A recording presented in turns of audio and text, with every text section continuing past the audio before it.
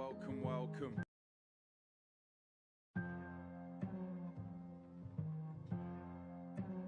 Welcome, welcome.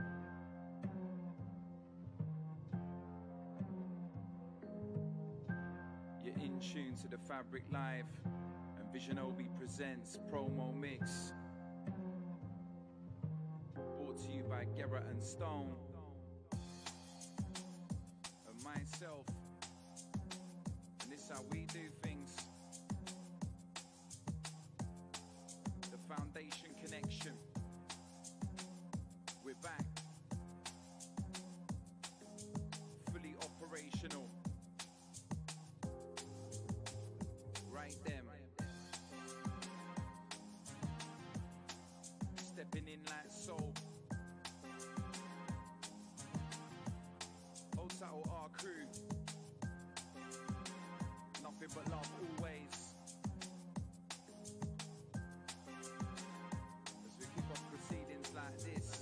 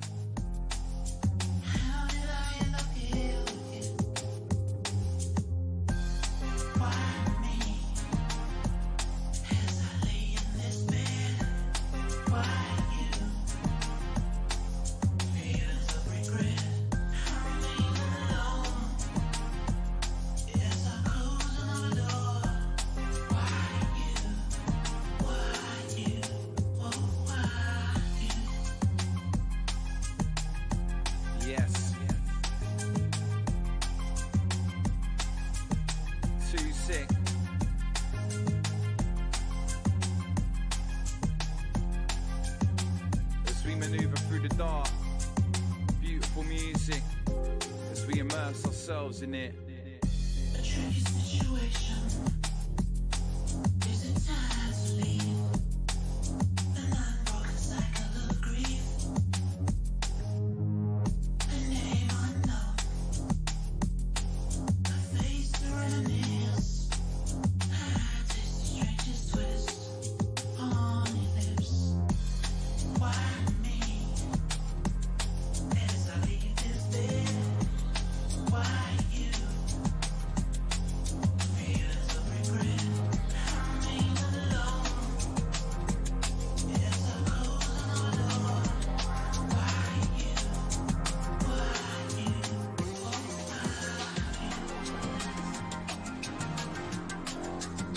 Listen to link up.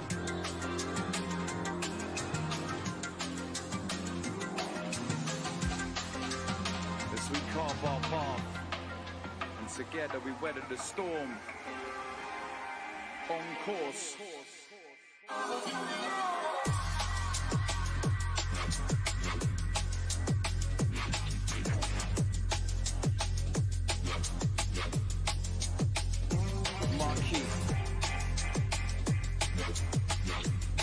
And it's the remix, Deadly.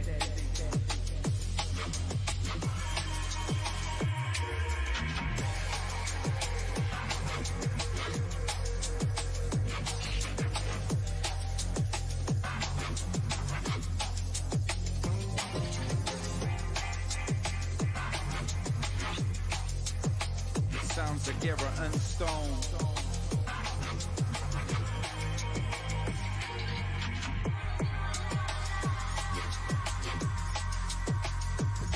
Keep it cool and calm on the intro, easing you in.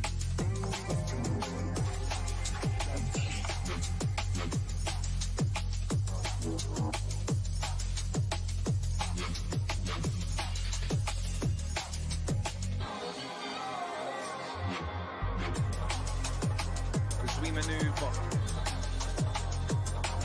this a way of life, this a state of mind. Search deep, see what you find. Follow the light. As we combine. sound can't be defined. As we align.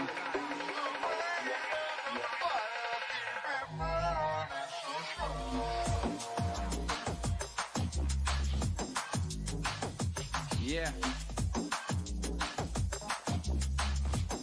We funk it up, funk it up, funk it up.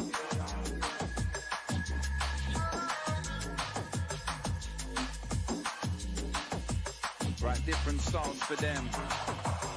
There's always depth to the thought, lost with purpose, figuring the world out. Unlock the hidden answers, more than often when I'm on the world out. Traversing hidden planes of insanity when firm ground ain't around. Treading the fine lines, move forward or rewind. I decline to believe the teeth lies. Entwine no straight lines, can't read with my own eyes. My vision don't work that way, won't make that play. Dreading the future, so I'm living for today. I may as well switch the flow, go against the grain, spontaneously implode. Depth on 5, my tight elbows. Who's gonna reign on high? Who toes the line? Everyone after the top spot. Some sort of joker, hopscotch, bunch of flops. Missing the bigger picture, no, nothing seems to shock. None to it, recluse away. Write a script, my coping mechanism. My mind's like escapes the prison when I'm spitting a rebatted algorithm. Something some may see as unfitting, others smitten. Tell me what's the difference, a matter of opinion. That's the circle of life, truly what's right and wrong. It's all on confused consumption, caged in our own dungeon. Stay bewildered at behavior on this planet of abundance. You know I like to mix it up. All kinds of flows. The river runs cold. We in this together, watch the story unfold.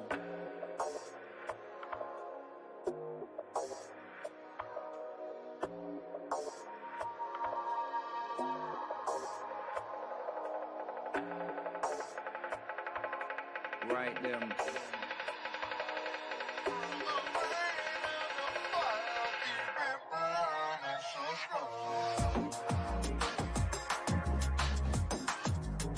As we meander, you know the river run deep.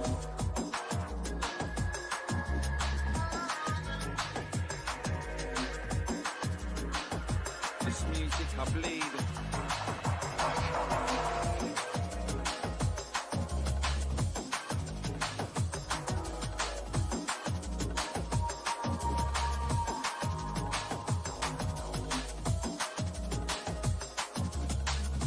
D&B's all I need.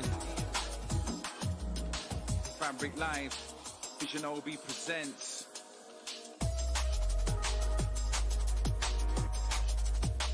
Cool and calm.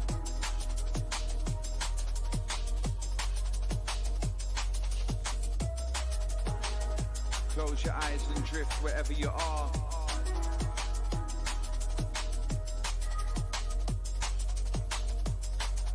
My dreams are forged from fallen skies. Split dimensions refract the light. It's infinite, no end of time. The prison divides and warps the lines. Lock vision in my eye.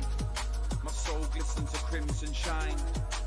Hold the mic as I breathe to find a way to rhyme. I'm hop skipping the borderlines. Sound running as cold as ice. Turn the vice, crack the cubes, break it down until it liquefies. Our design, high tech the Optimus Prime with enough artillery to last the night. Stand firm with fortify, set the bait, hold the line, wait for a bite. Never hesitate, don't think twice. This a game of chance, so roll the dice.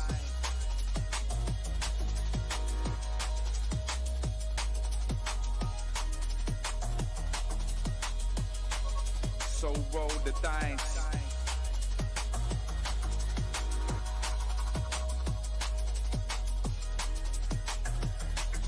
Holds out of the risk takers.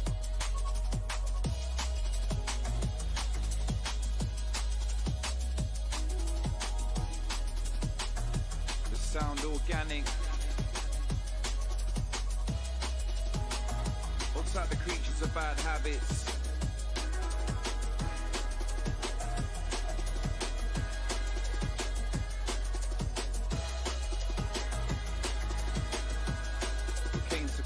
critical damage.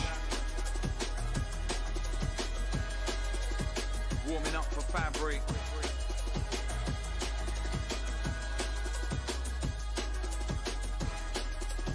Guerra and Stone.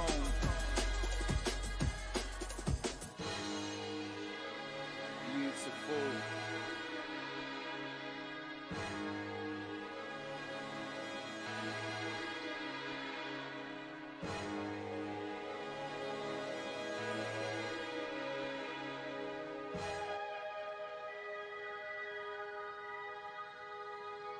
Check the definition, the details in the finest points, subtle connotations, designed to fill the void, method of rotation, but never move in circles. Always many obstacles, but we hop them like hurdles, born to evolve, sounds of the future, problem solve, the culture that suits ya.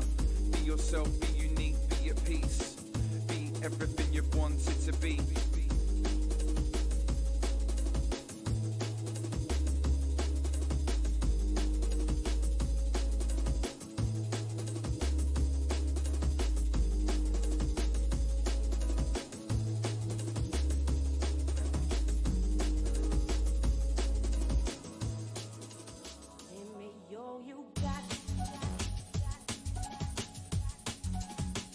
Matter of trust as we keep faith in this music and this movement. Something so special, we'll hold it close and never let go.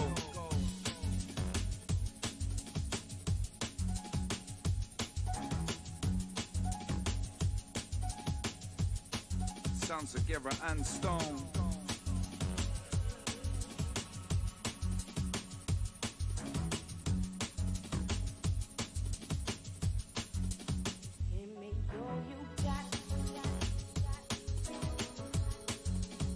Embrace the music. Feel the connection. A way of life, a state of mind, I told ya. Your time, ride the wave.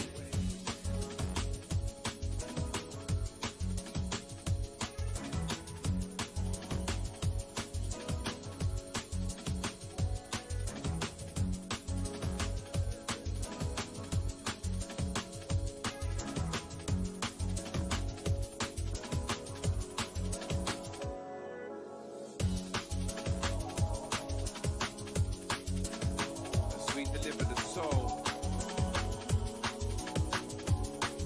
something that means something.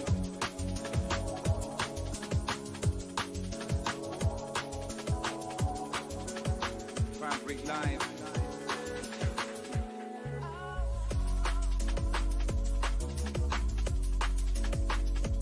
Easy.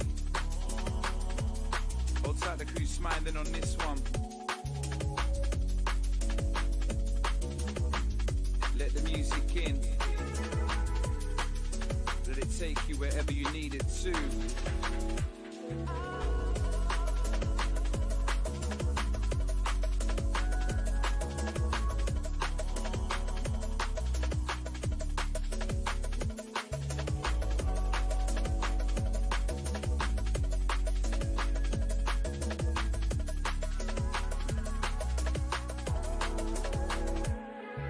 Perspectives humbling, factually we're stardust from ancient origins, mythical time carved us.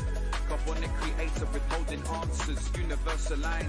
What are the chances? Precise patterns from Earth to Saturn, Pluto to Andromeda. Everlasting picturesque phenomena, logical to a degree. Shadows with clouds of mystery. Realms of dreams, insight and belief. A force annihilating rules, space is meant to be. I try and reflect that. Travel to the unknown, lyrically drift, let my heart overflow. Never follow suit, always aim to wisen. Possessed from the beginning, intent to enlighten. Unique nature, my words aren't mine, I give them as a gift while I float on cloud 9. Outside of the crew floating.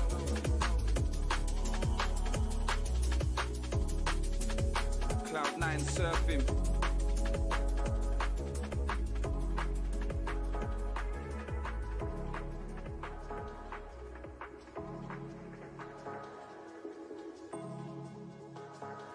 as we switch lanes, page after page, many sagas told, as we watch the story unfold.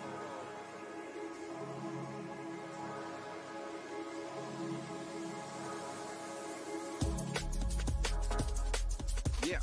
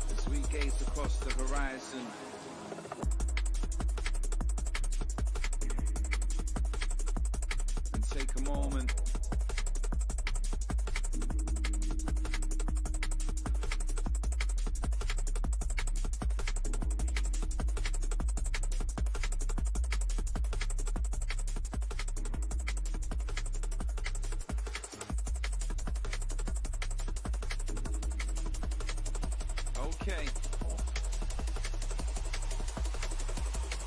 Ready and set.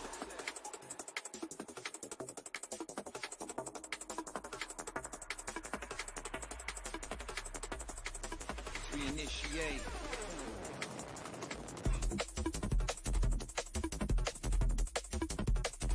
A different wave.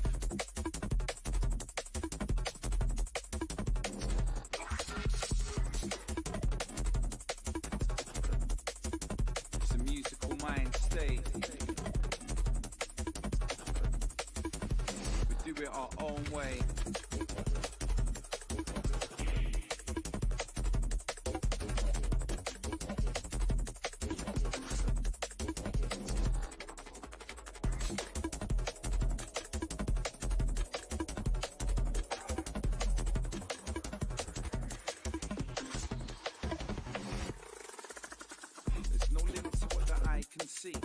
Sometimes I struggle to see what's right in front of me. No limit to us living free. Yeah, we put obstacles in the way and put barriers that restrain me. No limit to what my mind can do. So why that I doubt myself that stupidly get caught in ruts and grooves. No right or wrong path to choose. However, I decide to go back to the start or jump between the two. No limits to paint your own image and follow it. Don't ever give a shit about what other people think. Always persist, never quit, round up the twist. Keep your wits and learn to coexist. It's for this very reason that we exist. Keep the faith away from the cage. Ride the waves, don't play the game. Elevate your mind state, switch up the time frame. Act humane, ascertain all of your aims. Never lie in wait. Seek perfection in what you create. The switcheroo of styles. As we maneuver with guile.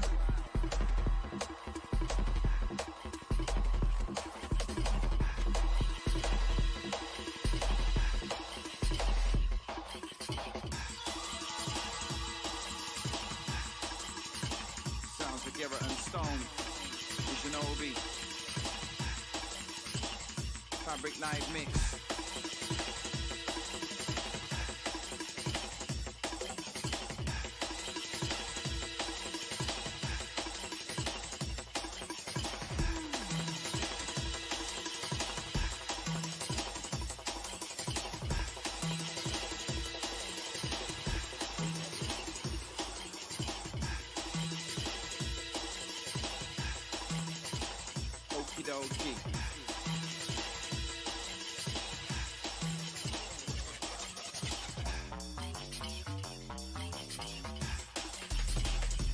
What the?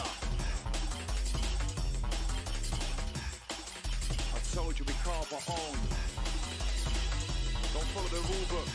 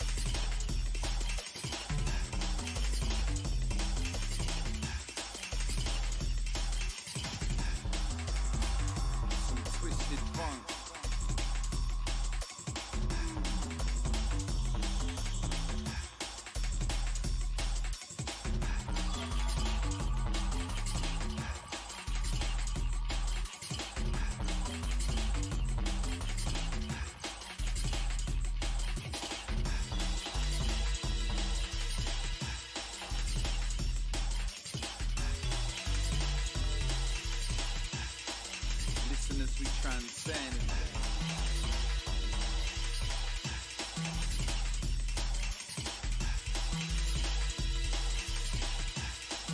Take you down into the depths. The eye of the storm. Jedi business I used to force.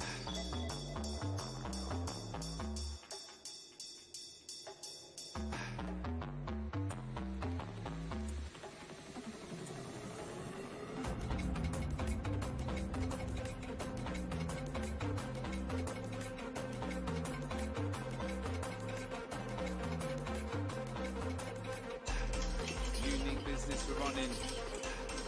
Sound cold-blooded. As we maneuver through the garbage.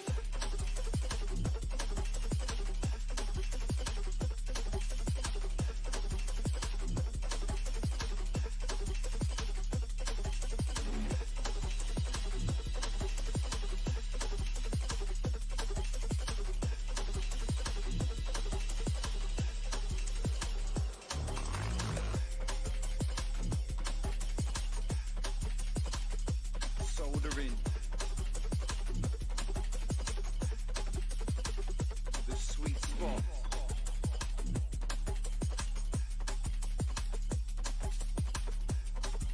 Time for bust your hopscotch. I never pause for thought, literally spontaneous the way I carve. To some it seems alien, but it's my own. I crafted it from scratch, distinctive is my style. How many can say that? Was never in the business of being a copycat. Many influences that I'm thankful for, hence the variety. Don't know where normality went. I like colourful visions that barely make sense. I pummel punchlines, I got a roll gimmick. I take time, paint a vivid image. Sometimes a multiple meanings, so different people envisage it in their own way. I make it personal, that's my ethos. I am what I am, like Reebok. It's a dual lockbox, steady and bebop. Take what you want from it or don't matter to me. I didn't come to steal the show.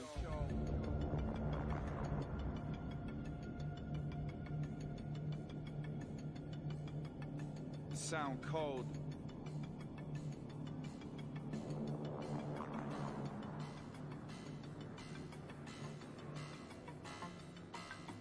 Frostbite.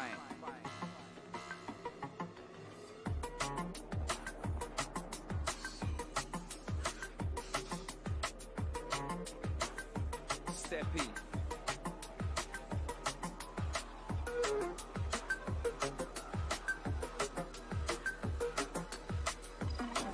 As we maneuver through the future.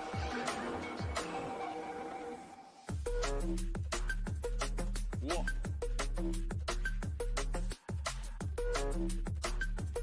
Told you, going in, sound together and stone. Myself vision Obi.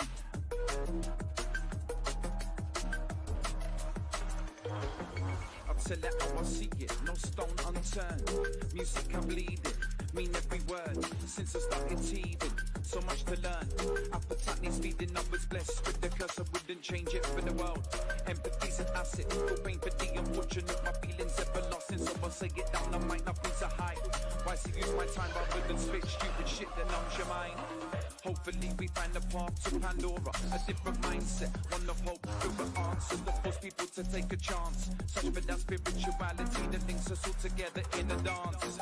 Life is special, we're the lucky ones, the less fortunate. Definitely still think as much lost souls forgotten. There's often betrayal, the future's uncertain. Have faith that love will prevail. Have faith that love will prevail. Spend too much time chasing our tails. We about arms wide open. Everyone's welcome.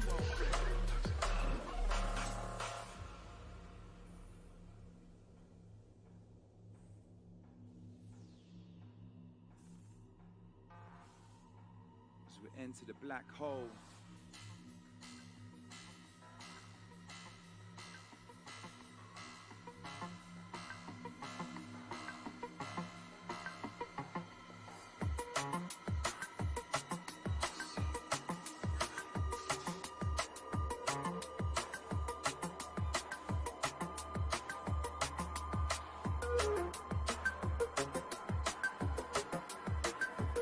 Lining one up.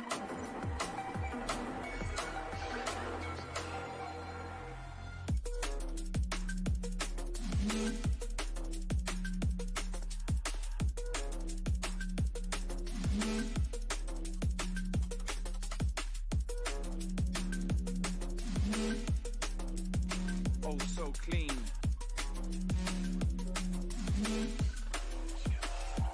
Paper cut business. Surgical.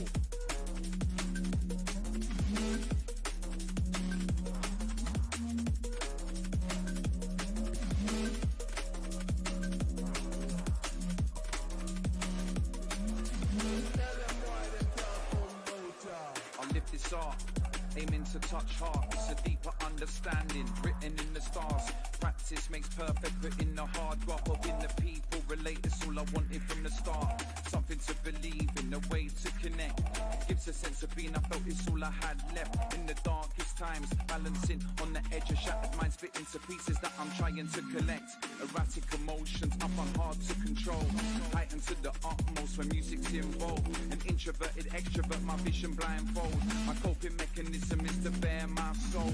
Truly therapeutic, I'm no longer the new kid. Got nothing to hide, my very essence is lucid. What you see, what you get, it's my heart to give. Bestow a little piece to everyone, that's how I try and live. Bestow a little piece to everyone, that's how I try and live. That's the message I bring.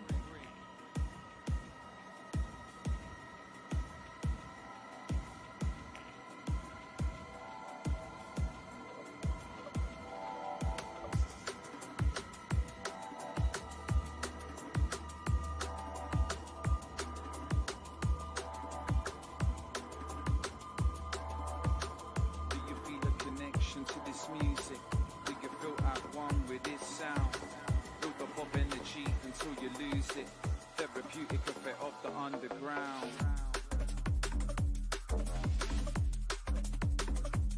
Feel it.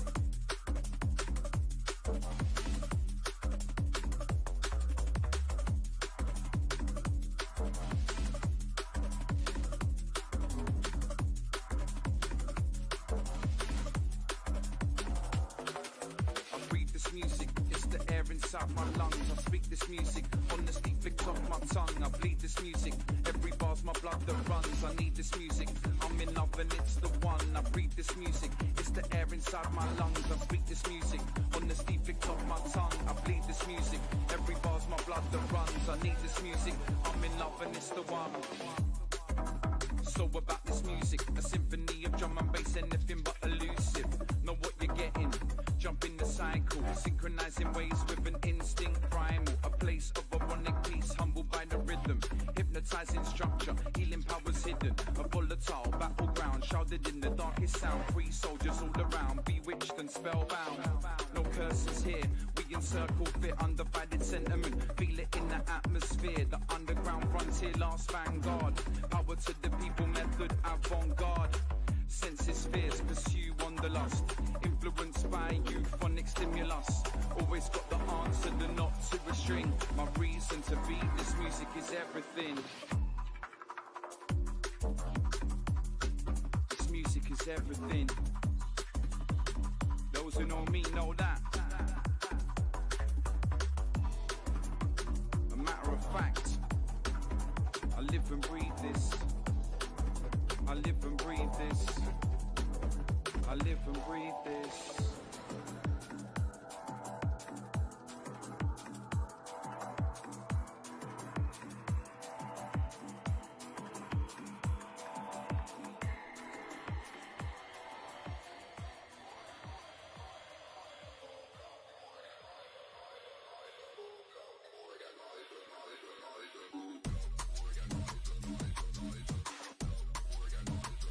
Oh gosh.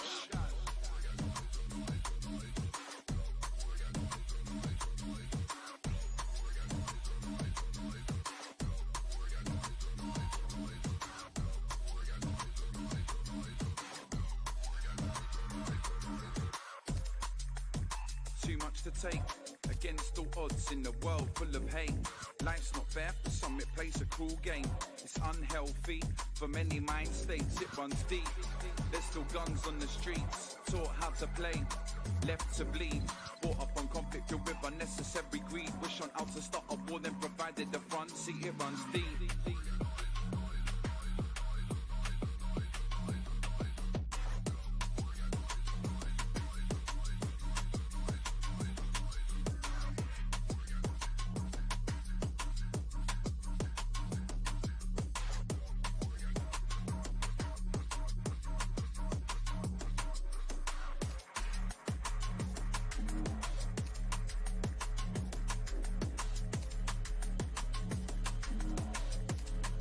Carrot and stone going in.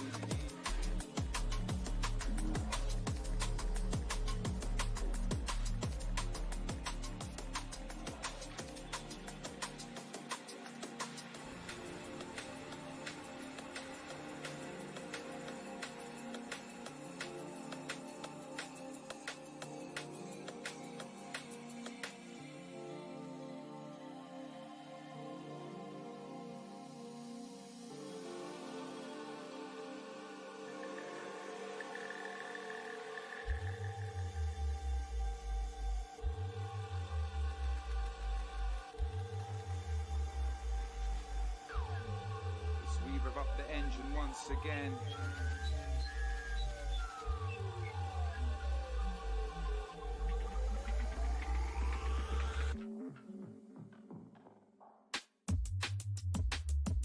Oi. Hold tight, the crew moving. We all part of the movement.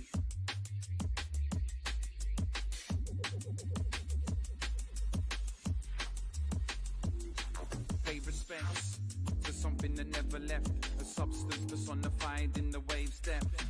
Nothing nullified a captivating sense. It went for your core, grabbed your heart with 4 steps, stole it, made the run for it, gone into the distance, beckoned the call, you followed in an instant. A stimulus, therapeutic against the system, counteracts the malignant, pure wisdom. So let chase, meander through the dirt, get lost in the adventure. My mind goes berserk, discover things you never knew. Saw yourself at your worst, now I believe that you'll travel to the ends of the earth. It's life. I made this bed for a long time, lived and breathed this for 20 years till the day I die. Millions of lines scribed and sleepless nights, 4th dimensional, OB the road Jedi. I move in the 4th dimension. I like being different.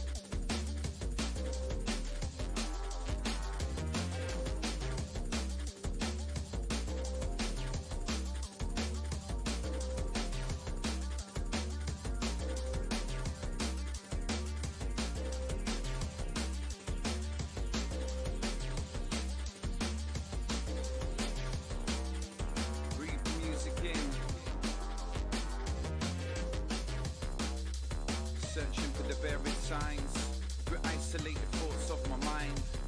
We're falling deeper into dark times, as we're directed out to live our life. I'm afraid that's just the way it goes. In this world built of enigma codes, evil system of living for the sin and has no sense of vision, and they hope that we go with the flow. Never letting go of dreams that seem surreal. Illusions in the modern day, a method used to heal. Purify rule and power, we need to find what's real. Secrets and alternatives are tactically concealed. Better way to coexist, eradicate the greed. Plenty of pie, everyone can have a piece. Logical solutions that render our liberty. The sky can't be the limit when there's galaxies we haven't seen. I'm a D&B fiend.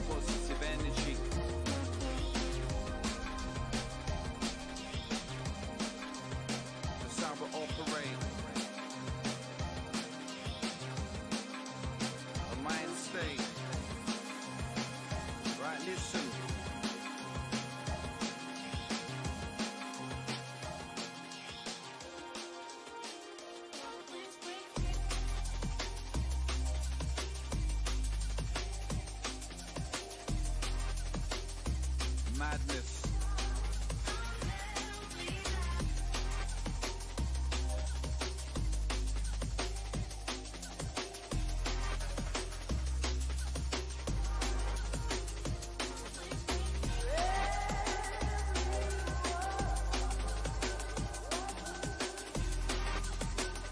Just dance, people. Wherever you are, just dance.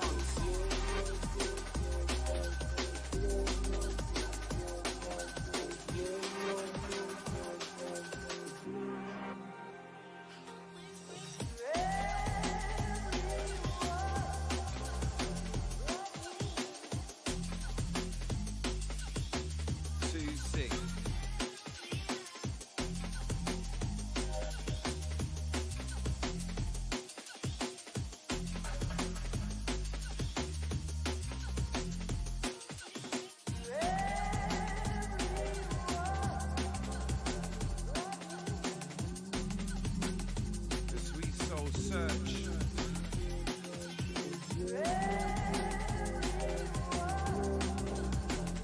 The answers are there.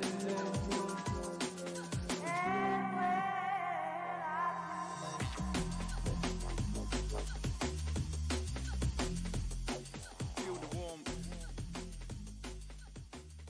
Together we weather the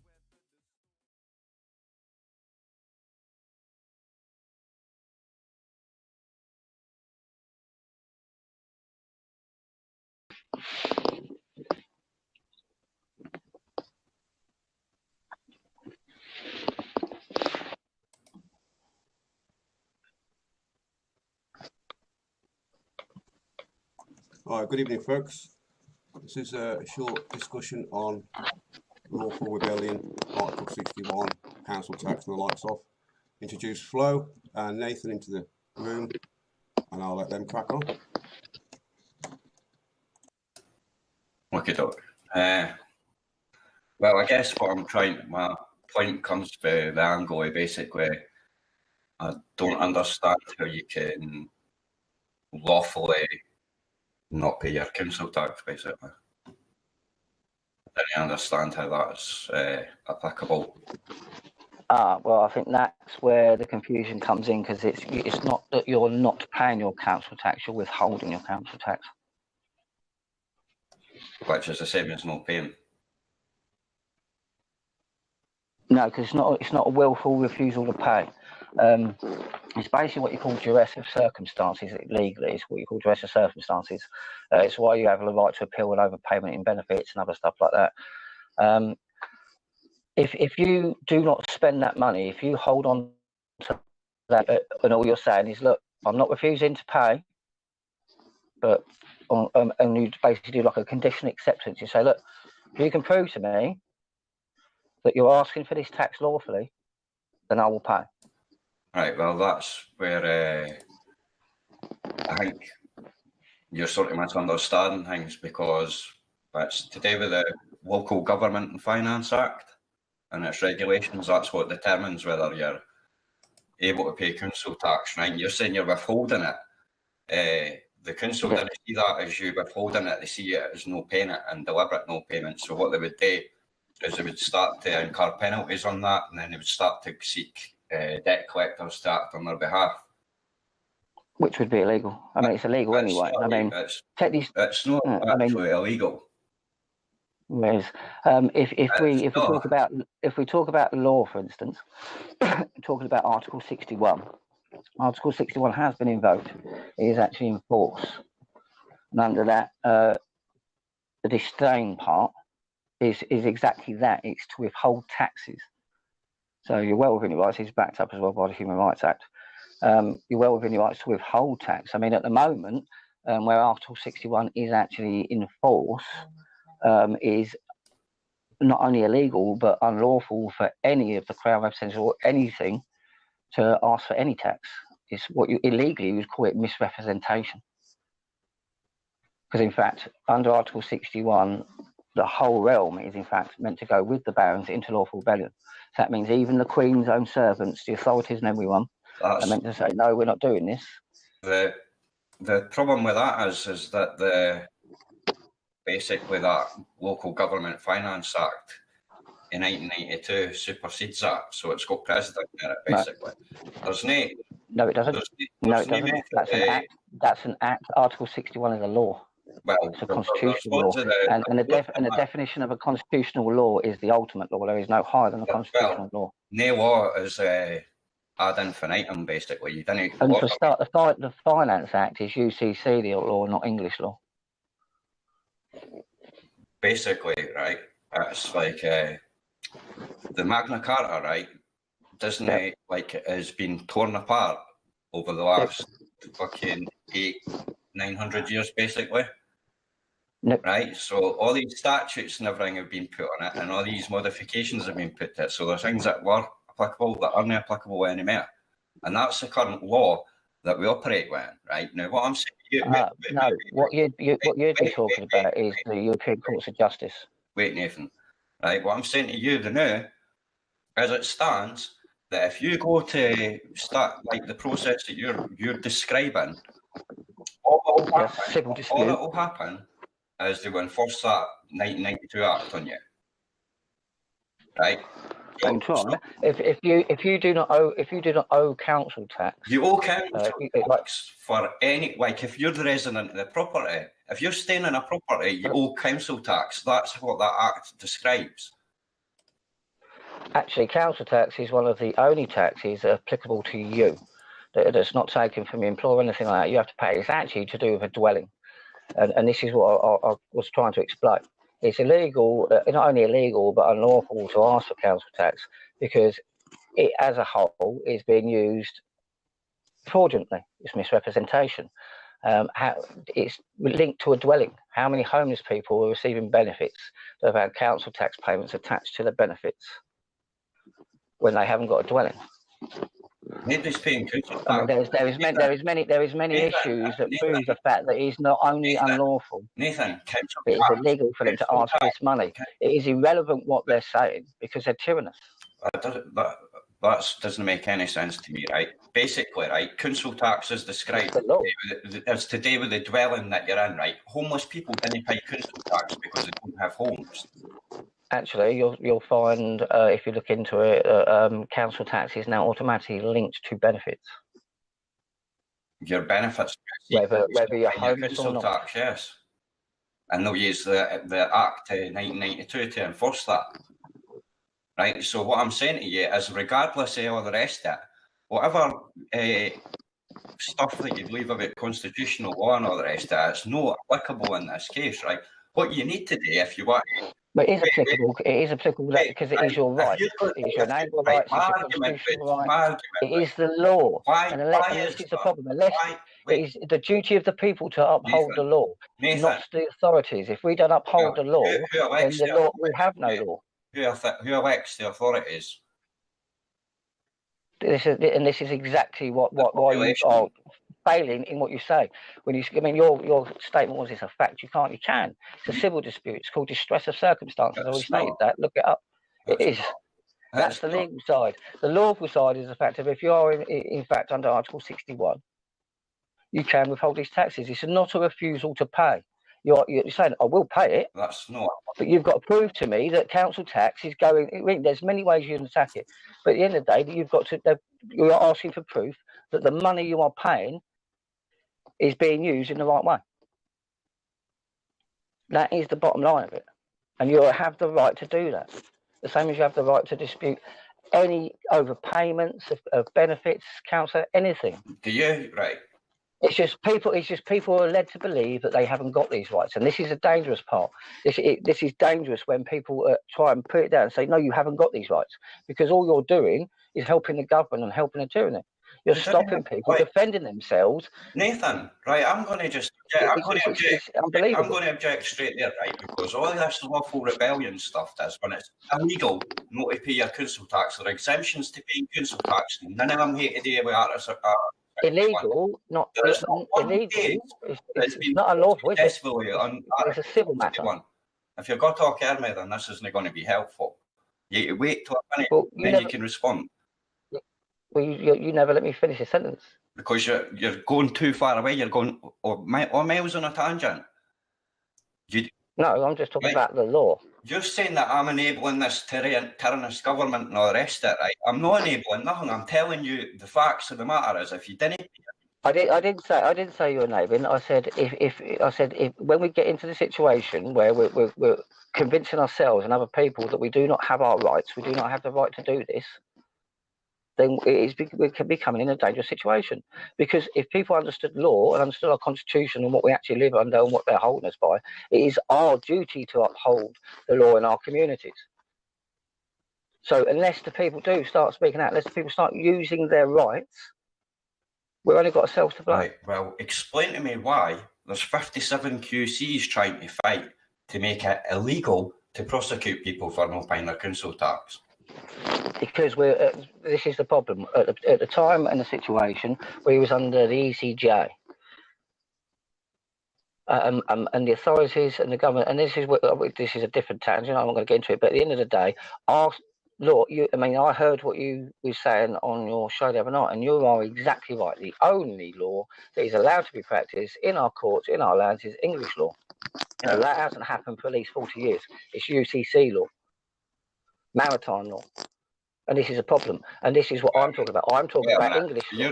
So if you agree that it only English applicable, this is what you're saying. I haven't finished it. So if you do agree that only English law should be practiced in our courts, then you should agree with exactly what we're saying. Because what I'm talking about, you can go and research it. It's called distress of circumstance. If you want to go down the legal route, and under Article 61, it's the disdain part of it. Because I'm not funny, it's not easy to take castles and stuff like that. So this is the way people are allowed to actually say no. This is not right. Right. So, okay, I'm going to just go. We shouldn't just have to pay tax without any representation at all. No taxation without representation. So if you've got to pay tax, you have the right to know that tax. You have a right to. Just going to refer to something, right, basically. So there was a freedom information request went in, right? It says, could you tell me if I have to pay council tax by law, or is it statute legislation, right? And the answer was basically by law. I am presuming you mean common law as opposed to law enacted by statute, which is why you're differentiating between the two. Council tax is a creature of statute and liability, for this arises under the provisions of the Local Government Finance Act 1992 and subsequent regulations, right? So the question that comes for the guy back is this tax made to Mr. David, the person or corporation, or David of the family, right? So the tax is payable by whoever is the liable party, which is determined by reference to the legislation above, right? And in the legislation that it refers to, it simply dictates that whoever stays in the property has to pay the council tax, right? Now, and that's what you're saying. What you're saying is that you're holding money here for like them to wait and prove whatever it is that you need to do in the right way, going in their back pocket, whatever you need to do, right? But that is how it holds no relevance with your local authority whatsoever. All that will happen the minute you stop paying your council tax is 14 days, they'll give you a letter straight away, and then after that they'll start recovery proceedings, right? Now what that will then lead to is people getting further into debt, having bad credit history, and therefore impeding their opportunities to get forward in the future, basically, right? What will also then is lead to criminality if you continue not to pay it. Well, that's just the thing, and this is the problem, because people are just stopping paying, they're not withholding their council tax, and this is exactly it. It's how you do it. A lot of people go the freedom and the land way. I haven't finished. A lot of people go the freedom and the land way and think you just stop it all, you don't have to pay it. That's not true. You are, and I've never said, and in this whole conversation, I've never said you're not liable, but you have the right to question. And this is exactly what you're doing. You're not spending the money. You're not saying I'm not paying this money. You're just saying, hang on a minute. You want this money off me? Well, I've got a couple of questions. And that is completely legal. Right, and if you ask these questions. Yeah. This is the thing. This is the thing. This is one thing I want to make clear. This council tax thing, I never had anything to do. This was started, well, as far as around me, was with the Dragons by somebody else. and it was their thing. But what's happened is where we've moved to CMW, a lot of people still are asking about council tax because there is a lot of other groups out there who are also giving false information. And this is the problem. We've been trying to help people with this, and this is the whole point. This is, instead of just saying you can't do this, because a lot of people then actually land up with a criminal record. You can do this, but you've got to do it in the right way. And this is the whole point. You've got to do it. There is what you call due process. There is a procedure you have to follow. So what all you're saying is that you're allowed to withhold it and question, right? Yes. But you're not allowed to stop paying it because you're liable to, but you're allowed to withhold it. So you've got to have that money ready to pay if the questions are answered. Right, and what if they just proceed with a 14-day thing like these folk did? Have you asked these questions to these people, and what did they say? What was the answers? Well, so far, all it's gone so far is paperwork. Nobody that we've been dealing with has gone to court yet over it. No, well, no, but what answers have they given you for no paying it? That's the whole point. They won't. Right, so they'll just put you down the enforcement route. No, this is the thing. A lot of things are just in the air. This is what I'm saying. Right. The law is the law, and especially since we actually signed out of the EU, now we are completely, and it's exactly, and what your statement the other night of only law can be policed in our courts is English law, is exactly right. You are 100% right, and this is where people now have got to understand that English law is now supreme. We have got to start upholding English law.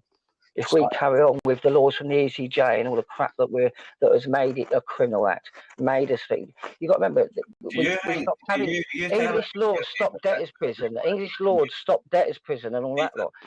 Can I ask you a question? European law has just brought it back. Can I ask you a question then?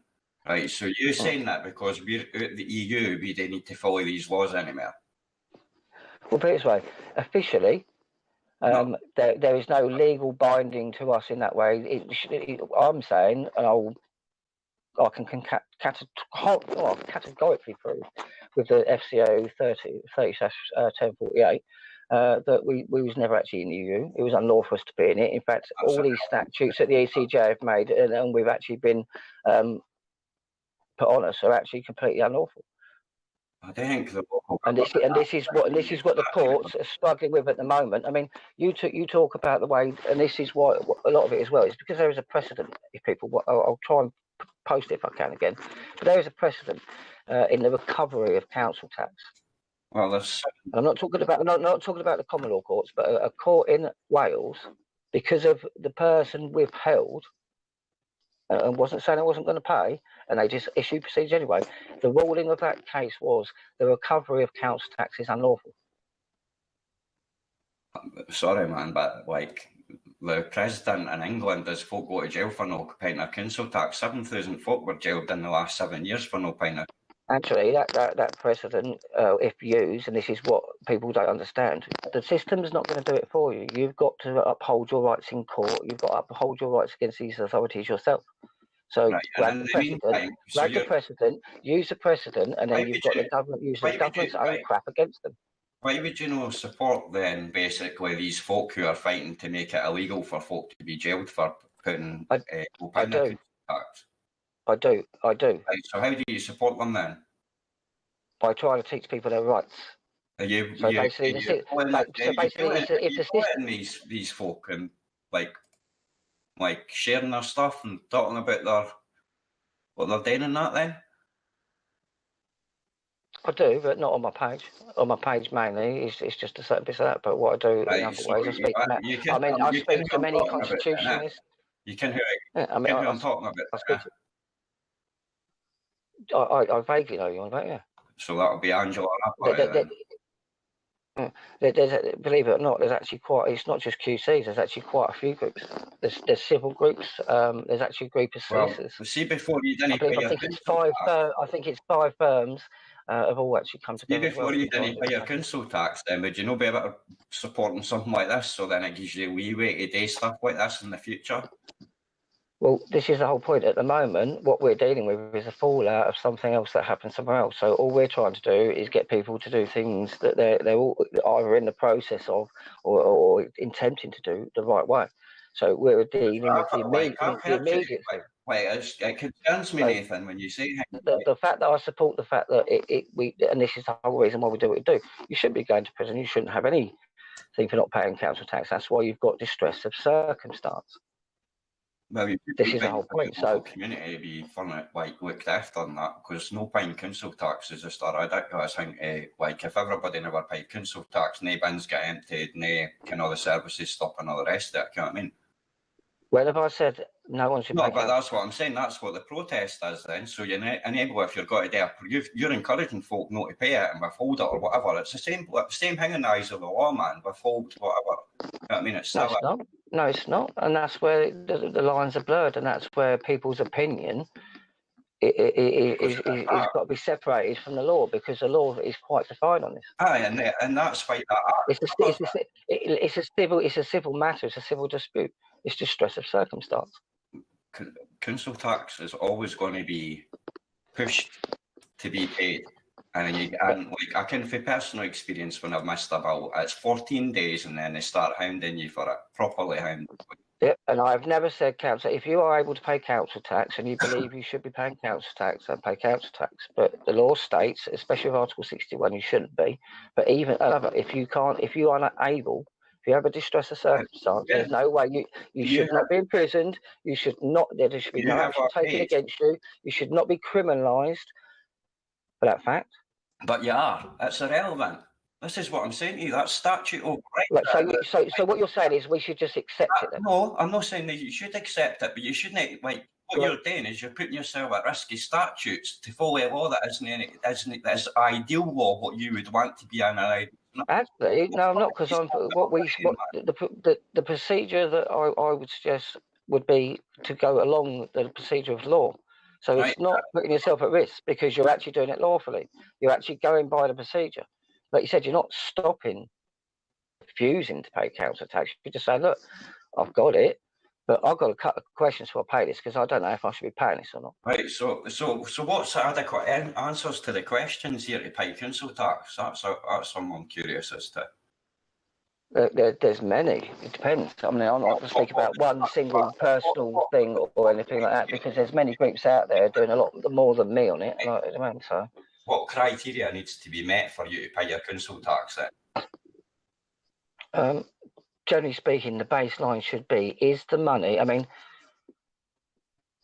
one thing, for instance, fraudulently asking for something. I mean, council tax, for instance, part of this is what I'm talking about. You've got to let me, blow, mate, you've got to let me speak. Right. Part of council tax, is it or is it not, to fix the roads? It's all to do with the house and who stays in the house. Whoever stays in that house is liable. Yeah, exactly. The resident of that property is liable through council tax to pay that tax for the upkeep of the surrounding community. Is that not true? Yeah, pretty much. I could read the actual. And that includes the upkeep and that upkeep. That, but is the upkeep of public areas. What I'll do for clarity and stuff like that, doesn't it? Like roads, doesn't it? And for clarity, that's to do with your road tax and that. It's a different thing. No, council tax as well. No, you pay it in your road tax and you pay it in your council tax. Council tax and road tax are two different things. Because in your council tax, part of the money for your council tax to upkeep the public areas, it goes on the roads. They're covered by two different statutes, right? And I've heard. Exactly, they're very clever at doing it. This is the whole point. And people believe this. They don't uphold their rights, and then they get caught out because they go down these contracts and they get liability, and that's when they get punished. I've probably not explained the situation where I'm coming from. Right, I tuned into a broadcast basically, and it was basically you explaining what you were saying about your council tax and that, and withhold it or whatever, right? And then it's like you're saying you don't really need to pay attention to statute and acts, just follow your common law and everything will be all right. And that. No, I was answering some questions. Technically speaking, under Article 61, yes, you have the right to basically ignore statute. As long as that's, but then again, this is, and I've explained this if you'd watched other lives as well, I've explained it again. There is statutes that are backed up by laws that the statute would be upholdable, I would say. Article 61. Have you got any evidence that somebody got a court with council tax and using Article 61 to get away with it?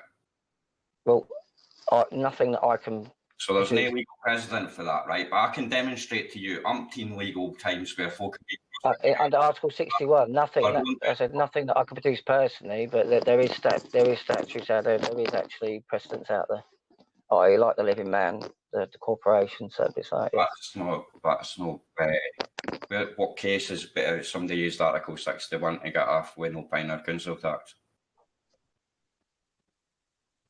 This is the thing. This is what I keep trying to explain to you. It becomes a civil dispute, so it becomes a stalemate. So what happens is, as long as you don't spend the money, as long as you don't at any point refuse not to pay, as it stands, but until the situation's met, it just remains a stalemate. Sorry, as it stands in the current legal system, right, that statutes are the overriding law at this moment in time, and that's what's enforceable in this country. That's not law. That's not English law. That's UC law. It's what's enforceable. That's a foreign law. That's a foreign law. So what you're saying is you want implementation of a foreign law. No, that's what law operates in this country. That's UCC law. That's not English law. Road Traffic Act, the Housing Act. UCC law. UCC law. So that doesn't exist anymore because we're not in the EU. I'm not being funny. I probably want to keep you saying that we'd have UCC law anyway because it's maritime law basically. It's law of commerce. And this is the point. This is why you get all the fines and stuff like that. This is why the court deals with mostly fines and stuff like that, because it's commerce law. So if you believe what you say, that English law is the only law that should be in these courts, then what I'm saying is correct. UCC law should go. So these statutes that are lawful, that are UCC law, should have to go. I mean, me personally, and I've said this many times, I don't believe in getting rid of all statutes. I think majority of statutes actually should be upheld because they're there for general public safety. But there is a lot of, I would say, harmful statutes, and this again under Article 61, common law and your constitutional rights as a reason to question. Right, but this is all relevant stuff.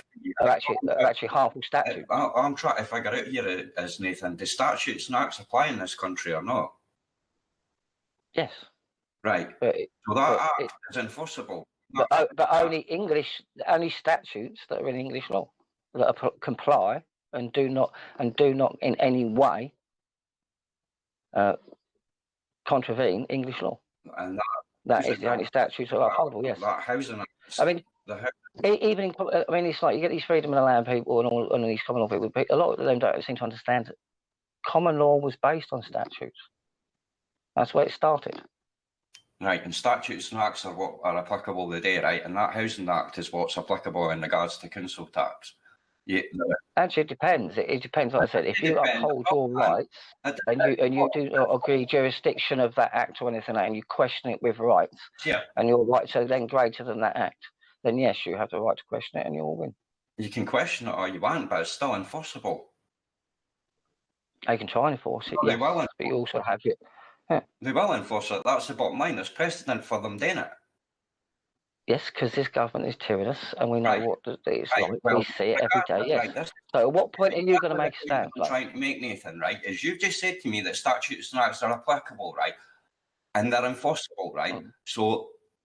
Yes, I said yes. The ones that don't contravene English law. Yes. Me, I'm getting told to shut up and come. I mean, so right. So you're telling me that statutes and acts are applicable in this country, right, and they're enforceable in this country, right, and they take precedent over anything that's happening in it. That is what the current legal system operates. Not exactly, no. So when you go into default, no paying your council tax, your council go default into that act, right? Now that act covers what exempts you from paying council tax. At no juncture does it mention anything to do with Article 61 or any of that kind of stuff, right? Actually, as I said, there's a procedure, and a lot of people, I think you'll find, have not applied that procedure. So when you get that action, and you are right, the council do often, because procedure is not upheld in the first place by the plaintiff, should we say, you're exactly right, their default is to go straight to court action. Right. But if the procedure is upheld, and you get into it, the council have to uphold it, and then it goes a different way. My concern would be, Nathan, right, given that these statutes and acts are enforceable and applicable, right, It depends what it depends what acts and statutes you're on about. As I said, if they contravene the English law, then they're not applicable. Because, like, I mean, as I said, as it stands by law, under Article 61, the fact that it's been invoked, it is unlawful to actually ask for these taxes. That's English law. That's not applicable. The 1992. So now you're saying English law is not applicable. I'm saying that the Housing Act overrides that. Well, that would be your opinion, yes. Nathan, that's and you know what, Flo, that's why you'd be liable to that act, because that's your opinion. It's not. Your opinion, so therefore you'd give jurisdiction to that act. Wait. They have jurisdiction over you whether you like it or not. That's not. You didn't have a choice in these matters. Actually, that's not true. I mean, if you consent to be governed, then yes, there's a certain liability. Yes, but if you don't consent to be governed, in this country, you're liable to council tax regardless if you think you're fucking exempt or no. It doesn't matter. The only things that are exempt are folk like students, if you've got somebody who's mentally ill that owns the property and stays the property or whatever, and there's various other things, but none of them include Article 61 and nothing to do with anything to do with Article 60. See, this is I think you'll get it confused. Article 61 has nothing to do with. You are mixing Article 61 in a way that it doesn't work like that. Article 61 is a declaration. I don't think people understand what a declaration is. Yeah, well, that's the declaration, and we're dealing with a statute which is a enforceable law. And Article 61 is a law, it's a constitutional law. And yes, as I said, the definition of a constitutional law is an ultimate law. There is no higher. What I'm saying to you, well, there is actually, because that's how law was built after the Constitution, man. Everything's evolved for the Constitution. The Constitution's changed. It changed like fucking 4 times in the first 4 years of it being in existence. The Constitution's been built up over 800 years. People think the Magna Carta has been obliterated. It hasn't. The Magna Carta is actually every single part of the Magna Carta is enforced. No law. And we've actually, as I said, we've actually got on video. No law. To name thing, we've got on video. I think he's a chief superintendent of the London Metropolitan Police as well. On video, stating the fact that yes, everything that we put there, that was the Magna Carta, Bill of Rights, everything is all enforced. Every single bit of it. You know, every statute and act's enforced, which that's what will be used against you. All right, but right? So is the stats and action? Is the stat? Let me speak, please, mate. Right? Is the stats and action you're on about? Was they implemented by the ECJ,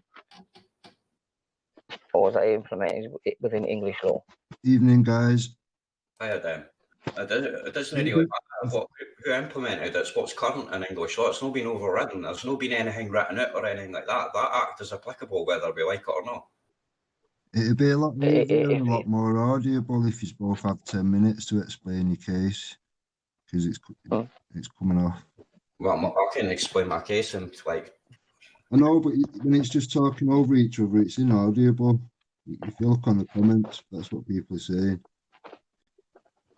10 minutes each to state your case would be a lot clearer, really. I'll give you 30 seconds, and if I do get an answer, then that's fair enough, right? Right, in this country, it's illegal not to pay your council tax. Bottom line, there's no exemptions, whether you think it's common law or whatever. There's specific exemptions to do with illnesses and fucking being a student and things like that, basically, right?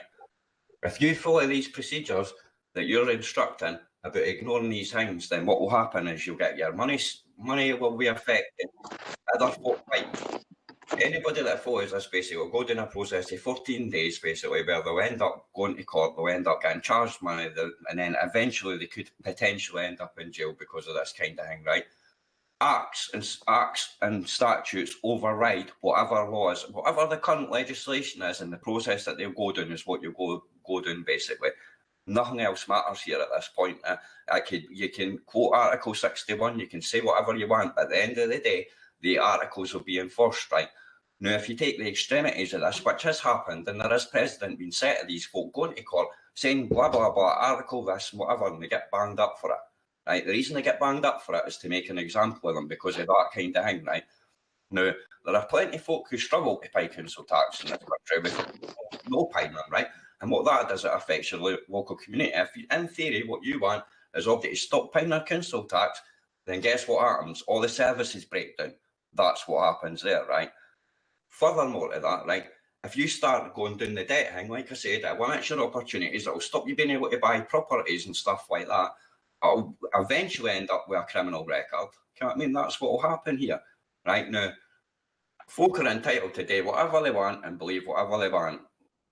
But like, to me, if you're going around saying things like you didn't pay your council tax, and you're not being very clear about it, you've said on your things that you're not an expert on these kind of things. So I don't know why you think you're in a position to then basically issue this kind of advice when you're not even sure yourself about this stuff, and you've just said it come from somebody else second hand, and also these things didn't bode well for me, right? It takes like 10 minutes to Google these things, and then what you'll see is that what the result of this is, there's a 7,000 folk went to jail in the last 7 years for no paying council tax. The 7,000 folk got fucking special things done to them with conditions put on them. There's hundreds of thousands of folk every day get seized wages and stuff like that, and benefits and stuff like that with no paying it, right? If you want to change things, and especially law, the only way to do it is to engage with the system and elect folk that are going to represent your views properly, right? There is protest movements and stuff like that, but protesting like this doesn't happen. There's not enough heads, there's not enough people to do this kind of thing where it'll make any difference whatsoever. And all that will happen is these people will come along, you'll see what's going on, they'll enforce their act, and then whatever case, however stubborn folk are when they want to do it, whether they withhold it all the way to the point where they go in jail, or they just pay it, whatever, it's still going to affect them anyway, right? There's, like I said before, there's QCs fighting this to make it illegal to prosecute folk for not paying their bills. Because in this day and age, in this country, you shouldn't be going to jail for not paying your council tax, right? So that's something I would like to see changed. But the only way to change that is to back folk who are willing to change it, who are in a position to change it. Like, willfully withholding these things is not going to solve anything, basically. And all it's going to do is put folk into arrears, it's going to cause financial trouble, and it's all well and good saying that you'll just keep it aside in that, but who on earth is able to do that in this kind of climate as it is, where everybody lives hand to mouth? You know what I mean? It's unrealistic and it's potentially dangerous, and that's where I rest my case, and that's it. Okay. Make a lot of points. Right, well, I can't speak in opinion. I can only speak is what's in black and white in the law. So basically, I'll deal with the Article 61 thing first. It is enforced, believe it or not, people go to our group and outlaw all the proofs there. Until the barons declare that redress is gained, it's always going to be enforced. You do have the right to disdain, and disdain means that you don't have to pay your taxes and certain bits like that. It's when people take it in literal terms, and this is where we get it all. This is what I think a lot of what FLO alludes to is when people try to use it not to pay it for mischievous reasons, shall I say. Either they don't want to pay it or trying to get out to pay it, or, I mean, and he is correct, there is a lot of cases, especially as we keep saying, it's like freeman on the land, because you don't do it that way. There is a procedure to do it by law and in our legal system.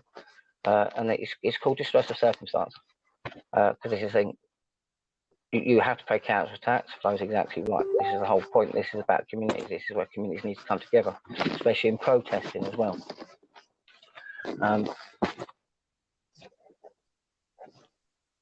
Under Article 61, you don't have to do it. By law, it would make, because when Article 61 is invoked, everybody in the realm, it has to, by law, enter into Article 61 under Baron's leadership to address the situation. That includes all the members of all authorities, so they're then liable in their personal capacity. That's what a lot of people don't realise. If no one person, and this is where people get the definitions wrong, no one person, for instance, no bailiff, no council worker, no one person in their own personal right can actually ask you for council tax under Article 61.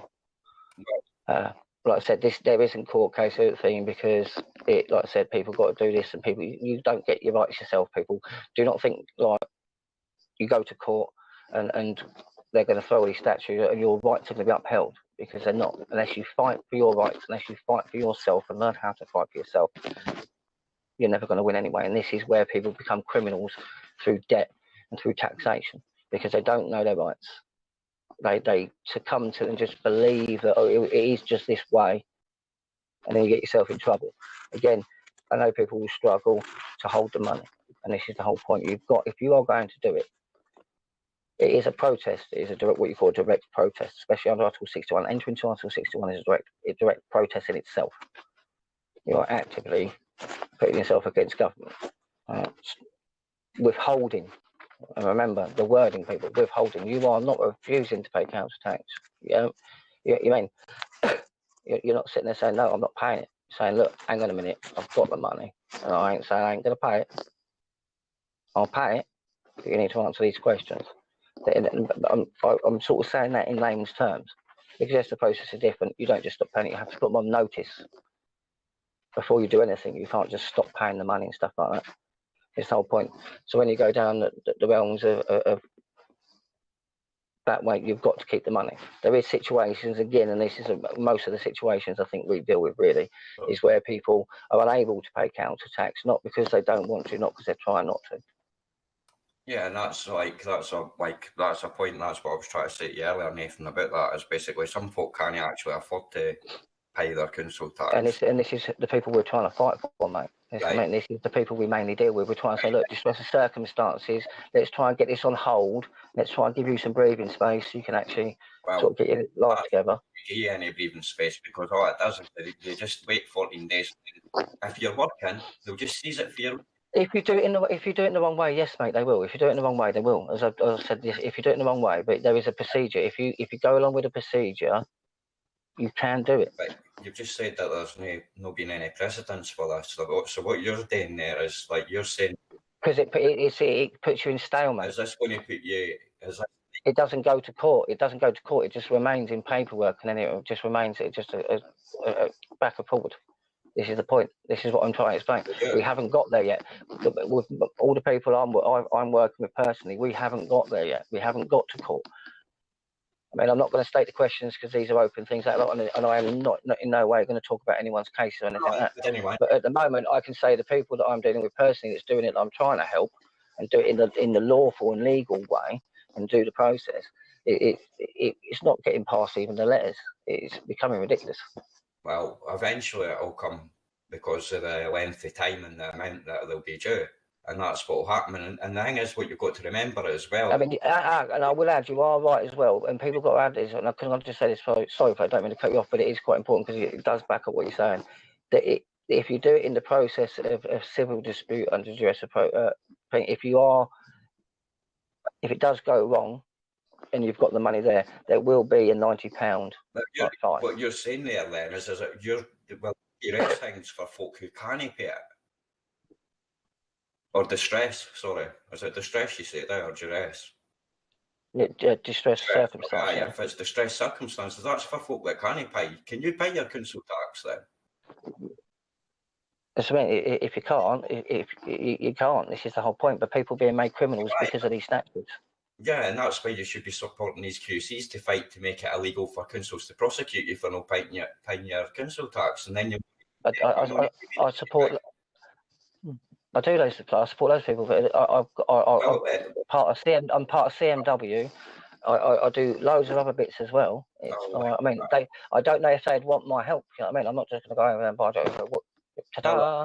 The more vocal people are about these things, and the more support they get, then the more likely they are to be enforced in law. Would you not agree?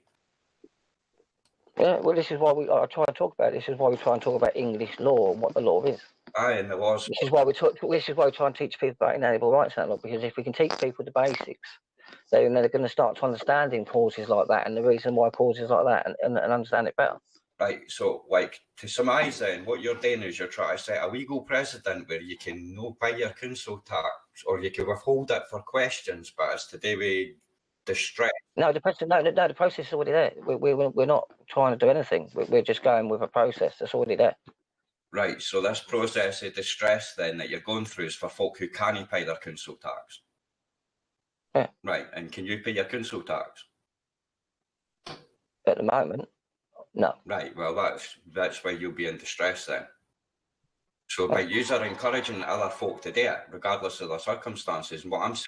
No, see, and this is again where context gets thrown out there, and it just creates it. You were on your channel explaining folk how not to pay it, right? You've no added that sort of nuance, whereas if you can't pay it, then this is how to help yourself get out of that circumstances. And even then, when you start to unfold it at that point and start to cooperate with them, then all they do is they do the 14-day thing, and if they can afford to take money off you, they'll take money off you, and that's it.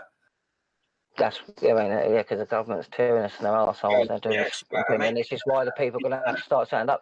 Just sit there saying you're just going to have to accept this. I'm not saying that. Just shut up and just put up with it. Alternatives to help do this, and it stops you. It's an alternative where using the guinea pigs for law to be enacted on that I can, and you can ultimately that act will be enforced on folk who didn't pay their council tax. It's precedent and law. I mean, yes, and we do if I agree on something that is unfair, right? So what I can totally agree. Yeah, that's your spin on what I do. But yeah, that's not what I actually do. The best cost of action and the most useful thing to be would maybe get that law changed so that folk can't go to jail for no paying like any bill whatsoever. Never mind fucking council tax. You know what I mean? If you can't afford to pay a bill, you shouldn't be gone. There's no way you should be going to jail, right? That's the bottom line. And the law, as it stands, saying, like, I believe it was 18% of council tax convictions were unlawful, basically, due to duress situations or distress situations, right, where the person didn't have enough money to pay, so which they shouldn't have then been prosecuted, right? Is it set QCs and other people in action to change that law, right? Now, there's 57 QCs, which is quite a big number of QCs fighting against this, right? Now, what I would be doing is supporting them and making folk aware of what's going on and trying to get things like petitions put in place to help basically cement that kind of message that they're trying to send and push towards that change. I'd suggest writing to your MPs about these things. I mean, there's all sorts of things that are practical things that put you in the remits of getting your possessions seized, having a criminal record, having bad debt. You know what I mean? And these things like end up in, as I've seen, like there's folk get removed for their families for these things. You know what I mean? And it's like this gets serious in so many ways. We've got to stand up for that. Your message is really complicated, Nathan, right? To me, anyway. It seems like there's all these kind of process and that, and then it's this and that, and it's to do with Article 61, and it's to do with distress and all this kind of stuff, right? When these things have no precedent, right? The precedent that's been set is that if you willingly withhold especially, then you will be prosecuted. Right, that's the precedent, right? Now, all I'm saying to you, that's not. All I'm trying to say to you is it's no fair as like a place like, I don't want folk go to jail for no paying their council tax. I don't want to see them getting into debt any further, and I don't want to see their opportunities hindered in the future. And that's basically. Yeah, so start teaching them their rights. Stop teaching them that you should just sort of go along with the government, what they say, because the government want you in debt. They want you to do this. So I think, I agree with you there. We should all be teaching each other our rights. And try to explain to each other that yes, it is unlawful, and this is the whole point. Yeah, it is unlawful to recover council tax. It is unlawful to do this. It is unlawful to do that, and that's why we have to stand up for the law. As it stands, it's our duty to uphold it. We need a change in the law. That's what I'm saying to you. As it stands, it is right. Currently, this minute in time, this is what we deal with, right? The process has been started to make a change in the law, right? What I'm saying to you is the quicker folks start supporting that and pushing that change will happen, and then that'll stop exactly what you're saying that you're wanting to stop, and that's folk go to jail for no paying their council tax or no being able to pay their council tax, right? That is what. That's so what you're saying is, isn't it? Right. So if you get to that point, then it removes that control where the government can remove somebody's freedom for no paying a fucking utility bill. Right, so what you're saying is you've got a problem with the way I'm helping people now. You'd rather just me leave everybody and just focus on the long picture instead of helping the people now. I'm just saying that you're leaving yourself to potentially leading these people into prosecution and further debt. No, because I'm telling you to go by the process.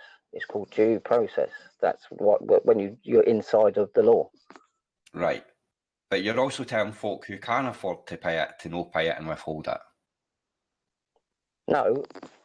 You're not. So there you go. What you're doing is you're every case is actually individual, but I'm not going to talk about any individual case because I'm just not going to do that because. Oh, like, just say, I'll give you a theoretical case then. I'll come to you, mate, right? I'll come to you, mate, and I go, right, well, I quite fancy doing this no pay my council tax thing, right? Now, I'm in a position to pay my council tax, right? Because I work in that, right? So what happens for me to be able to do that process? Is it possible for me to ever do that process?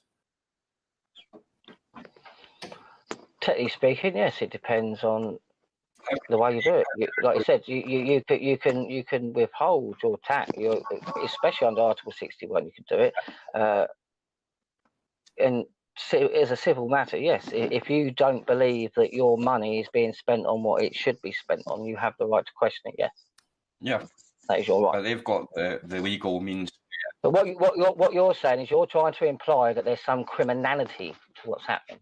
No, and that's exactly what's not going. Because if you go by the process, and like we tell you to go by the process, if you try and do it in a criminal way, or if you're trying to deceive anybody, you're going to get caught out. So don't do it. Well, that's what I'm saying. If you go into this where you're able to pay for it, and then you're claiming distress, then you are in breach. Then.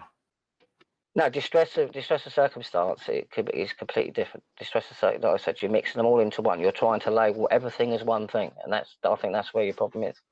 Well, that's what the Act covers, though, is what I'm saying. It's what I'm like. I'm only dealing with what's enforceable. But what you think is enforceable. And what you agree to. I mean, this is the point. If you agree to these statutes, then yeah, you're liable to them. It's been demonstrated, whether folk agree with these statutes or no, that they'll get prosecuted for no paying it, right? And have they all gone by the process, or you're talking about, as you always do, a lot about the freemen of the land who just go, I'm not paying it.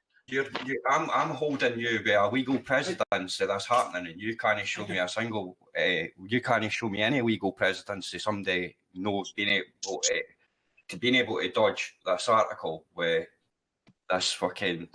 Because it's exactly what you're saying. You're saying dodge and things like this is not what we're doing. This is not what we're saying. Like I said, you need to do a bit of research, maybe, and then you'll understand what we're doing. We go by the letter of the law. We go by the process. There's no dodging us to it. It's by the letter. That's the problem. Nathan, can you explain the Article 61? Well, Article 61 is well, it was actually more commonly known as a security clause because it is exactly that.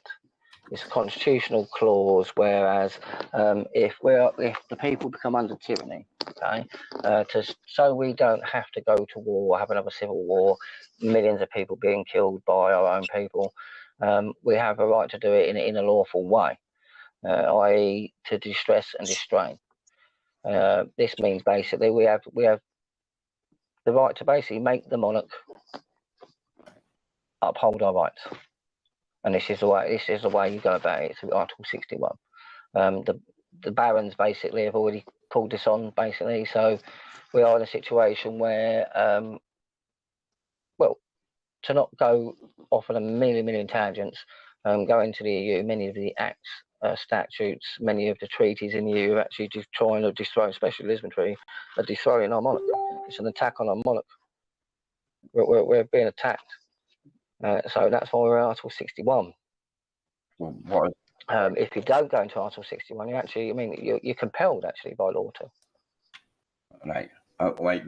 We've agreed a few things, which is all right, right? We've agreed that statutes and acts are what's enforceable now, basically, right? And as long as they don't contravene English law, yes.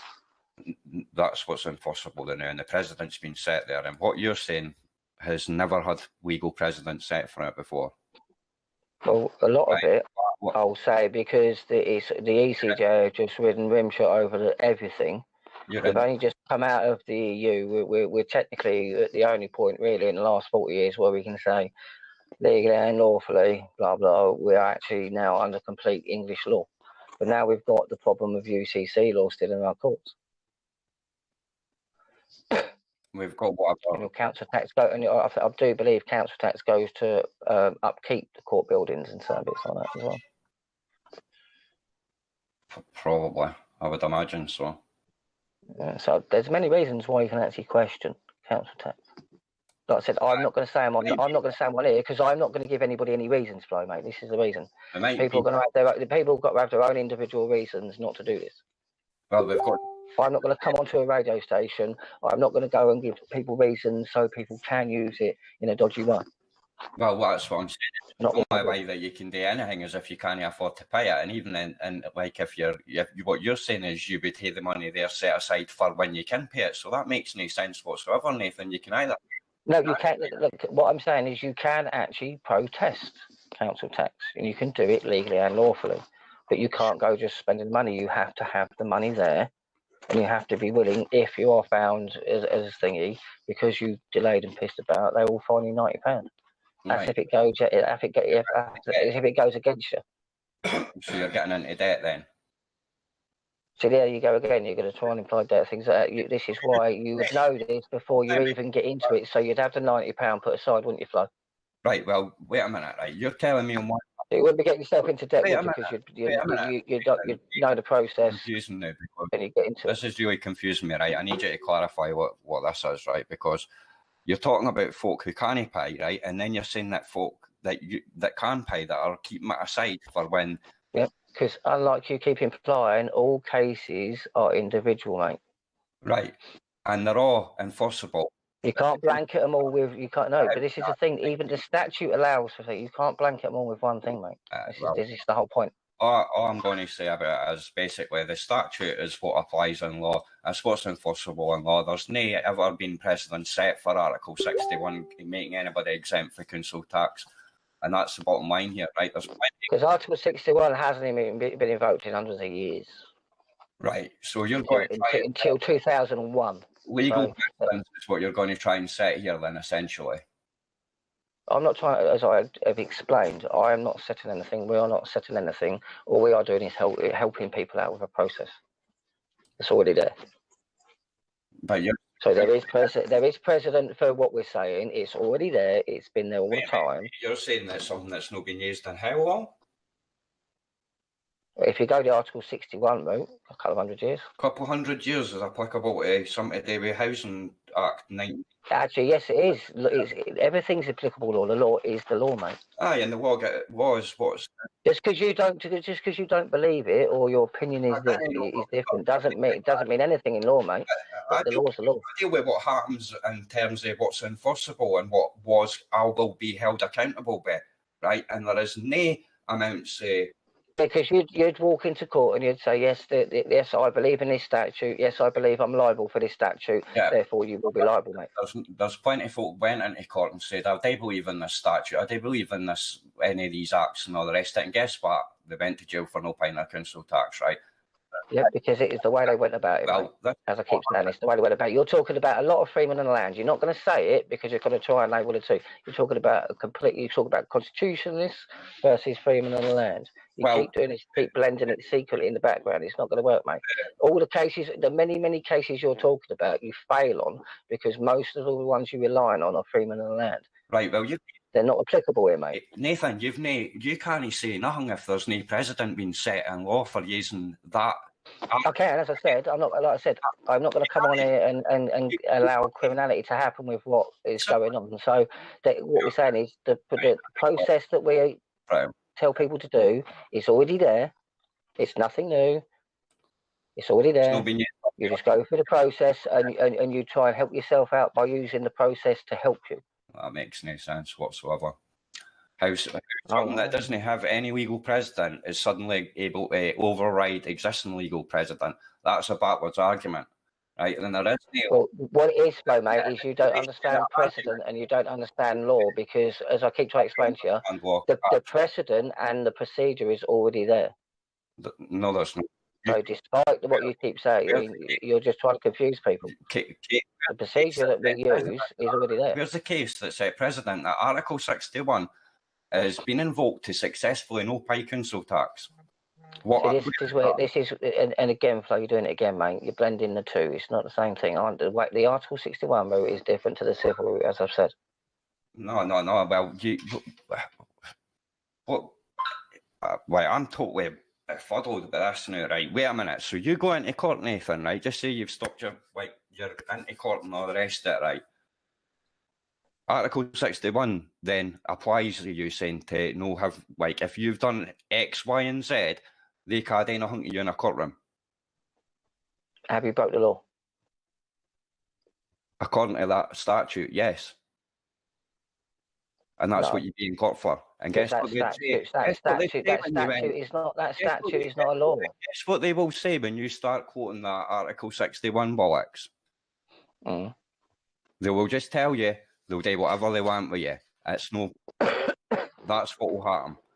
That's what that's what every single person who's walked in there and went down that route happens, right? The freeman of land route, yes, mate, yes, because they don't use Article 61 in the way it should be used. They try and bend it to the way they think it should. They want it to be used. Well, that is a problem, and that is a problem with your argument here, mate. No, constitutionally, it's a different to freeman of land. You can't charge with the same brush. You keep saying freeman of the land. I'm talking about your specific argument here, Nathan. I'm not talking about. No, you're not, because all the cases you refer to, Flo, are freeman of land. So because there isn't a precedent for your kind of. No pain that ever happened. That's what I'm saying. It's the only things I can refer to with folk using common law, basically, is what's going back to your show, Flo. You was referring to freedom of the land a lot. Well, whatever. It's like for a layman. Whatever. It's the facts, mate. There's no point saying you wasn't when you was. Well, if I did, then I did. It's essentially the same bloody thing. If you think about it, it's no, it's not, Flo. It's completely different, mate. And this is where your argument fails, mate. And this is where you're confusing people. Flo, just say I don't understand it and Nathan will explain. There's no point just saying no, no, no. If you don't understand it, ask a question. I do understand what's going on. There's no amount of, like, what point is part of this? Why do you think, Flo, that people want to distress... I'm supposed to be talking... Why do you think, Flo, people want to distress the government? Why do you think they want to do that? Because they're upset at the way things are working or whatever then, right? Right, so what way would you like people to go if you don't want them to do it this way? I'm saying to you, right, there's an existing movement that's trying to set legal precedents with no making it enforceable to pay council tax and that, right? I was told by you guys that this is some sort of the withholding your council tax thing as a movement, as a protest, as standing up to the tyrannous government and stuff like that, right? That's fair enough, right? But what I'm telling you is what will happen is these acts and statutes will be enforced on your arses, you'll get into debt, and that's what process you'll go down. Yeah, if you don't do the due process, but you don't understand the due process, right? This is the problem. And what I'm saying to that then is there's no precedent for that process ever happened, but there's plenty of precedent for folk getting jailed for not paying their council tax. That's pretty simple.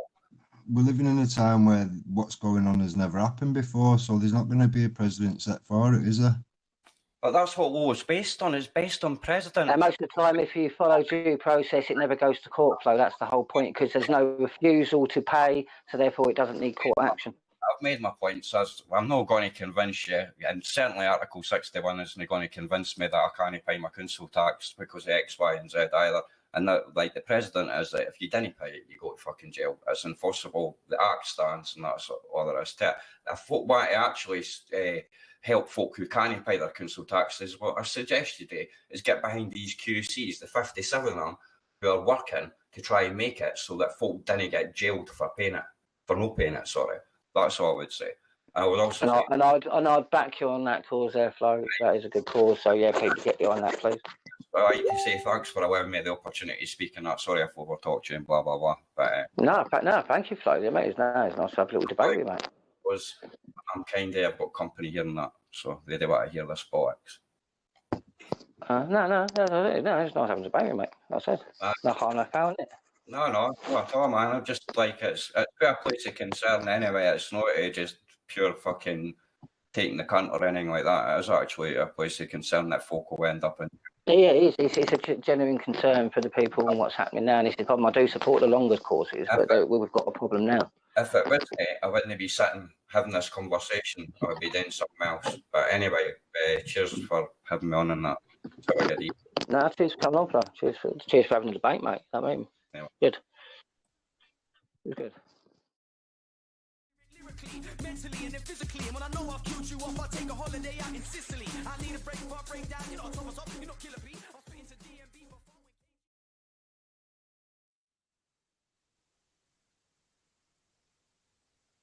Evening, Gary.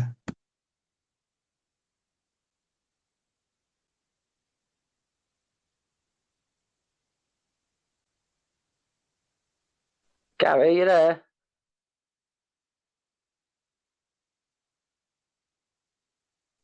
Evening. Can you hear me? Hello? Evening, Garrett. You all right, mate? Yeah, you all right? Yeah, not bad, mate. I was in the chat, but I was talking to the missus, so... But I've got here a bit late, that's all. But basically, I was still live then, Rick, yeah? Yeah, as far as I know. Yeah, basically. In layman's terms, what it is, under Article 61, it tells you if the government becomes tyrannous and corrupt, the only way to bring them back into line, because you haven't got any other regress, because obviously you've got to eat them where it hurts them, is to withdraw your taxes and withhold them until they come out of tyranny and back in line with the people. That's what Article 61 is there for. That's what it's for. Now, when you go into a court, and like when Flo was just on about acts and statutes and this, that, and the other, the first thing you will do is ask the judge, if, you know, is he there on his oath or is he there for the corporate? And if he's there on his oath, he's got to uphold Article 61 because it's part of our Constitution and they're all taught the Constitution. So basically, it depends when you go to a court, which jurisdiction the judge is under. If he's under his oath and he's standing on his oath, he'll uphold the Constitution. If he's there for the corporate, for the commercial, he'll rule against you. This is why, like Nathan and me have both said many times, the first thing you got to do when you go in a court is find out what jurisdiction you're fighting it under. And then if they say, you know, you've got to sort of say, I want to fight this under common law. That's basically the way I've always seen it and the way, and we have got people, but we could, like Nathan says, we can't say because it's confidentiality, but we have got people who are doing it the Article 61 way and withholding the council taxes. And like Nathan says, all it is backwards and forwards with paperwork. It never actually gets to court. So that's the way I've always seen it. And but Nathan and Flo was a good debate, to be fair. Yeah, it was all right. It was all right. I just better, I think, if you would. But it's just a misunderstanding. If you look at it in layman's terms and properly, you've got the right to withhold your taxes because the Magna Carta is our constitution, and it tells you that when your government's tyrannous and corrupt, you have the right to do it. Yeah, and when you go to... Sorry, go. Carry on, Nave. Yeah, Carry on, mate. I think passion got the better of me and Flo there, sort of thing. So I apologise for all the overspeaking people. But hopefully, I mean, a lot of questions were answered. I mean, it was a good debate. Yeah, I mean, I did a lot of areas covered. I did say to me early on, if they give you 10-15 minutes each to put your case forward and explain things a bit, but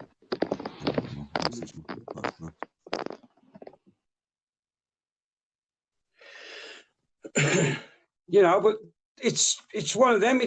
But see, the problem you've got is because it's an ancient, the Magna Carta is ancient and it's been enacted by the barons. Nobody's ever actually been to court and used it. But we have got a few people now who are doing it this way, and it's working. But it's confidentiality. We can't say the names of these people because, you know, they've come to us and said, I'm doing this, what's the best way to do it? We've told them due process. It's up to them if they want to do it. Like Nathan said to Flo, nobody's forcing people to do it, but if you're going to do it, you've got to do it the correct way. And that is the correct way.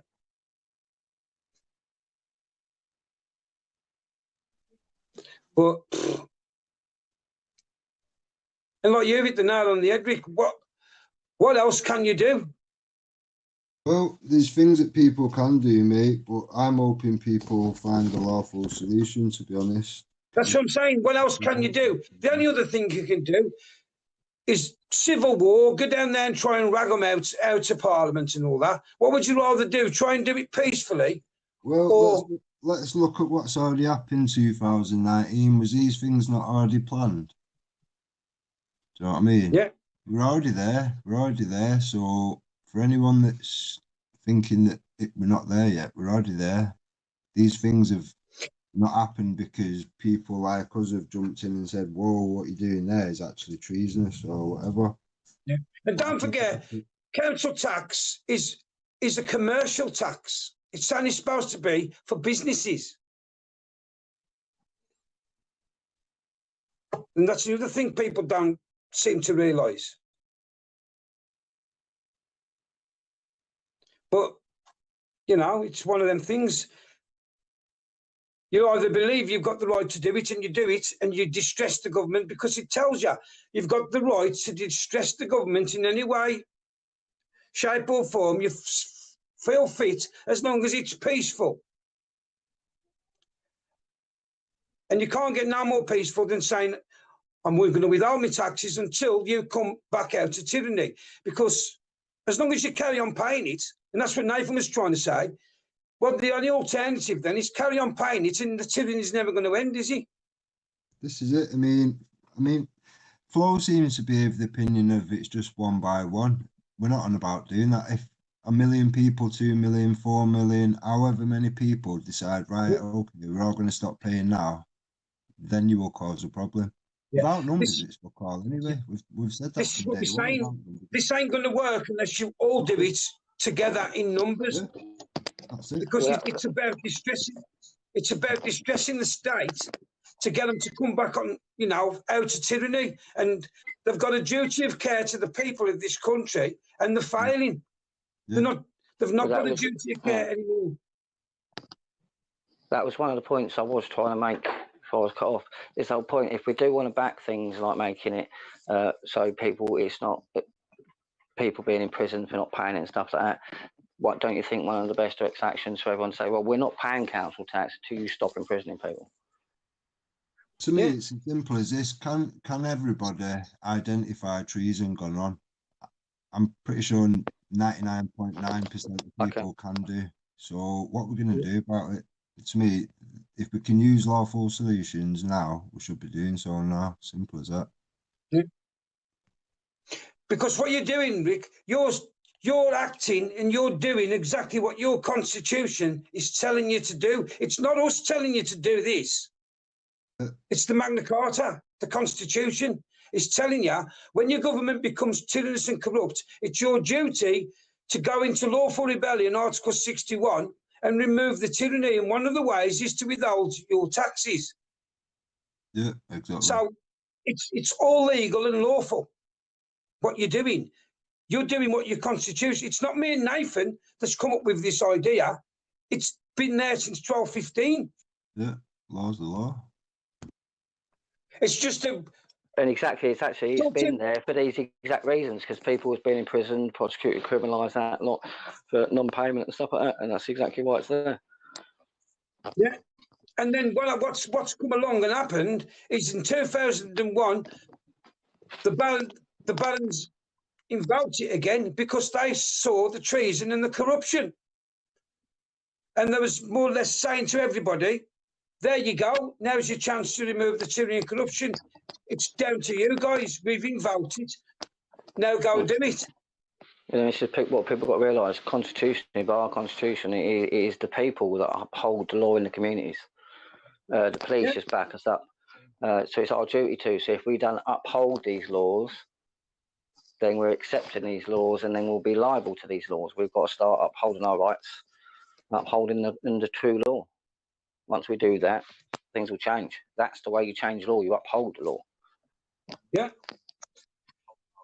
To me, I think we're in a sticky situation where anybody like from the EU seems to be leaving, and we have an influx of people which are coming with not the intention to work and provide whatever, and be an asset to the country. They come to suck up money, benefit shoppers and whatever. Now, if you keep allowing that to happen and whatever, eventually what you're going to end up is where there is no money to do any of these things anyway, because there won't be enough taxpayers to do it. So we're going to sink ourselves anyway, regardless if we carry on this course that we're on. That's where I see it.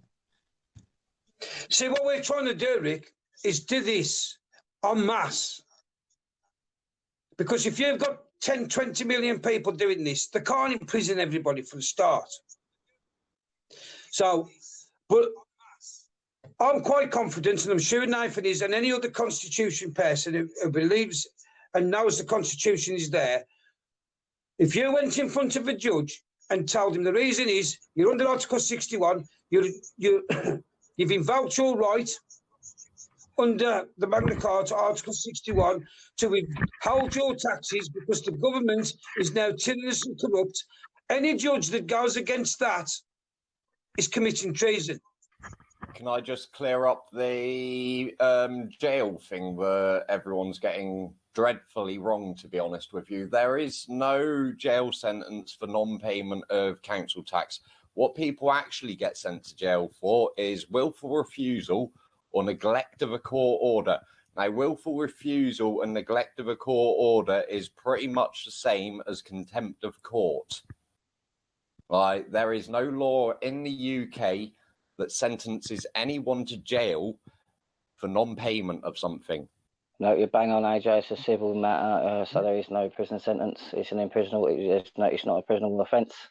And yeah, you're 100% correct, AJ. 100%. Yeah. I mean, the only reason I didn't jump on before when Flo was on, because it was Nathan and Flo, if you get what I mean. So I didn't want to come on and make it look like we was ganging up on him when we wouldn't have been anyway. That's why I stayed out. Yeah, that's where I didn't come on. There's no way and try and refute anything that's being said, Carter. Half the problem as well is from my side, it's very long-winded. You do have to go off on tangents to explain the law and certain bits like that, so it's hard to explain in a debate like that. But yeah, I've got my point, of course. Yeah. So, you know, I mean, Nash has just said again, inalienable rights. That's another big part of it. You've got to start using your inalienable rights. You've got them. Start using them. So, you know, I mean, Nash has just said again, inalienable rights. That's a big part of it. You've got to start using them. You know, it's unbelievable what people, and as long as you allow these people to do it, they're going to do it. It's only when the people fight back. The other thing with CT as well is it's the thing is people think that when they say about not paying, it's willful. It's withholding it, and you do actually have a legal right in this country to withhold payment whilst you're in civil dispute. Any civil dispute that you're in, you are not to pay until the civil dispute is dealt with. So you use a method which is known as conditional acceptance. So you conditionally accept to pay anything you may lawfully owe, provided they answer your questions or conform with certain things that you can put in place for them to conform with. One of which should really be a simple one, and that is that they do the job that they're put in place to do, which unfortunately a lot of councils haven't been doing over the years. Exactly. You know. This is it. I mean, look at when they used to empty the rubbish bin, it was just literally all in the same stuff. Now you've got to segregate it all in different bins for them, and they're making money from that. Yeah. But, like I said, with FLO, I don't go around telling people not to pay the council tax. We only say when people put it in there, when we're on a live, do you have to pay council tax? And we say, well, no, you don't, but you've got to do it by due process, by this way, that way. Then it's up to them what they do. But all I will say is if people didn't, I don't pay council tax. I haven't paid council tax. I've done it that way with the council, and I have, and AJ's done the same. I've been blocked so, from the council. Yeah, and they get fed up of you in the end. But that's just the way it is. But I can't turn around to somebody else and say, don't pay your council tax. I tell you that that's what it says in the Article 61. You've got the right not to. But it's down to every individual. Like Nathan says, it's down to the individual. Nobody's going to kick and scream if you want to carry on paying it. By all means, carry on and pay it. Same as voting. Everybody keeps voting. And when you keep voting, all you're doing is voting for the same. You're on an hamster wheel. You're never going to get off that wheel and get anything done while you keep voting. Because politics is dead. They're all corrupt and tyrannous. The only way you're going to change it is by everybody not voting, putting a, that will send and the voting out confidence in the parliament, and it will be dissolved because nobody's bothered to turn up. It's in voting out confidence, but people are too scared to do that, and I understand it and I get it. But that's the only way you're going to make a change in politics. By keep voting for Labour, Conservatives, whatever, you're just voting for a different side of the coin. Exactly the same. They're going to take you down the same route and do exactly the same, just in a different way. There's also a lot of misconception over what council tax is actually spent on. Now, when you pay the council tax, it goes directly to central government, and central government then put it to paying off the interest on the national debit. They then borrow money again, which then again puts the national debit further up. And that money that they borrow is then distributed through the councils and given to each local council to a set amount per council. It doesn't actually, the money that the councils spend doesn't actually come from the council tax that you give them. Yeah. I mean, it's the same as the TV licence. You know, how many people still pay the TV licence? That's unlawful. TVL is another one. Like, people believe that it's illegal not to pay TV license. Now, the criminal offence when it comes to TVL is only once it's been to the courts. And really and truly, nowadays there is no reason to be watching a TV. There's plenty of other things that people can be doing other than watching what I consider to be a load of rubbish, really, the TV. Yeah. Well, you know, all we're saying is you get people moaning all the time, oh, this, that, and the other. Well, if you want to make a change, you've got to start doing things. It's like when we went into the car, you know, like Nathan says when he was on with FLO, we put loads of stuff in there from the Magna Carta, old laws, and you hear the superintendent, well, the chief inspector, whoever he was, actually get them off us, read them, and he says, yes, these are all still all in full effect, but obviously the really old laws are going to take some looking through, blah, blah, blah, and that's on camera, so, you know, what they're trying to do, are they going to now turn around and say, we got it wrong, that policeman, that chief inspector was lying? That's still an open case as well, isn't it, Gary? It's another one.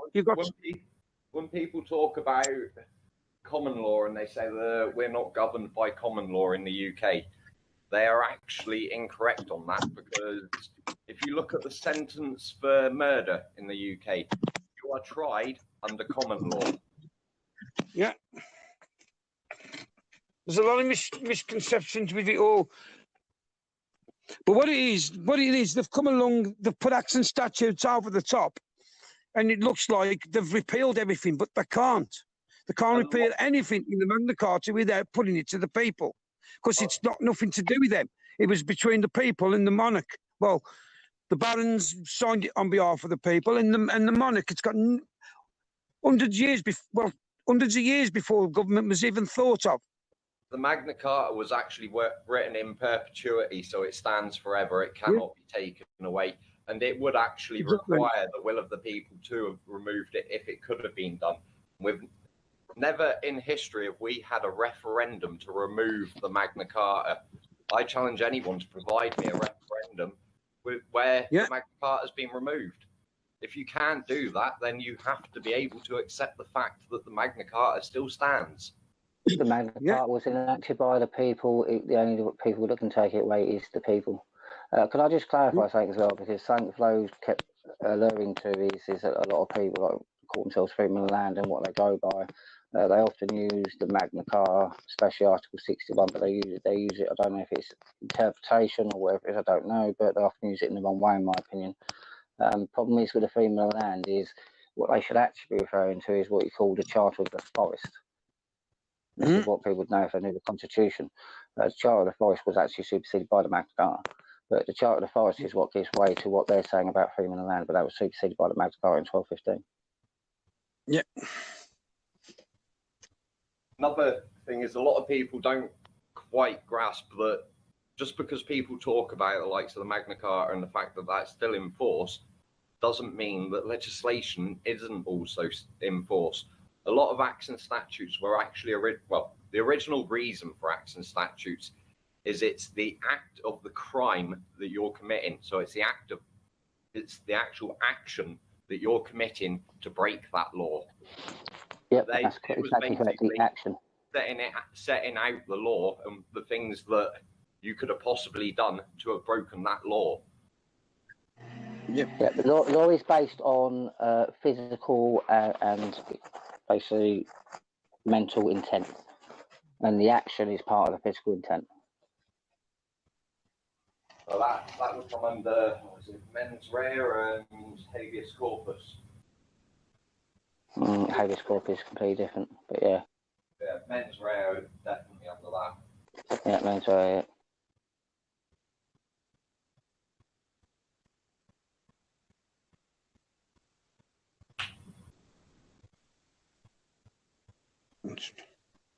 We're talking about getting to the realms of ultra vires there as well. That one's not quite something I'm familiar with. But that's another reason for really questioning the recovery of council tax in my opinion, ultra vires, especially when the police get involved. Well, to be honest with you, the police. What I'm on about, and I'm not going to explain that tonight. It's a bit of a police deep. Actually intervene in council tax due to the fact it's a civil matter, and the police aren't there to deal with civil matters. Yep. We'll take this speaking, and yeah, it's part of commerce. But the constables of Royal Constabulary are not there to uphold laws of commerce. They're there to uphold the laws of the lands, and that's as a breach of the peace. They shouldn't be acting. Yeah, no, if there's one, you can answer it, or and I'll help you if you want. But if you stop paying your taxes and put yourself into lawful rebellion, some taxes are still taken at source, obviously, from your work and that. You were being treasonous, but you're actually not being treasonous, are you? Because you've done everything that you can. Well, this is the problem, and often that's the way people you've got to do due process. So the first thing you do is actually enter Article 61. Yeah. And then you follow the process from then on. Yes, you do come up with a situation, and this is part of the tyranny, and this is a part of what we want rid of, because you do get what you call an attachment of earning order in some cases. I mean, technically speaking, council tax, I think, is one of the things really, but it doesn't often go that way. But a lot of taxes that can be taken from your employer, stuff like that. A lot of the times you get attachment of earnings orders. And they are literally impossible to stop, because the only person that can help you stop that is the employer, and they often won't believe in your cause and will not do it and put themselves at risk, and this is the problem. But it doesn't mean that you shouldn't be upholding your rights, and it does not mean you should be fighting for your rights. There's also the freemen on the land get the interpretation of the promissory note completely backwards as well, from what I've noticed. The promissory note, if you look on any bank note, if you've got one in your wallet or your purse, you'll find written underneath the Bank of England on your banknote, it states, "I promise to pay the bearer on demand the sum of." Now, if it's a £5 note, it'll be the sum of £5. If it's a £10 note, it'll be a £10 note. They're all promissory notes. It's because banking originally was a storage facility for gold, and the banker would give you a promissory note, which you would then exchange for your gold back. But instead of exchanging the gold, many years ago, people decided that they were going to exchange the notes instead. Yeah, you're sort of nearly there, AJ. Basically, banking started really in the time it was basically started by the Knights of the Templar, really, in the Crusades. What would happen is often a baron or a lord was at home, he had to send his forces, was often send, like you say, and a note, he would have a certain deposit in one place, but there'd be a bank in another place, and there would be, like it was like an RU promissory note that would be sent by the baron with his seal on it. In that way, they can gain provisions of certain things along the way at certain points through the Crusade. That's how banks first started. It's like we all know that Sharia, for a start, subverts our constitution. It's unconstitutional, and it's treason to allow that system in this country. But nobody seems to want to do anything about it. The only laws that are allowed on British soil are British laws. That's clearly stated in the Constitution. Yep, that is exactly it. The only thing that can be it's allowed in our lands and to be practiced in our courts is English law. And anything that contravenes that, like, i.e. any foreign law from the East or anything like that, is technically speaking unlawful, unconstitutional. Therefore, if you try and enact it, it's treason. Sedition and treason. Well, sedition, yeah. But what I'm saying is, Nathan, now, how long have we been saying that? Now, there's your solution to get rid of Sharia. So why ain't everybody getting behind the Constitution and getting rid of Sharia? Exactly, Gary. They have written in ink, like, they can't deny it. Another thing is, I often hear people say that we don't have a written constitution. That's false. Now, the difference between the English Constitution and the American Constitution is ours is set out over many documents. It's not just in one single document. Yes, basically the difference is between it's a code, what you call a codified constitution. Yeah. You're exactly right. Our constitution is the first ever constitution. People don't understand this. It's the mother of all constitutions, the first ever constitution. Our constitution is built up of a lot of bloody wars, civil wars and stuff like that, and disputes with monarchs and powers and tyranny over about 800 years. That's how comes the Magna Carta and everything is the perfect, basically, Human Rights Act. That's why all Human Rights Acts are based on it. It's the very first thing that ever, it still is the biggest Human Rights Act in the world. And this is what people don't realise. It was built up over many years. That's why it's so good. That's why it kept peace in our land for over 1,000 years. America and other, where they can borrow from ours and they've learnt from us, they can do what you call a codified constitution, which is in one document. But it is indeed written, like AJ says, it's just written over 19, I think, documents instead of one codified booklet. Yeah. The thing with when it comes to withholding as well, like, now, if you wanted to get change with the government, we have the masses. It could all be done within the space of 3 months. Literally, if we had the numbers, people could withhold CT for literally 3 months, and that would be enough to pull them in line. First month, they'd be thinking. Second month, they'd be starting to act, and by the third month, they will have actually done something. And if it was done within a 3-month period, it would never even get before the courts. The whole idea of withholding is when they pull themselves into line, then pay. It's not that you're not paying it, it's a case of you're withholding it until they pull themselves back in line. That's what I think a lot of people are missing when it comes to the council tax issue.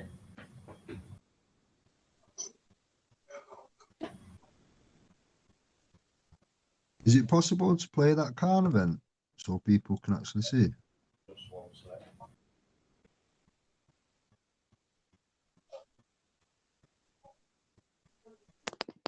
I watched a little bit of that the other day. I've not seen that for a while. It's weird watching that again. Yeah, it's doing the circuit again. I seen the other day. A lot of people have not heard anything about that though. You know, it's mad, and a lot of people have only just woke up the last few months. So it's one of them things. It's more. I think we've said before. We did that a little premature, really. I think now I think it'd have a lot more weight behind it. To be honest. Yeah, but at least it's there now to the people waking up to see it, so it's there. People can see it. Whereas That's if we'd done it now, if we'd done it now, we'd probably be in the same situation, and it'd probably take the same amount of time to get it sorted. I don't know. Yeah, I mean that went It goes either worldwide, way, didn't doesn't it? it? That went worldwide, that didn't it? It's all over Sky, whatever. Yeah, apparently they cut TV programs off on that lot for like an exclusive bulletin over it. It was apparently I mean, it's unheard of, but apparently it's even reported in the Hong Kong newspapers. Yeah, even which is usually unheard of. So is it Paul Joseph Watson or something like that? He was trying to get his on the show, but that idiot didn't answer the messages. Nathan, somebody's asked Nathan, does he pay his council tax? No.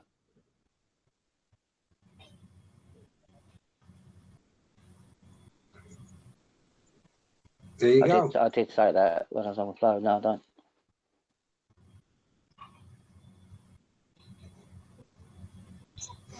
Like I said with Flo, if people are intending to try and use this process or do anything in a criminal way or a deceptive way or anything like that, or for bad reasons, you're going to get caught out. Don't bother.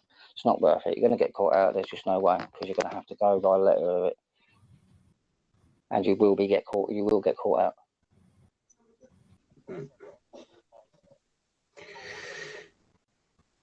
Thing is, before doing it, you need to actually look into it properly and understand what conditional acceptance is. Exactly, you've got to understand your reason, because it's got to be your reasons. Like I said, every case individual, it's got to be your own reasons, and you've got to look into it. You've got to know. You've got to have a justified reason. If you haven't got a justified reason, I mean, you can't just skip council tax or think you don't have to pay it or anything like that, because it's not the case.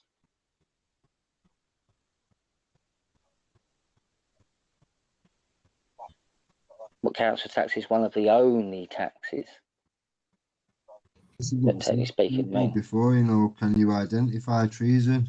I think most people can. Yeah.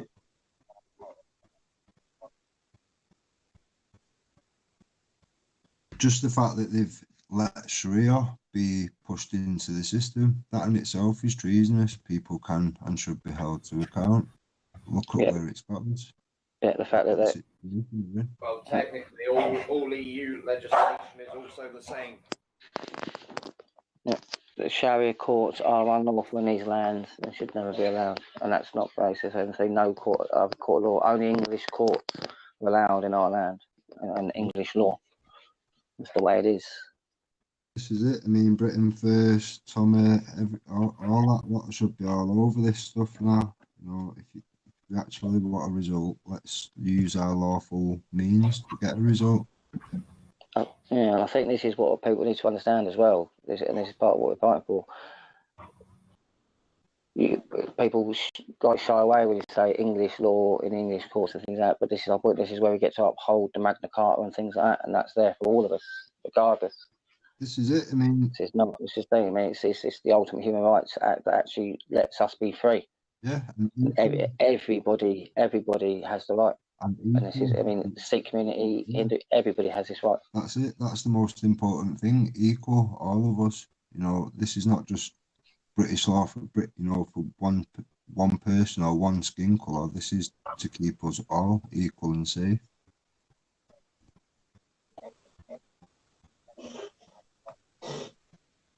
Sarah Garvey did a brilliant video the other day, and he was saying how the black people had been invited, asked to come and work here, rebuild after the war, etc. You know, these people that are coming, floating across the way, washing up on the beaches now, they've not been invited. It's very different situation. It's like people don't realise. Invaders. it's like people don't realise as well. It's like, take the Polish, for instance. They're they're a demographic that's often get a lot of stick because people don't understand. The Polish have been here since after World War One. I think it was the Polish that helped us rebuild after World War One and get us back off our feet. And I said there's people, like we said on the live the other night, there's people that have been part of the structure and part of this, and part of the cultures and that lot for nearly 100 years. 100 years. You know what I mean? It's like people need to start understanding. People born of the soil are sovereign. All of us, we all have the same rights.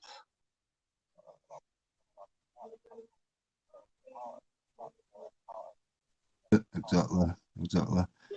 Danny, can you block that fucking wronging Jason Tyler, please? We don't need him on here.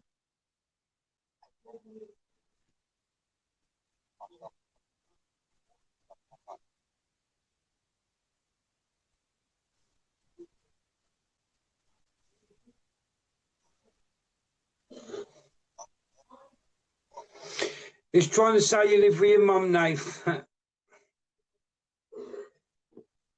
Personal tax, always the best way to go in a debate. My word.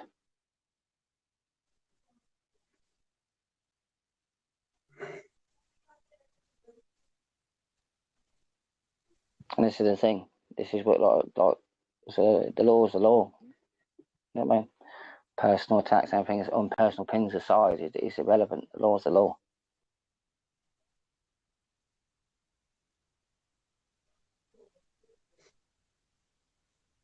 This is it, mate. I mean, in my eyes, there's enough people awake now to the fact that treason has been committed, and you know, Sharia law is a big part of the problem.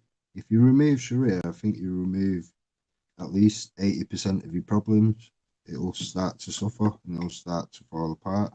It had no place being here in the beginning. So yeah, no, Sharia is definitely something we need to remove from our lands, but we also need to remove UCC law as well, because the UCC law is often what is helping back up Sharia and stuff like that. So it's in tangent, really. that's it. I mean, in my opinion, we've got to start holding people to account somewhere. It has to start somewhere. To me, that target of Sharia is going to get bigger and bigger and bigger as more people wake up to the problems. The fact that GMP and whatever have had to come out and admit failings and fuck ups, that's the start of the end. People can see through the bullshit. People can see grooming gang, whatever. You don't even have to put a word. People now know what the issue is and what it's going to be. So, to me, if there's a lawful solution to remove something that's unlawful, then we all need to back that. Simple as that. Doesn't matter what camp you're in, what you're about. It's as simple as that. You don't have another law alongside your law in your country. It's just, that doesn't make sense.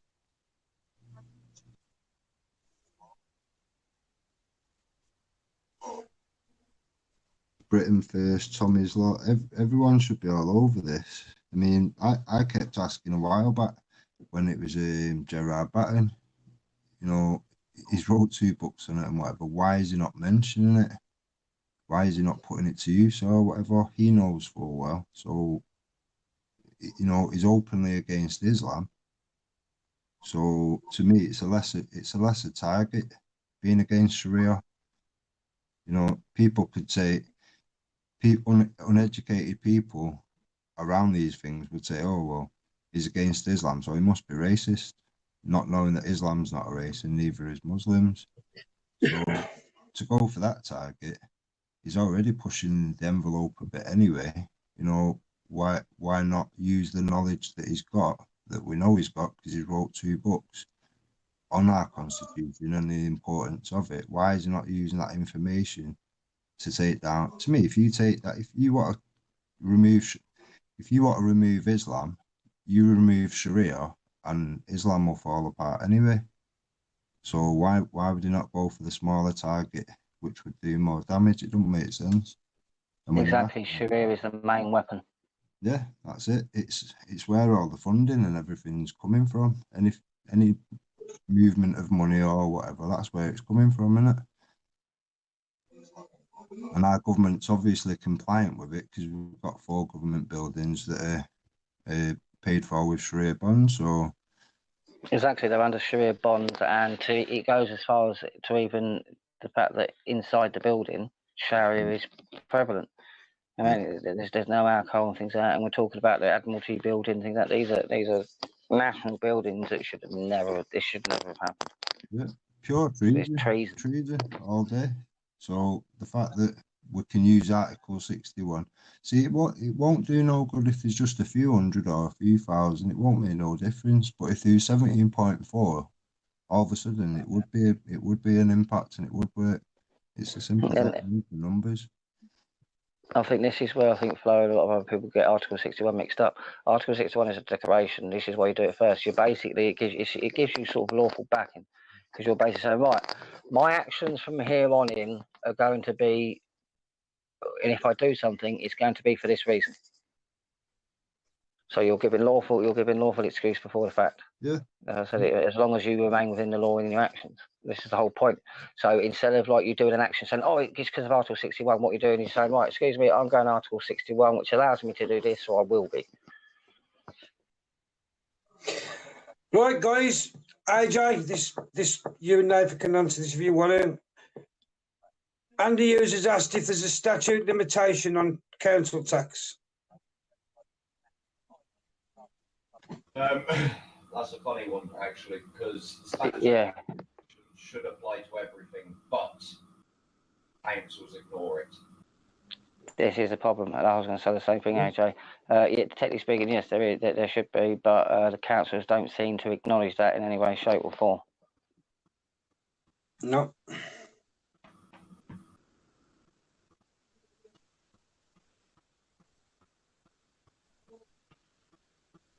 To be honest with you, when it comes to government stuff, government and courts, statutes and limitations is usually ignored when it comes to debit. And it's more so civil debits that you can, but the statute of limitations is actually abided by. It's like if you've got credit cards or stuff like that, do have to abide by it, but it doesn't mean that they can't still come asking you for the money. It just means that you have no legal obligation to pay it. Yep.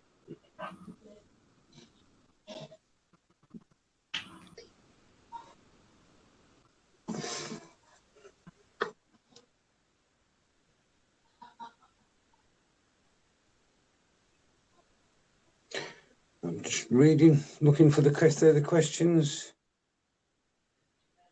Any chance of playing that AJ? The Cannes event? I think it's about 20 minutes, was it? Are you there?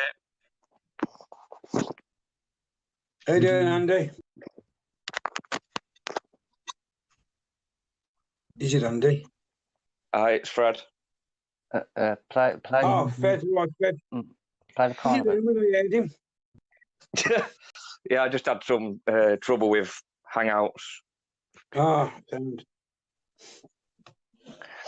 yeah, I just think if you stop paying council tax, it could have an effect on other people that rely on the service, and the business as it's run like a business, as always, could basically up the costs of tax as they've been doing for many, many years. So I get what you're saying there, Fred, but the problem we've got is we've got a tyrannous, corrupt government, and the only way we can get back at them is by doing stuff like that, because we've got no representation in the Parliament anymore. They're all against us. Yeah. So what we're basically saying is, we're not saying we've held it forever. What we were trying to get is as many people in the country to withhold it for a week, 2 weeks, and then what would happen is the government, you'd starve the beast of its money, and then they would have to sit round the table and get people to listen to what your concerns are, i.e. you're being tyrannous and corrupt, you're not listening to the people, you've got to start doing the right thing because the people are starting to turn against you. That's the whole idea of... and it's not just that as well. People got to realise if people done it all in big enough number, it would be short-lived, because Yeah. the people that are, there's companies, there's other people that rely on contracts, and people go, oh, but the bins wouldn't be emptied. The bins, they would, because there is a contract within companies that they have to uphold. It's just that company and the government then are going into a dispute with themselves because about wages and who's paying, but the company still has to pay the wages. The government still has to do things, so you're likely to more force something to happen quicker that way than you would do by paying your taxes and just begging them to please change something. Yeah, but wouldn't that, because they could go, well, if you're withholding it, then we're going to withhold our service, and that could have an impact on people that, I don't know. Then they're being breach of a contract, therefore they'd be liable to that themselves. They can't breach a contract the same as we can't. No one is above the law. Yeah, but won't we be breaching it if we're withholding it? Because if we're entitled to withhold the money, they can withhold their service, can't they? Depends on the terms of the contract. Probably not, because they basically on many contracts guarantee that the service will be upheld. And like I said, we're withholding. We're not stopping, so we're not in breach. Yeah. But you know what the government are like? They're very smart tacticians, and they exactly. So this, sorry, go on, out. Sorry. They do find a way. If that's either okay, if you're not going to pay it, then we'll just stop the service. Then where would that leave the people? Well, this is the thing that, as you said, they're upping it all and all that lot. They're getting us more. They're pushing us more and more to the point where we're in debt. So they've got completely. At what point are we going to say no? At what point are we going to start pushing back? Because I was talking to a bloke in the gym a while back, and he said something to do with there's a threshold on council tax of under, is it 6%? They can't go over a certain threshold. But it's getting really close to 6% now. So I don't know. I think in some areas have actually gone over that. I'm not sure. I haven't got the official statistics for that, but I do believe in some areas they've gone over things. But yeah, along them lines, there is bits along that as well that are grave concern.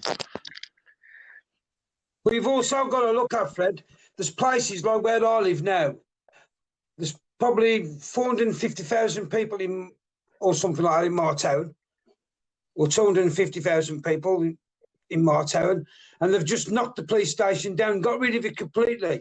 So we have to have the police from about 6-7 miles away to come to my town if we've got a problem. So in certain areas, they're actually cutting back. They're having this money off you, like in Warsaw, they're having the council tax off the people in Warsaw. They ain't even got a police service anymore.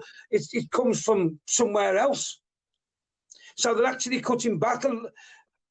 They're cracking on. You've got to have this, that, and the other. But they're actually cutting down and they're cutting back on the services. Exactly, Gary. This is a fact that people can't. Exactly, this is a fact that people can't ignore. The taxes are going up. The service is being slashed. That is not the way these taxes and the system and everything should be working. The bins used to get emptied once a week. The bins used to get emptied once a week. How many hospitals have been shut down? Yeah, take the bins for instance. Take the bins for instance. Yeah, this is it. Yeah. Used to be emptied once a week. Are you paying any less money now? They're being emptied like once a month or once a fortnight. No, you're not. Well, everything's being cut back. The prices keep going up, and we're going to eventually be in a state where we've got less and less and less taxpayers. So where does this end? Exactly. Where does this end? Exactly. Can they? We're at the point now. Can they lawfully ask for these taxes when they're asking for something that they're not providing? I mean, these taxes it's not matching. So are they lawfully asking? Are they lawfully asking for these taxes anymore?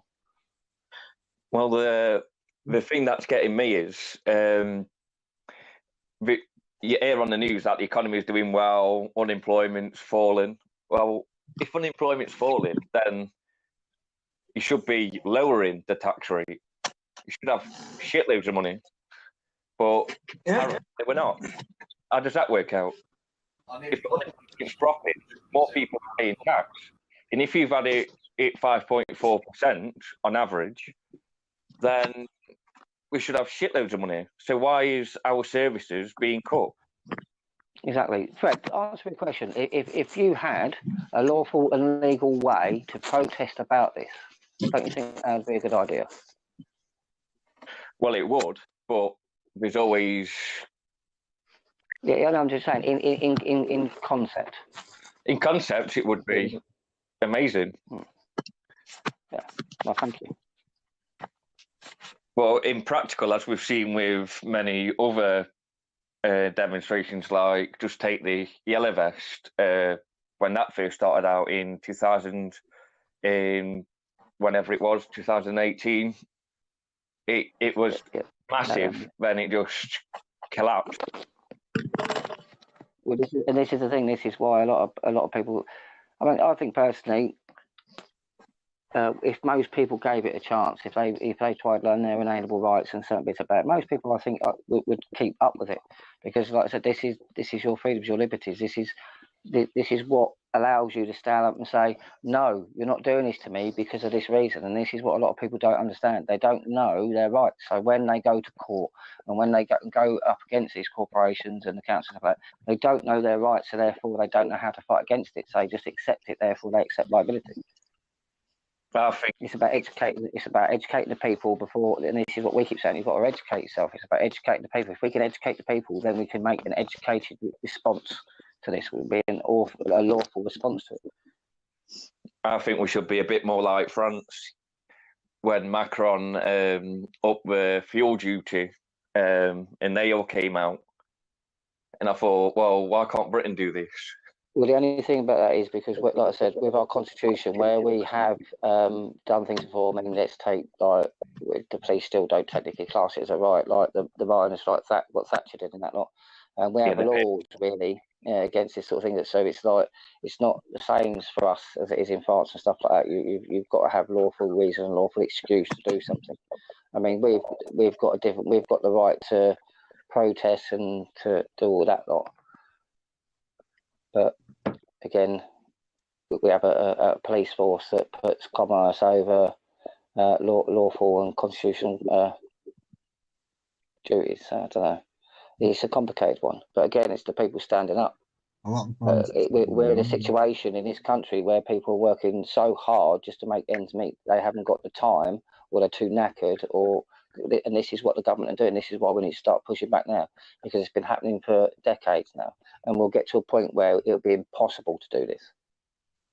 So we have got to start acting, people. It's time to stand up. I think this HS2 is a waste of taxpayers' money just for an extra, is it 20 minutes, 30 minutes? Yeah, I mean, I'm not being funny. To do a personal account about the council tax, to pay council tax. Where I live, the local council, I live in a port town. We've got a port. They actually gave 12 million of taxpayers' money that had no ships. Subsequently, the contract all failed. 12 million's gone. And they knew that the company didn't have any ships when they'd done the contract. You look how many million they've just given to India and that for their floods and that, and yet they don't give a shit about what's happening in this country. I know. I think where it went wrong with floods is when the dredges stopped. Yeah, that's down to an EU statute again. That happened basically. That we was affected by a statute was made. I believe it was to do with something else, but when they made it, that directly affected the way we manage our rivers. So we had to change. So thousands of years of knowledge of our rivers and that lot, and getting to the point where we can uphold our rivers and keep them tame, and we don't have to just sort of like let them burst their banks and destroy everything and out the window, because the 15 unaccountable, unelected bureaucrats know better. I just hate it when the government are basically playing business with the NHS, you know, saying, "Oh, we'll just chuck more money at it." But the problem is, we've got hospitals around the country that can't cope with the influx of immigration. So us taxpayers are paying double into for nothing. Exactly. This is the thing. You touch on hospitals. You actually touch on quite a good thing. I mean, it'd be noticed as well when the government put any money into the NHS. They don't just put the money in. They also put a massive team of middle management in to basically say and displace that money where it needs to go, rather than just put it in there. It's like, yeah, we're going to pay these like hundreds of thousands of pounds a year to basically put this money into the hospital. It's like, well, hang on a minute. Why don't you just give it to them and they can do it? But it always happens. It's become a fraud. Well, you've hit the nail on the head there. You've hit the nail on the head there, Nathan. Remember years ago when you had the matrons on the wards? The wards used to run smooth as clockwork, and that's all you had running the wards. Now you've got a sister, and then you've got 4 or 5 layers of management teams above that sister. So you're paying, instead of paying like one person's wages, you're paying 6 or 7 people's wages now to do the same job. Yeah, it's absolutely crazy.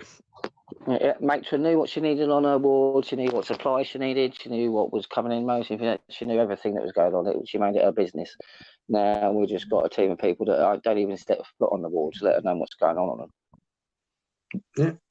The problem is we've got immigration coming into our country, and we're basically a small island with hospitals that can probably take up to, I don't know, 50,000 a year, maybe. I don't know how big hospitals are, but I know they're not that big. But we're like, yeah, come over here and work and live and do this. But where's the facilities are going to be for them?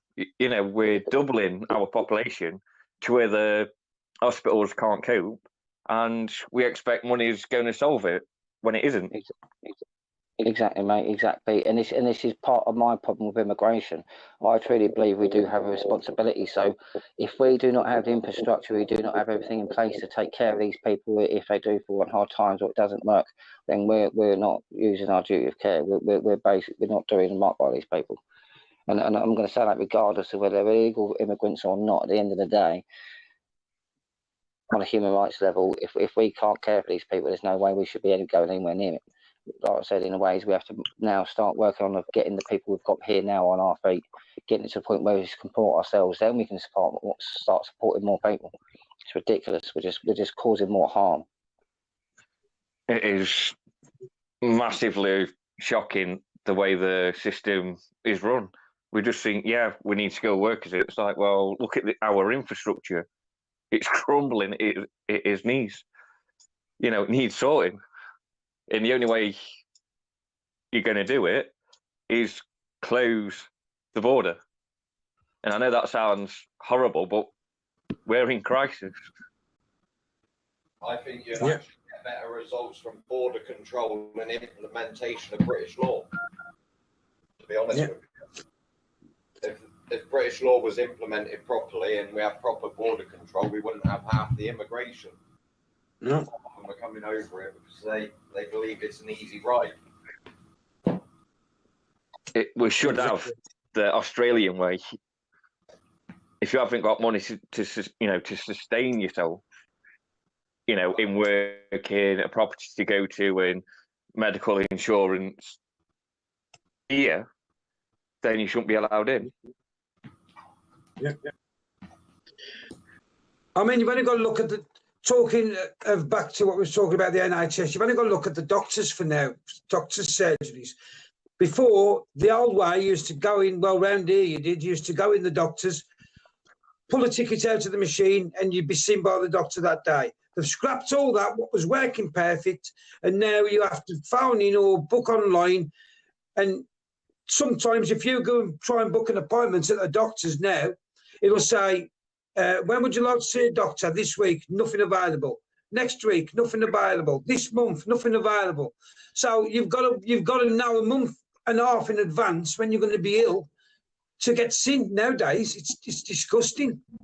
Or the worst one is when they say, ring at 8 o'clock in the morning, knowing that everybody else is going to ring at 8 o'clock in the morning.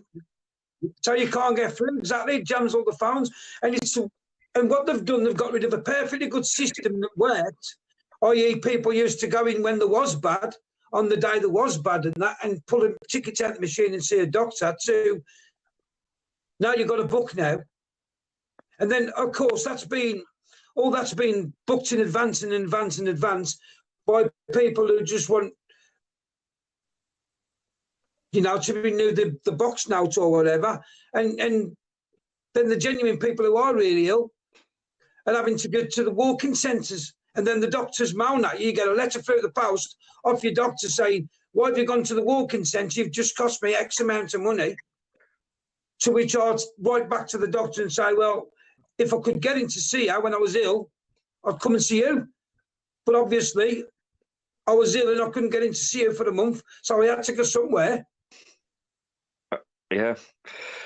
We have a walk-in centre St Helens, and half of the people that I talk to with health conditions, we just go there. We just give up with doctors. Yeah, because you can never get in. Fred, that's what the problem is. You can never get in. So why they went away from the old system is beyond me. I think to be more of an active receptionist, because I think they should be asking questions. You know, if it's for a cold, you know, you have people going into doctors for a cold when they could easily go to pharmacies. I'm going to have to disagree with you on that one. We don't need any more Glenders, Frederick. I mean, they're not medically trained. You know what I mean? I don't need to sort of tell the receptionist ins and outs. I truly believe it should just sort of, I don't know. Yeah, I'm just thinking. Technically speaking, call-outs should come back. That's what would save it if we could get doctors to go on call-outs now. Instead of going into the surgery, that would save it. We would save a lot of money. I know. The problem you got with that, though, Nathan, is that that's snowed under with everything that's going on with the appointment booking system. I mean, at one time, you used to get 20 minutes with the doctor. Now they've cut it to 10. So, but, you know, they've got that many bloody appointments that day, they ain't got time to go out on any calls. That's the problem you got. It all needs restructuring now. What? It definitely does. We're on about talking about, is it a 24-hour GP now? We're looking towards. Yeah, it's disgusting. I think the 24-hour would work. Because if you're working on nights, you're sleeping through most of the day. So are you going to get to your doctor's appointment? Yeah, that's the thing that, you know, makes people on night shift annoyed about off to go to doctors. Yeah. I agree. It should be. But that's why that's what a lot of people do now, though, Fred. They come off the night shift and got a lot of these walk-in centres open at like 7 o'clock in the morning. So they go straight from work to the walk-in centre. And then the same thing happens again. They get a letter off the doctor saying, well, why have you gone there? Blah. And then all they can turn around and say, well, I work nights, you're not open, I can never get in to see it, I've had to go there. And hopefully, eventually, they'll get the message and they'll put an early surgery on for people. But I think it was a while back when I heard Question Time about a 24-hour GP surgery, which would help a lot of the burden. Yeah. You know, but we also need, you know, a recruitment in our health service. You know, you go to your doctors now and they're all foreign, and it's like, well, what's up with ours? You know, why can't we train ours? Yeah, it's shocking. I don't think I've only seen probably one English doctor in my life. That's half the problem with the NHS at the moment. The way that it's set up, we're not actually training our own, we're bringing in from outside countries instead, but really and truly we should be training our own citizens. Yeah, and that's the problem with people on like the benefits in less skilled workers and stuff like that. We've got employers that are looking for the diamond employee, you know, the right skills, the right qualifications and everything. But half of the people can do the job, but haven't got the experience or the qualifications, but can do the job. And that's what annoys me. You know, you've got all these people that can do the work, but everybody's all piling in. You got like 5,000 to one job in some areas, and it's crazy. And you wonder why there's, you know, people, you know, with mental health, with depression. You know, they can't get anywhere because no one's taking a chance on them. And it's just the whole thing's wrong. You know, you've got people on our streets, and you've got people that coming in, and they're just getting housed. It's absolutely crazy. You know, I watched one documentary seen something on YouTube, sorry, where they are basically getting immigrants into hotels. But just around the corner, there's a veteran on our street. Doesn't make any sense. It's a big problem in this country with that. Really and truly, we should be looking after our own first and then dealing with others. Like, veterans should be one of the priorities, really, when it comes to housing. There shouldn't be veterans on the streets. They've served this country, so they should at least have the dignity of being able to have a home. And that's the crazy thing. We've got houses, we've got abundance of houses, you know, private and council, but private are always too expensive, but the council still could help. You know, there's whole estates that are just boarded up. Yep. Country, like, a lot of these houses, there ain't really anything wrong with the houses. They've just decided to board them up, and that they're gonna, I don't know, there's places where they're knocking them down and just turning it into grass areas instead. And then towns have got people sleeping rough all over the place. Yeah, it's absolute shocking, I think. To be honest with you, the country needs to get its priorities in order. It should be after the country first, and then whatever we've got left over, then help others. Yeah, I know. My granddad used to say, once the pits are gone, that's it, the nation's gone. In a way, he was right. You know, our steel went, our pits are gone. Everybody's just piling in now, doing private businesses and doing this and doing that. No one's independent anymore. And that's the problem.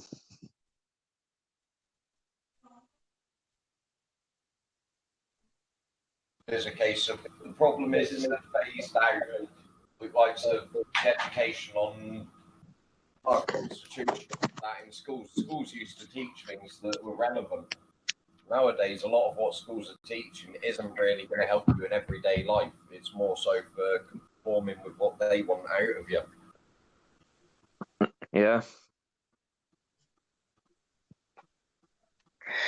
My granddad, he used to go from one job to another. There was no, it was very rare he was on state.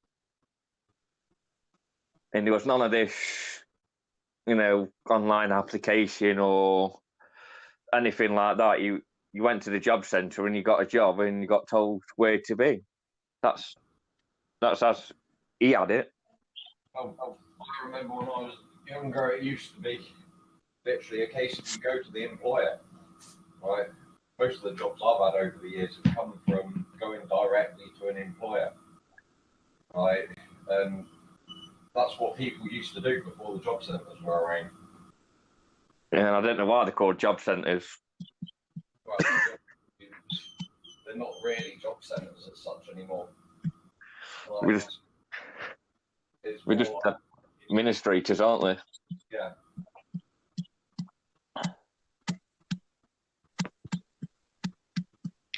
Then you basically left looking through God knows how many newspapers, God knows how many recruiters, and you have so many different emails and passwords and everything, and you wonder why it's so confusing for everyone.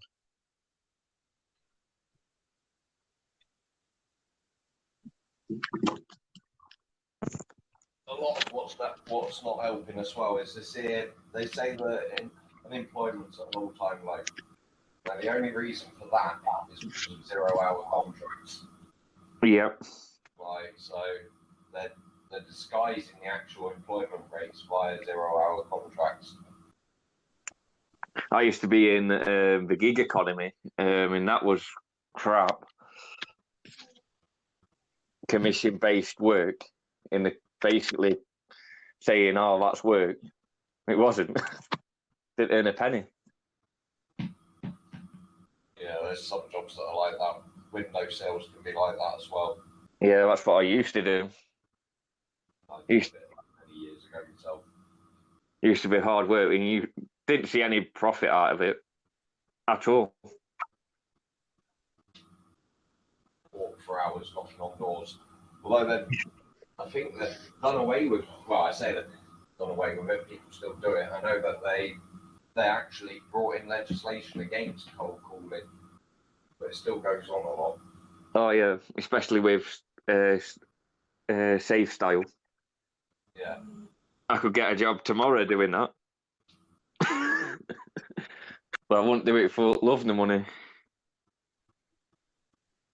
The problem is it doesn't cover your bills. That's the problem with it. I used to get £200 a week until the company stopped the bonus scheme of it.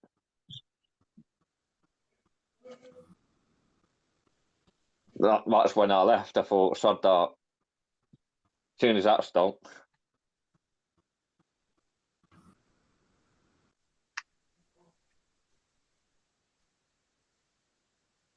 But this is where this country's going, the workforce is basically imported, the way I see it. You have these employers that are saying, we haven't got the workforce to work the fields. No, it's because you can't be asked to put money in to get people to work them fields. Shouldn't get the immigrants to do it. I know, especially where I used to come from, there used to be loads of British people that used to work the fields. And so when they say, "Oh, we can't get anyone to work the fields," it's just total rubbish. Problem with it is when it comes to the farming, a lot of the produce is now imported. The EU has caused a lot of this. They've basically destroyed our industries when it comes to farming, fisheries, and stuff like that. A lot of the produce years ago was actually made in this country, and over the years of membership of the EU, they've slowly but surely moved all the main agricultural stuff and fisheries and all that abroad. So we have to technically buy our own fish back.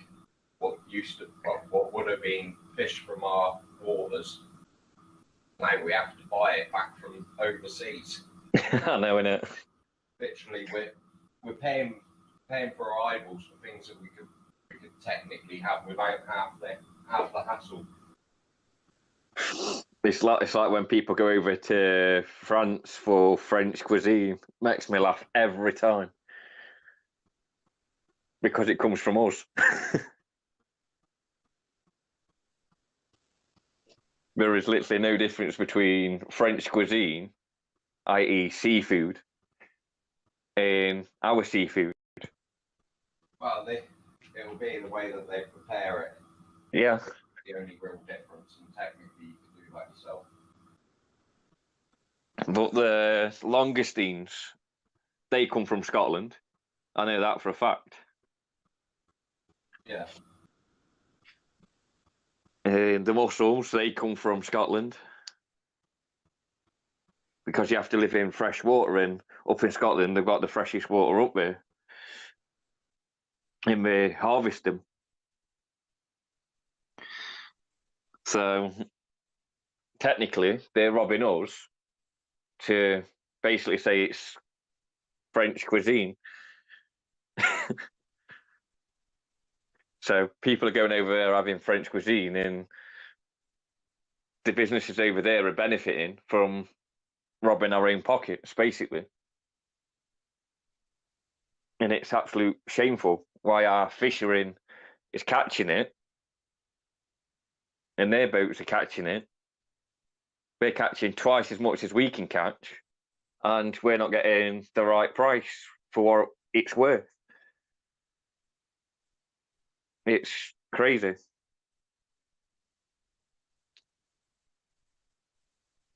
You got fishing communities that are literally dying, and them abroad don't care.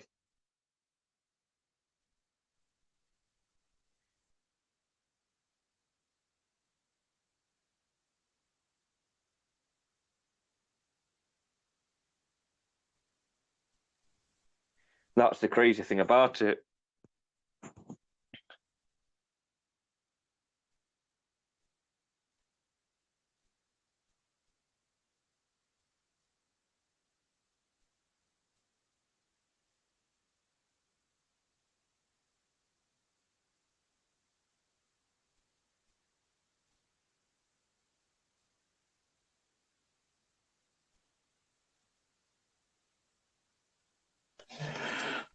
Oh, sorry, guys, I'm back.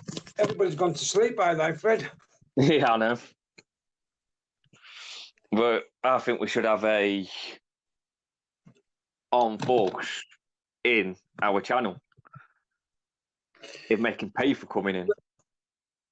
Well, exactly. I mean, why ain't, you know, at the moment now, anybody can come across the water and just in dinghies and boats and just put them on the beach and just walk up the beach and piss off anywhere in the country they want to go. I mean, we always had the Navy and that patrolling. I don't know what's going on with you. It's got to be being done by design. That's all I can say. Otherwise, why would you allow that stuff to happen and just let, you know? I mean, if we went round, if we got somebody to give us a lift, you know, and got out a couple of miles in the sea in a dinghy and rowed into Russia or somewhere, I guarantee you we wouldn't be getting off the all Australia, what you've mentioned. If we was on the and rowed into Australia, we wouldn't get off the beach. Nope. And with Russia, even our armed force struggles to get into the waters. Yeah, exactly. It's disgusting. But anybody else can. You know, anybody's welcome here. I know, it's just crazy. Absolute crazy. And I hear, you know, the reports on the news like everyone does about, you know, our economic affairs, and I just think you're bullshitting everyone. Yeah. Because it can't be true. No. You know, unemployment's fell and all that lot, and we've stabilised our economy. It's like, no, we haven't. You're lying. It's all done like now. They put people onto courses. When on the dole, they put people on different courses, and while you're on that courses, you're classed as, you know, you're out and about doing things. So for the 3 or 4 weeks, then people come off the stats. Yeah. And that's when they do the stats, when all these courses are running, and then it looks like there's 3,000 or 4,000 down on the stats, but you ain't really, they're all on courses. Yeah, or on the sick. Yeah. You know, the people that can't work. Yeah, it's unbelievable. But you know, people have got to start waking up to what's going on in the country. And, you know, people knock us, but we're only trying to give people lawful solutions that what you can do. It's up to you if they do it. It's up to them if they do it. Yeah. But what's happening is you're getting people moaning on the keyboard, or when you're doing the live moaning. So all we do is just say, well, there are things you can do. It's up to you if you do it. That's there true. are things that can be done. You know, we don't tell people, well, you've got to get into lawful rebellion. You've got to do this. You've got to do that. No, we don't. We say, if you want to do things, there is something you can do. You can do this. You can do that. You can do that. But it's up to them if they want to do it. If they want to just stay on the keyboard and carry on whinging, that's up to them. But they ain't never going to get anything done. No. You know, I've had many people come to me about common law and all this. I'm like, Yeah. if it works for you, cracking. You know, but I've seen it in the stuff that I've seen. Some of it's good, then some bits not so good. It's all good. It's all good. But what happens is you get people like lawful dissent come along, and they're saying they're in Article 61 and this, that, and the other, but they're misusing it. And what they're doing is lawful dissent is an opinion. It's not. Doesn't give you the lawful reason to act. It's just an opinion. You're acting on an opinion. That's what lawful dissent is. And that's a lot of people followed that and said, it don't work, it don't work. No, it doesn't work because you're not using it correctly. You have a right.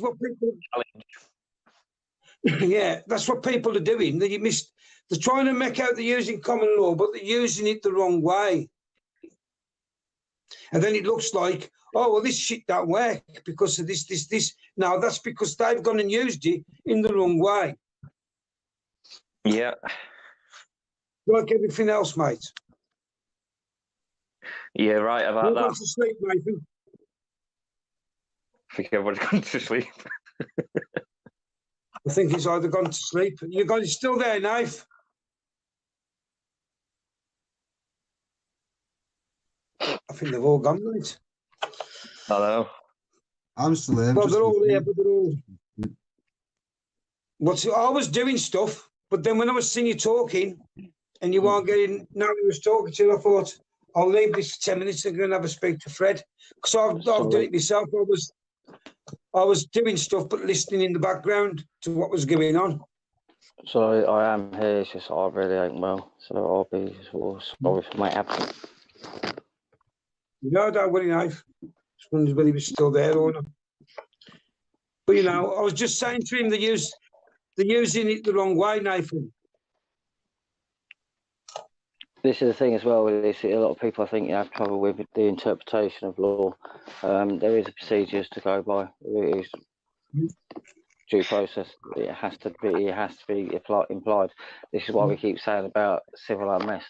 You can't just jump to civil unrest. There's a lot of things we can do to make the government toe the line before we get to that point. We need to do these things and make sure the boxes are all ticked before we'd even go anywhere near that anyway. Otherwise, it would be completely unlawful and completely illegal anyway. And this is what we're trying to get through to people. But like I said to Fred, you've got people come along then like with lawful dissent and they're using common law with lawful dissent, which is just an opinion. Well, I'm not going to comment on the group, but dissent basically does mean opinion. Yes, it is an opinion. I think that's the most thing that I've heard with common law. Is people take common law in various different ways to whoever you speak to, and I think that's. But what we've always done is we've done it to the letter of common law. We don't put our own spin on it. What we do is what it is in its raw. It's in its raw element. We use it as it says on the tin, if you like. We Yeah. don't alter it in any way. We use the law as it was used all them years ago. We use it to the letter of that law, and we don't stray off it. We use That's the why law. We use the law for the purpose it was intended, and nothing more, nothing less. And that's why when we went into the Fabian Society and we did all that in front of all the TV cameras, etc., not one of us got arrested because we did it the right way. We ticked all the boxes and we did everything correctly. We didn't go in there with our own spin on it. We did it the way the law said, to the book, to the letter. That's why we had no comebacks on that action whatsoever. And we are the only people, including QCs and solicitors and MPs and that lot, that have actually managed to get Sadiq Khan investigated. Everyone else has failed. We managed to do that. Well, he definitely needs investigating. He does. How can he create a in situ war, basically? You know. But do you know, Frederick, there's still, that investigation is still ongoing. You've got till 13th of January next year. Then obviously 3 years is up. But it's still an open investigation now, and all that needs is public backing. The paperwork's still in there, but when we phone up to find out how it's going, they'll say, not enough people have inquired, it's not in the public interest. That's the only thing that's stopping that going anywhere. Now, that ain't down to us. We've done our bit.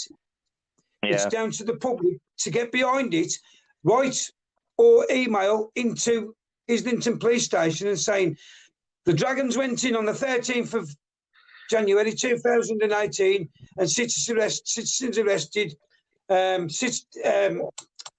Sadiq Khan, Keir Starmer, Kate Green, and I can't remember his first name, but Harrop. There was five altogether we actually put on notice.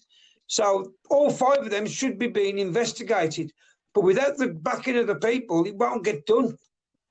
I know that's always the hardest part, getting the backing of the people, you know, because there is a lot of people that are just happy to sit in their cave, and you get a lot of that. Yeah, or they're frightened that if they send an email, they'll try to have sent it and I could be in trouble. No, you can't. All you're doing is invoking your right to free speech to say, I agree with these people, I think it should be investigated. Exactly. Can't touch you for that. And this is what people need to realise. We can use the system to benefit ourselves, and this is what we can't. We use the system itself to benefit ourselves. It just takes the people, as I keep saying, the people have got to try and understand the power lies with you. It is the community that is constitutionally and lawfully, it's your duty to uphold the law in your community. So if we do not uphold these laws, we've only got ourselves to blame. The power lies with you. And it always will. Yeah. And that's what we're saying is, you know, people want, like now, how many people moan about Khan on a daily basis, Frederick? Oh, God. Yeah, all they've got to do is write an email to Islington Police Station and say you want him investigated for the actions that the Dragons did in January 2018, and it all adds to the power to get that man investigated. They'll all sit and moan every day on the computer about him, but nobody will actually write that email, which could make the difference. There must be at least 10,000 that moaned about Khan. At least 10,000, at least. Have we got? But how many of them 10,000? Evening, Sue. Susie, I mean, sorry, darling. But how many of them 10,000 have actually, if you asked them, would tell the truth? If you said, did you write an email, and how many would actually say yes? Not many. Gary, have you got the case number to give people? AJ put it up the other day. AJ's got it. And I think Rick's got it now. We need to give that to I've got it people. somewhere. Right. I've got it somewhere. Because Danny's got the video to put up. It would help if we also put in the chat room the case number. We also Well, have what a you should, letter. what we should be doing. 2 seconds ago, we also have a letter as well, which I'm not going to do right now, but I'll still try and get to Rick or AJ. They can attach it later on to this video. But what I'll do, That'd be brilliant. what I'll do, I'll find out the number, I'll send it to Danny, and then maybe like he does when we're on, phone in the number, going across the screen all the while it's playing. Maybe Danny can put the crime number across the bottom of the screen all the while it's playing. That'd be brilliant, Gary. Yeah. Is it being shared across like Facebook, Twitter, and all that? Has it? Yeah, he went viral. I mean, when we did that, we went the cut on the day it went out. The cut, BBC, ITV, Sky, they all cut whatever they was doing and come into that building, and we went viral around the world as it happened. Some of the reporters wrongly said that that the Fabians had actually called the police, Fabians, but it wasn't. It was us. Yeah, we called the police, not the Fabian Society. Because I mean, as soon as I finished reading the charges out, you heard David Russell say, "Don't panic, ladies and gentlemen. We've called the police. They're on the way. We've called the police." And they accepted the charges as well. They accepted the charges as being correct. Yeah, it's all on the video anyway. People will see. But and all it needs is public backing. If we get the public backing, we need to play the video on here. We need to play the video on here so people know what we're talking about. Yeah, I ain't. Danny, can you play it now? I think, yeah, please? Before we go any further, I think we should watch the video and then people know what we're talking about, and then it'll be easier.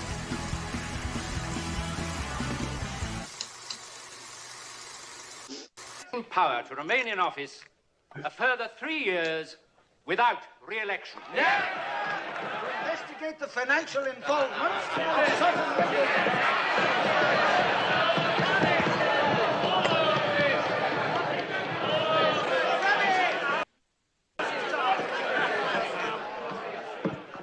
Just share the link around Facebook again, because if it was in 2018, a lot of stuff went off in 2018, and it's now 2 years on. Yeah, people could have. Well, what it was, Fred, we was just. I think we was 12 months too early. If we'd have gone last year, I think we'd have had a much. But what it was just timing really that was out on that. Yeah, probably. Nothing else. Just the timing really. If we're all going to talk over the video, then people won't hear the dialogue and what's going on, what's being said. Which would have been a glorious and Christian thing to have done. What do I find? Anarchy. So, you know. Corruption. Division. There seems to be an argument going on in the chat. Wake up. So I don't know why they're all on here saying, wake up, wake up. I haven't mentioned them once tonight till just. The enemies of this they're all in there saying we're talking about them for because we're not. Under your Gary's still coming over live on the video, mate. No? You were from the beginning. He's still coming live over the video, mate. Not truly representative Well, of no, the it's people. still live, that's what I'm saying. But the trolling there now, the way they were talking in there, you think we was talking about them and we've not mentioned them. No, I'm saying, but when like goes flicks to the bits where we're in the Fabian building, sorry, the both building, if we're talking, people won't hear what's being said, so they won't hear the fact that we're putting the police first. So I'm just putting that out, not. Of his worthless and dishonourable life. He ain't played it yet, has he? Gentlemen, an Is that being immovable played now? parliament is more obnoxious than an immovable king. He hasn't put it up yet, to my knowledge. The drunkards, That's what I'm saying. If he plays it, I'll shut up so they can listen to it. But villains, whoremasters, Are you there, Danny? godless, self-seeking, ambitious tricksters. Yeah, sorry, it's playing right now. You are no more Although no one's watching it. I'm watching Well, it. conducting the affairs well, of this the only one nation we're than watching you is, are running up. well, I can see on my screen, Danny's Oliver Cromwell. You are scum, sir. And a truly elected scum of that. That's the start of it, There I is no think. parliament. I shall put an end to your sitting. I hereby But- declare this parliament Is he? dissolved. Hey, you mean you're extremely jealous because you wish you were there, but instead you're in Watford watching Gareth? What that was?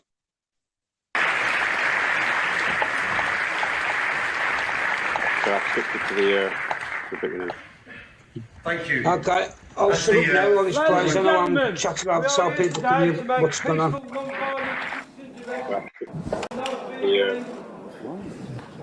Thank you. Okay, I'll shut up now while this plays. I know I'm chatting about so people can hear what's going on. Sorry, we stand under common law jurisdiction. If you touch us, you will be done for common assault. Please stand back. Please stand back. Do not touch us. Do not touch us. Thank you. Do not touch us. Sorry, we stand under touch us. Common law, if you touch us, you will be done for common assault. Stand back. The police have been called on the way, ladies and gentlemen. Thank you. Thank you. Please don't panic, anybody.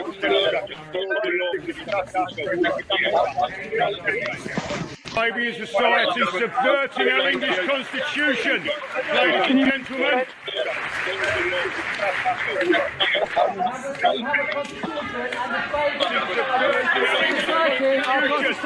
There is no discussion.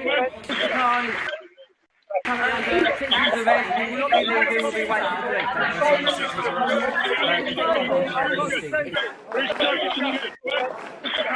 can assure you nobody is listening.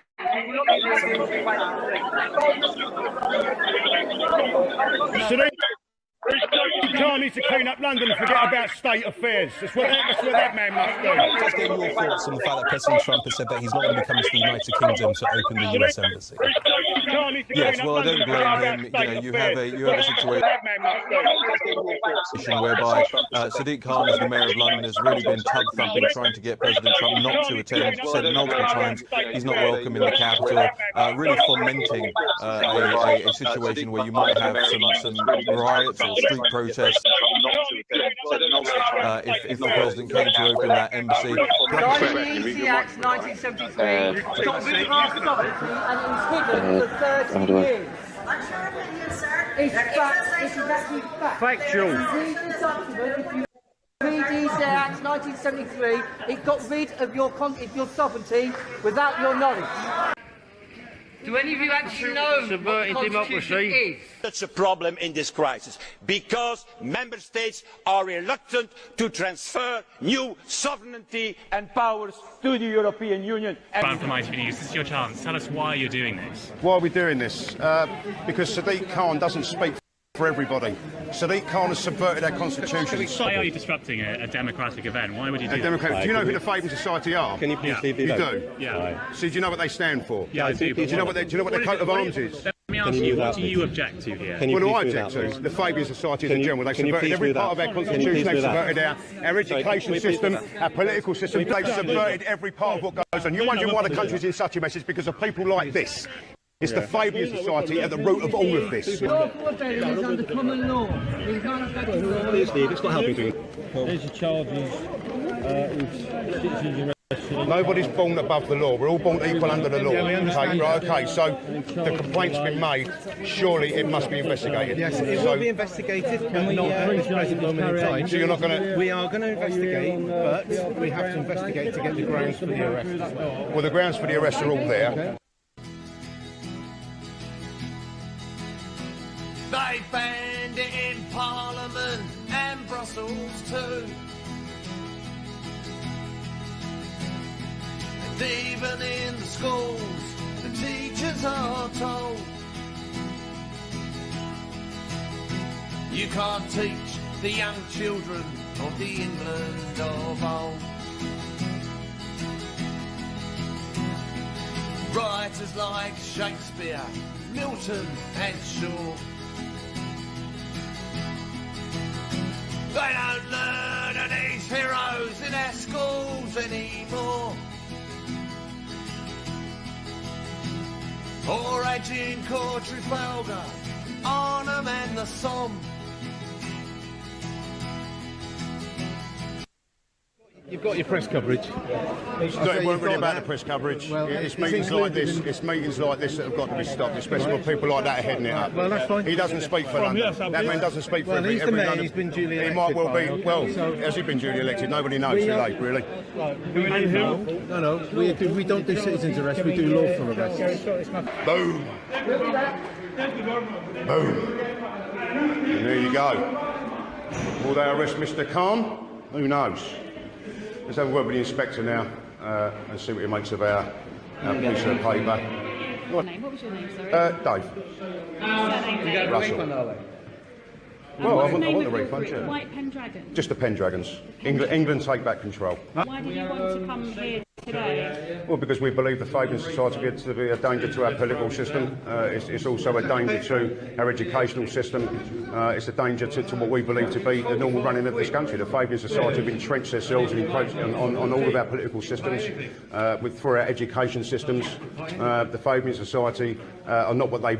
You know, the coat of arms in the Fabian Society is a wolf in sheep's clothing. That should tell you everything you need to know about the Fabian Society. I want to speak to the inspector, please, if that's all right. Where is he? I want to get this sorted out because that man, a complaint's been made, he needs to be arrested and it needs to be investigated. By law, they have to. OK, we're all born equal under the law. Just because he's the Mayor of London doesn't make him above the law in any which way, shape or form. Any allegation of That's wrongdoing right. by That's law, right. as you That's quite right. rightly were. That's right. Now, you've quite rightly quoted some very old acts here, which are still current. Yes, they are. That's All right. So these will be duly investigated by the appropriate authorities within the Metropolitan Police Service. I doubt it. I don't think no, so, they do will. you? They will investigate. Okay, because these, let's face it, they need a bit of reading up on this. Yes, 'Cause exactly. it's not exactly law No, that's from right. yesterday. That's right. So it needs, yeah, exactly. So the English Constitution and our sovereign rights. Exactly. Right. This is what they've been doing. Okay. Hiding.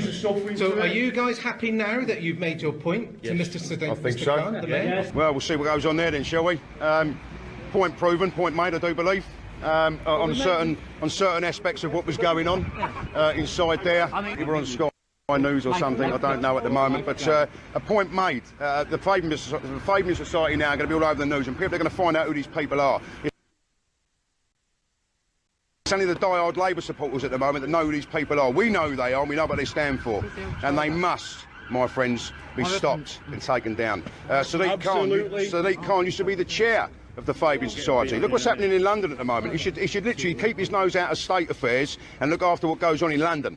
That's what he should be doing. And as a Fabian, he doesn't want to do that. And you wonder why the country is in the state it's in. I don't. By the way, I think the president's wrong when he says that the embassy in South London is a bad deal. I think firstly, it wasn't Obama who approved that embassy. It was George W. Bush who approved that embassy. Secondly, it didn't cost the American taxpayer anything because they actually sold off a bunch of buildings to pay for it. So I think he is wrong on that. I think he should have come out and told the honest truth, which is that he doesn't particularly want to visit Sadiq Khan's London, which is the acid attack capital of the world per capita, where you have in the last year soaring knife crime, soaring burglary, soaring rape, soaring youth homicide. And Sadiq Khan seems to be concerning himself more with matters of state, which he isn't elected to do, than actually solving the situation of crime in London. And it is soaring. And I have to say this, and you'll excuse me for being churlish about it, but places like Sky News and the BBC and all the best and brightest journalists in the country are not covering this.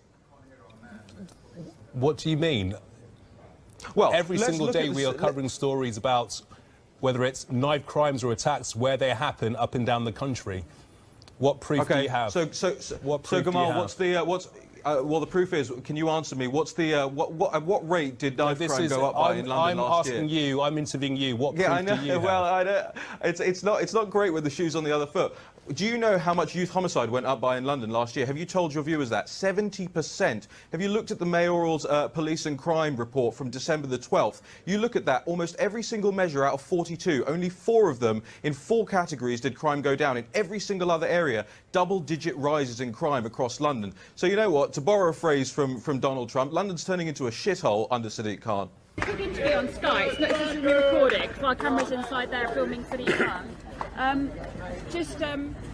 Is that live? It's not live, no. It's basic. Tell me, Dave, what brought you here today? What was your message today? Our message today was to let these MPs know that they have broken their oaths of office. And if you break your oaths of office, it's what's known as to be a very heinous crime. These people must realise that they are employed by us. They must do as we say.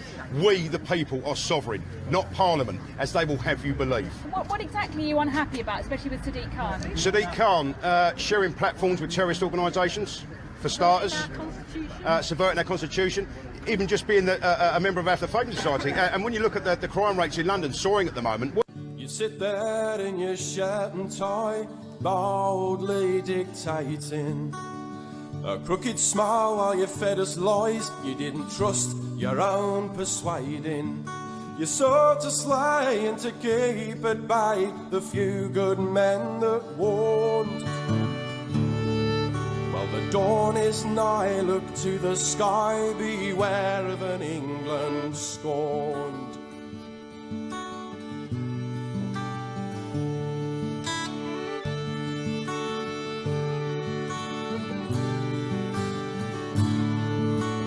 For the riddle I die, for the riddle I. You were bought with coin and you played your part and you'll live to rue the day. You smite the ways of our hallowed land and ignore the plight of our people, while you grease the stranger's outstretched hand and shout that all are equal. There'll be bitter cries for your deeds and lies when Wirred sounds the horn. And the Norns will glide through English sky and you'll reap an England scorned.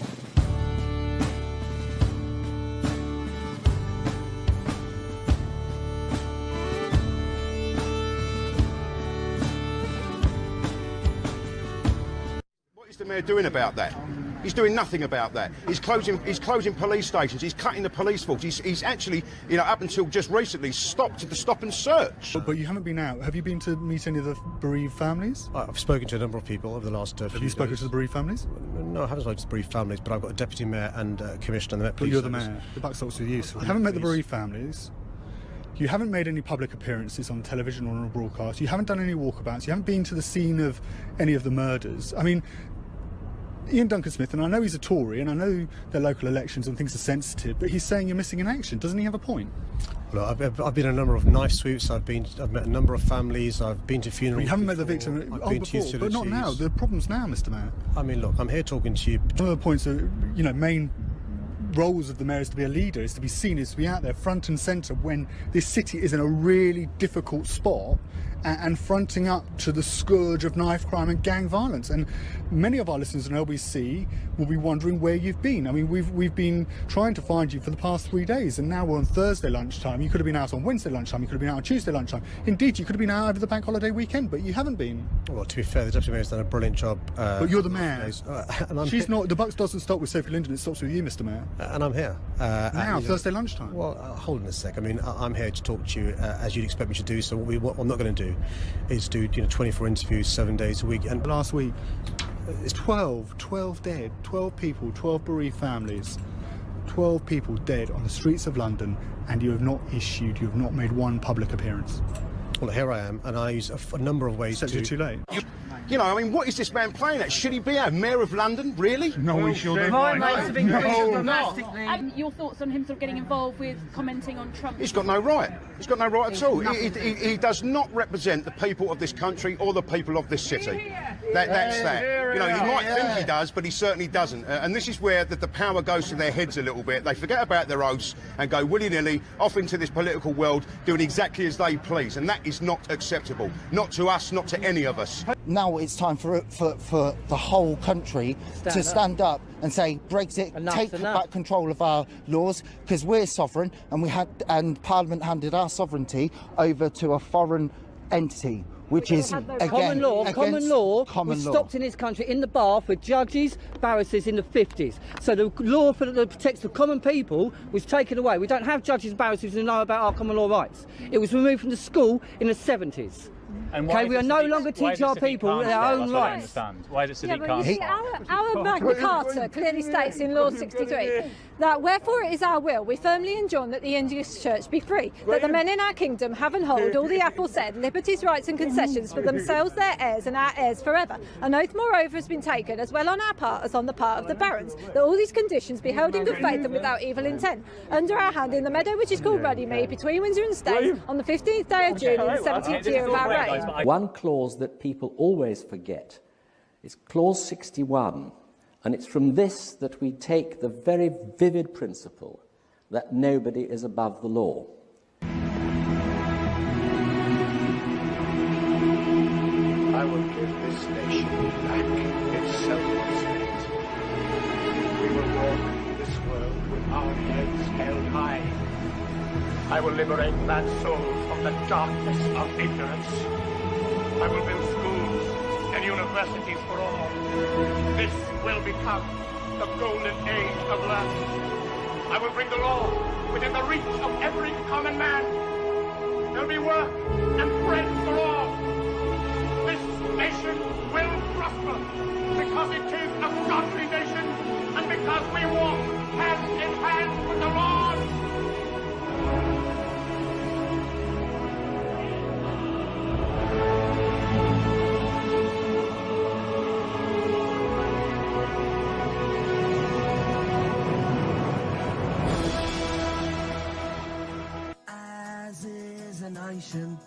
It's one nation of old, a land built by heroes, their stories we've been told, built upon a history of toil, sweat and tears, a Christian land of over 1,000 years. But listen to me people, these words you can't ignore. Today England needs her sons and her daughters like never before. Feel the pride, hear the call, from Land's End to Adrian's Wall. This is England, the land of St. George. This is the land of the free, where the white cliffs meet the sea. 1,000 years of kings and queens, Oxford and Cambridge English law, Charles Dickens and Bobby Moore, Drake and Nelson sailing the 7 seas. But listen to me people, these words you can't ignore. Today England needs her sons and her daughters like never before. Feel the pride, hear the call, from Land's End to Adrian's Wall. This is England, the land of St. George.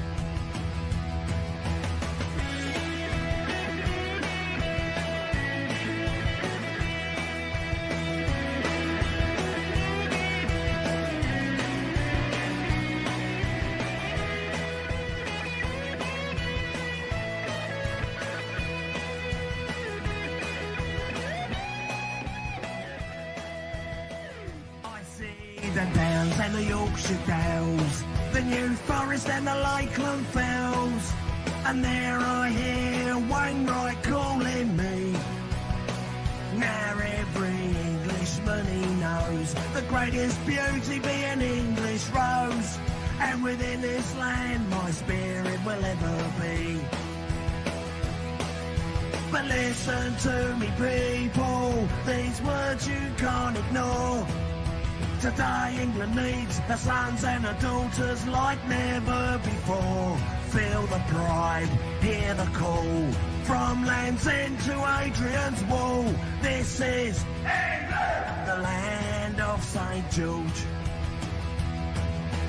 England, oh England, every woman, every man. What became of Jerusalem in this green and pleasant land?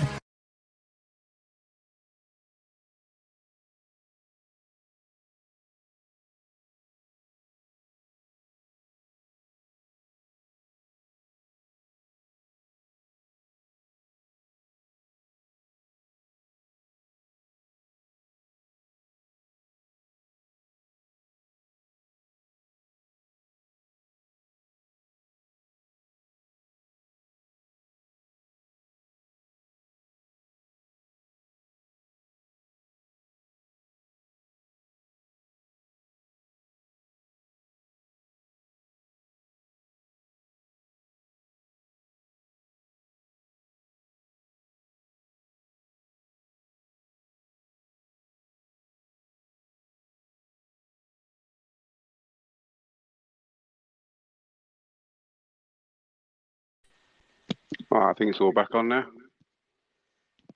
Don't know what the fuck happened there. I got kicked out by the looks of it, sadly.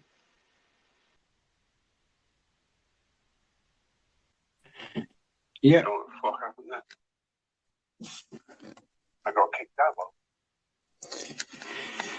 Yes, I found the what's it done? Are you there? Yep. Right. I can actually read the charges I've got in here, but they're a bit long-winded. Read it out. 2 seconds. 2 seconds, and I'll do it. Just got to find the beginning.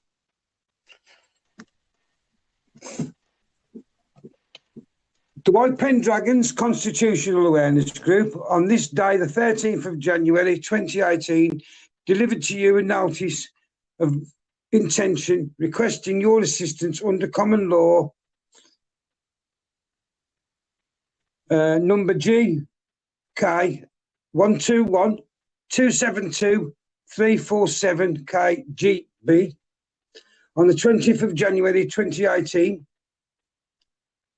We, the White Pendragons, having on the 13th of January attended the Fabian Society conference held at the Quaker House, 173177 Euston Road, London, where we proceeded to recite under Section 24A of the Police and Criminal Evidence Act 1984, those being named Sadiq Khan, Mayor of London, Sakir Starmer, MP, Shadow Secretary of State for the Exciting of the EU, Kate Green, MP, Chair of the Fabian Society, Andrew Harrop, General Secretary of the Fabian Society, and Olivia Bailey, Deputy General of the Fabian Society. Those named had been placed on citizen's arrest and documented, has been sent to you, and no reply has been sent as yet. As to no follow-up has been stated or investigated, I request information regarding the notice that why no investigation has been forthcoming. For your information, we have set down below those allegations yet again. Conspiracy. Members or associated may also knowingly otherwise be partly of that conspired by A, subverting the English Constitution, the written Constitution, B, subverting the oath system by willful disregard, C, purge of oath, taken to protect the subject's civil rights, contrary to common law, ancient laws and customs, conspiring to breach our Constitution, oaths of allegiances to the realm and our nation state. D, conspired to others to disarm the population and render them defenceless against tyranny and repression. E, created and enacted legislation that has caused loss of liberty, chattels and fines and fortitude without due process, jury of peers, contrary to our laws, customs, including but not limited to the Magna Carta 1215 and the Bill of Rights 1889. F, made reference to Parliament being sovereign, having no limitations of power. G, conspired to unlawfully, wrongfully and willfully advise the current monarch to breach the coronation oath of 1688, inclusive of ascension. H, conspired with corporations, wealthy industrialists and bankers, including alien governments and citizens, to enslave the subjects of England, Wales, Scotland and Northern Ireland. And it just goes on and on and on and on and on, guys, the amount of charges that we put in to these people. But it's down to you guys now. It is still an ongoing investigation. And what I will do, Dan, I will send you the copy of that, the number, So when you play the video, you can actually put the number going across the screen while it's playing. This is, you know, this is the reference number, ladies and gentlemen, blah, blah, blah. Well, I can send you the thing with the charges on if you want, but it's just... If you send it, what I'll do is I'll split this live stream up to Nathan and Flo at the beginning, and then the other half will be this lot, and I can put the number in this lot where they play the video. Yeah. Do all that there for you then, easy. Where do you want me to send it on? Just Facebook WhatsApp, or whatever, yeah, WhatsApp, whatever, mate, either way. Yeah, I'll send you it on WhatsApp now, mate, and then at least you got the number. But the charges, I've only read a few out there. There's loads and loads of charges, but like he said, they're all old, you know, from the Magna Carta and that, but they're all still in force. He's told you that. So people want to stop listening to the bullshit when they say there's only 3 parts of the Magna Carta left. There's not. They'll have you to believe that, but it's not true. It's all still in force, every single bit of it, and that proves it. Do you know what I mean? I'll be honest, I like what Flo was saying. I think we need to get behind them. There's some judges and some barristers didn't know what to do in this. And I didn't know about that until he brought that up, you know. 57 barristers or something, or judges are doing this, or trying to do this. Trying to bring the Magna Carta and that back into like law, into rule, so we don't ignore it. I think we should find out who they are and get behind them. But I mean, there again, Nathan's hit the nail on the head there again. I mean, if they want to bring it in, use it against them. Tell them that the Magna Carta is supreme. Without of the EU now, English law should prevail, and that is English law. It can never be repealed, and it can never be subverted, or, you know, it's there for perpetuity. And they should just argue on them facts. And the judges, if they're on their oaths, they can't argue with it, mate. That's a simple way to get it back. But what they do is try and do it legally. I wouldn't have a clue, Gary, because honestly, you and Nathan, right, know a lot more about this than I'll ever know about it. So I wouldn't know. But what they're doing, mate, they're doing it through their system. They're fighting it through their system, which is the legalese system, which costs money. And of course, it's a big payday for everybody. That's why it's being done this way. But the simple way would be put them on the oaths, put the judges on the oaths, make them come back under the oaths and reinstate the law of this land, not EU law. So I remember watching it, is it Robert Sinclair, I think his name was, years ago, doing all this. And there was a UKIP politician as well. A UKIP guy did it as well. I forgot his name now. And they were all in on it. And they went and tried and did it. And they arrested the judge and that, but it just all kicked off in the court. I remember watching it live. It's about 10 years ago, I think. But watching it all. You'll see many people. Yeah. But you'll see many people. You don't get any joy because the minute you put the judge on his oath, ask him what oath is there. Is he there on his, you know, oath to the people, or is there in his corporate commerce capacity? He'll get up and do one. It's happened many times.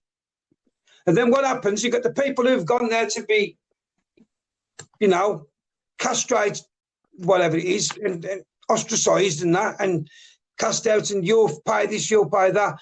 They're often sitting at the front of the court thinking, what just gone on here? The judge is pissed off, I'm sitting here, and then they're just told to leave. If I can get any of these out of these 57, I think, was it Flo said barristers? I'm not quite sure. He said QCs or something, didn't he? If I can get one of them to chat to you guys, were you interested in chatting with them?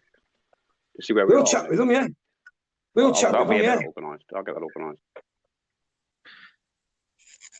Not a problem. Because it's just, what you've got to do, you see, when you go in a court, you've got to gain jurisdiction. If you let them gain jurisdiction, then you'll be fighting it under their rules. That's the way the courts work.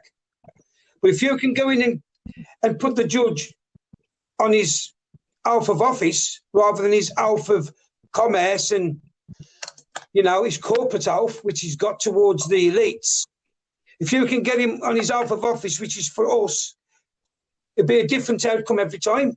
But majority of the time, the minute he walks in and says, all rise, and everybody stands up, you've given your jurisdiction to their to their way of doing this, if you know what I mean. I know you've what you mean. agreed. You're playing their system, so therefore you give them consent Yeah. and you understand it. I know that. I know what you mean by legalese terminology. So you don't have That's what I'm saying. So, and that's what happens time and time again. The worst thing you can do when they say all rise is all rise. Because the minute you stand up and everybody rises, you've lost your jurisdiction. You're going to be tried their way. But wouldn't that be attempt of court? Because you can use that against you, couldn't you? No. Because I always thought. Go on, sorry, Fred. Go on.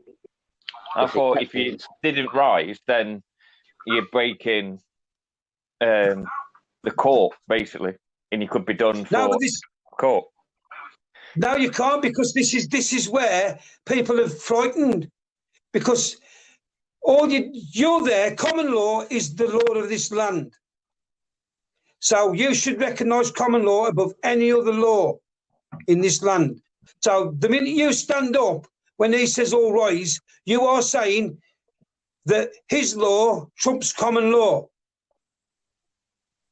And that's where people are going wrong. It doesn't. Common law is above anything. Just people are too scared to make a stand and do anything about it. You watch the videos, any video on YouTube where they've gone in and asked the judge, what alpha you want today? The judge will get up and run off because he don't want to try that under common law, because he knows the chances are he's going to be siding with, he'll be siding with he won't be siding with the people who are bringing the case. He'll be siding with the accused on 99% of the time.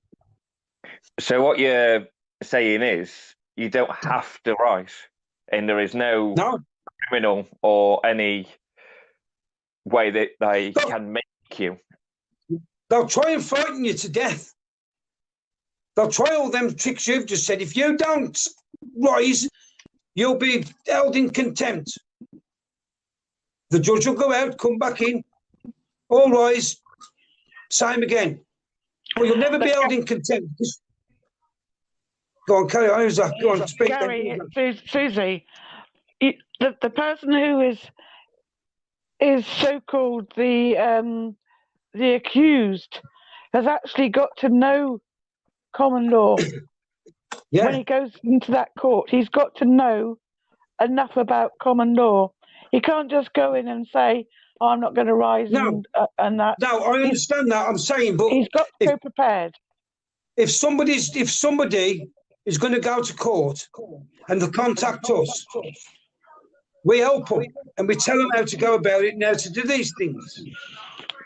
Sorry to jump in. You're exactly right there, Susie. Can I just double up on that? And this is what many people think. You can't just shout common law and expect the system to uphold your rights. You need to, you need to learn your inalienable rights, your common law rights, constitutional rights, and you need to know these things before you enter the court and try and do any of this, before you even attempt it. Otherwise, because the case of the matter is, if you don't know your rights, you have no rights. Yeah, and this is what happens to many people when they walk into a court. Yeah, thanks, Nathan. What I'm saying now, Nathan, but the thing I'm trying to say though, Nathan, is you have got the right. You've just got to learn it, because once you learn it, you've got that much power you would not believe. You haven't got to just stand up because the judge asks you to. But like you've said, and it is true, you can't just go in and say, well, under common law, I haven't got to stand up. You've got to know what you're talking about. But this is where, if you really want to get into common law and learn it, and you learn it properly, you'll know all this stuff yourself. And the clerk to the court is the one that advises the judge. Yes. So the clerk of the court, if you know your onions, if you know your common law, when you go into the court, the clerk of the court is going to advise, going to advise them that you know what you're talking about. Well, they haven't got a chance. Yeah. You're exactly right there, Susie. The clerk of the court, the judge, And indeed, actually, believe it or not, the prosecution barrister or solicitor can be asked at any point to clarify. I would say that the best way to ask is to clarify a point of law. But you can use anybody that's knowledge. But the clerk of the court is there indeed, especially in a magistrate's case. The clerk of the court is the highest. They're higher than the magistrate. They're there to give the magistrate legal and lawful advice because they're the only ones that are trained. Yeah. But most of the time when you go in a court, if you know what you're talking about, you can get jurisdiction. That's the main thing. And you know that, Nathan. Jurisdiction is the main thing. If you're going to fight it under their jurisdiction, you've lost.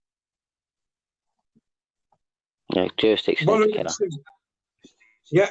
And I mean, it's hard to gain. It's hard to keep. This is why it's played in a court. It is a game. The whole point is to gain jurisdiction. That's the thing. Knowledge is power when you go into these courts, and anyone will tell you that. Yeah. It's either you know common law, or you think you do, and you really don't. And that's what they play on. People that know common law, we're frightened of. But people that think they know common law, they total sent to the fire, basically. But that's why when we go into court, we do know. And, you know, Nathan went to court recently with Davey. And believe it or not, he held the court from the public gallery. Is common law just for England, or is it for, like, Scotland, England, Wales, Northern Ireland? They all have common law, but the jurisdictions are different. It's Commonwealth countries. Exactly. All Commonwealth countries have common law. For instance, when you're talking difference in law between Scotland and England, it's just jurisdiction. Yeah, because that's what you know. You hear people down in England talk about common law. You hear about Scotland talking about common law, and I'm thinking, well, who do I trust? You know, who do I believe? Because a barrister. There is difference between the two countries. Yeah, there is different laws in Scotland, England, Wales. England and Wales got different laws than Scotland, but they're not. You know, they're very similar. Like, there ain't that many differences. But it's like trespassing laws are different and things like that sort of stuff. Not major laws. Let's put it that way. Basically, yeah, it is the only difference. Really, I would say is to sort of trying to say it in layman's terms is a kind of a local-based case law. Yeah, and there's I'll tell you what. One thing, Frederick, none of them are on your side because they all work for the bar. That's the prosecution, the judge, and the defence. They all work for the same bar, same exams. They're all in it together, and 99 times out of 100, they'll discuss your case without you being there, and they've decided what they're going to give you before you even go in. And this is why you've absolutely got to know your common law. You've got to know it inside out to be able to walk in that courtroom and hold that court. Yeah. I mean, Tracy Blackwell will tell you, we taught Tracy Blackwell common law, and she held the Court of Justice, Royal Court of Justice, up for 2.5 hours. So it does work. I've got an interesting one. If Scotland gained its independence, what would happen to the Queen as Scotland would break away from the United Kingdom? So where would that leave the Queen? Unless they wanted the Queen to remain as a figurehead, the Queen would then no longer have any ruling jurisdiction over Scotland. But the problem is this with this, and this is what I say to everybody that sort of says about Scottish independence, because most of them vote for the SNP and that lot. What's the point in gaining independence just to basically give it back to the EU? That's true. You wouldn't have independence. You'd be giving it straight to the EU. Believe it or not, I think that's a tactical vote. I think they voted for the SNP for, as you call it, independence, knowing that's what SNP stood for. But I think that was the only reason to get seats into Parliament. I think when it comes down to the vote of pulling out Europe or joining Europe, I don't think I'll go for that at all. I really don't. So GPD would not meet the requirements anyway unless the EU are going to drop their standards somewhat. Yeah, and I can never see it getting independent. Scotland would have to pay off the debt to us before that would happen anyway, because it's already an open contract. I don't think it'll ever happen because the Queen is like she rules over the monarch. Is still ruled, the country is still run by the monarch. I think we all know that, and I think the Queen will not give up Scotland. No matter how much you think or how much they vote, there's no way she can let it happen. Not a chance. Not a chance. That's my personal opinion on it. Like, but there's always catching. Stranger things have happened now, Dan. Yeah. Never say never. I don't think it'll happen because, like Nathan just said, they're just going to be jumping out the frying pan into the fire, really, if they did that. Well, there is a clause in the last referendum saying if they left the European Union, which they have now, which would trigger another referendum. But it's on the other hand, it did say once in a lifetime as well. So they could have another referendum. But I agree that because they said to remain with the United Kingdom and it did say it's a generation, I think they should at least have a generation before they have another one. Yeah, I get that. Even though we have left the European Union, but it's still not being a generation. The European Union wouldn't take Scotland on anyway. They're not really big enough to be fair. They don't give support to the party, if you like. So no, they've got nothing to offer. They've got the gas, electric. I mean, most of our electric and gas comes from like up north. But apart from that, they haven't got a lot of minerals and that sort of stuff. They haven't got a lot of populations up there. It's a lot lower than here. So it's not going to be. It'll be like not so much Greece. It'll be like Austria or something joining the EU. It's not amazing. They're going to take more than they give. You know what I mean? Not to have a go, I'm not saying anything about Scotland or anything like that, just purely just as a strategic thing. They'll be taking on the lemon anyway, because yes, technically in Southern Ireland, EU, Scotland, EU, yes, but slap bang in the middle is Northern Ireland, which is part of us, so it wouldn't be very good for them anyway. In the long run, it would be no good. It would just create more trade barriers, it would create more, it wouldn't pay off for them. I can't see them agreeing to it. They're just rather dump Scotland. I think they're going to dump us anyway. They're just going to try and basically limp us as much as possible. I just feel sorry. I'd like to see them if that ever happened. I'd like to see what happens when the Queen wants to get to Balmoral. Yeah, exactly, Gary. That's why I know it's never going to happen. William the Bruce II, is it? What was it Vicky just put in the chat there? Vicky just put, Boris has told the EU to stuff their offer, no alignment, and the EU are fighting over how much they have to pay to fill the gap. Yeah, well, that's probably true, because there's only, as far as I know, when I was into the UKIP, into Farage, 5 or 6 years ago, when I wanted out of Europe in a big way, still do, I was looking into it, and I was like, there's only 3 countries who actually contribute, if you like. That's France, Germany, and us. There's no other, every other country is taking more than they're putting in. You know what I mean? Something once we jump out, us in Germany, Germany are the biggest funders. We were the second biggest funders, and then French. Now, French were putting in near enough what they were taking out. There wasn't much difference. We were putting in, well, $1 billion a week, whatever it is, $1 billion a month, is it, or something, I don't know. And either way, we weren't getting much out. We're getting a few parks in Wales and things like that, but not nothing major. And Germany was the same. Germany don't take a lot out of it either. So now, basically, the bill's been left to Germany. Germany's now got to prop the whole of the EU up. That's how it looks, and that's why they're panicking over it. Yeah. They're basically worrying over the firewall because the poor countries like Greece and Italy, and I think it's Portugal, that had the Euro crash. The Eurostag basically did it once, then we had to bail them out. And we've got no compensation for that. So I don't get why they're saying we have to pay. You know, we have a lot tied up in the euro. You know, the euro. And it's funny you touched on the euro, Fred, because that is exactly what's happening at the moment, and this is why Germany is panicking and France is panicking. Is because it's like Danny says, we were the 3 major players, the 4th and the 5th weren't really that close to us behind. So basically, what's going to happen now is one of the major players has pulled out. You've got a lot of countries, and it's exactly like you say, like Greece, which they've bankrupted on purpose so they can create the euro, the eurozone, the European state. And now what's happened is before they've got to complete it and bankrupt us all to gain everything to then pull all our resources. It's like a lot of people don't realise we've got one of 3 tin mines in the world, gold mine. You know what I mean? We've got a lot of resources, coal mines that can be used, which the EU made us stop using basically. So we've got a lot of resources we can now tap into. But there's a lot of countries that are bankrupted on purpose, and now all these countries are bankrupt. They've done it on purpose. They're hanging around their necks, and they're going to have to pay for it now.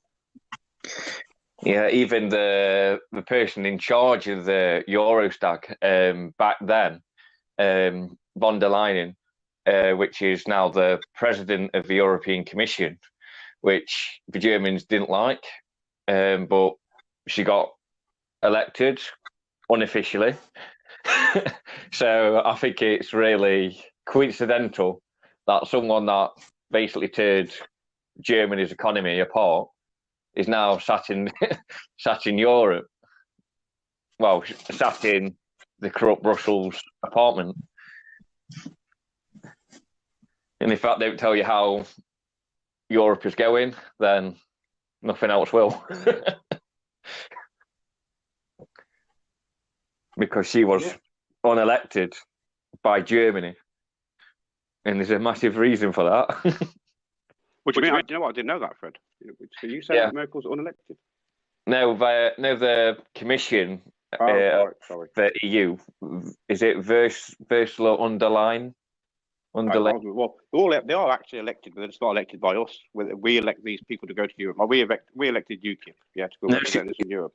And it's down to UKIP then to make the votes for who's in charge of Europe. But because UKIP don't play ball in Europe because they don't like Europe. Actually, that's not how the Commission works. That's only how the European Union representatives work. The Commission basically self-elects. No, she was meant to be. I think because it was on news where you meant to basically all have a vote from your high officials. I think that's the MEPs or something or other. Yeah, that's right. Then they elect who they want to be in charge. But this wasn't without controversy in Germany because no one liked her because of what she did in charge of the affairs during the Euro.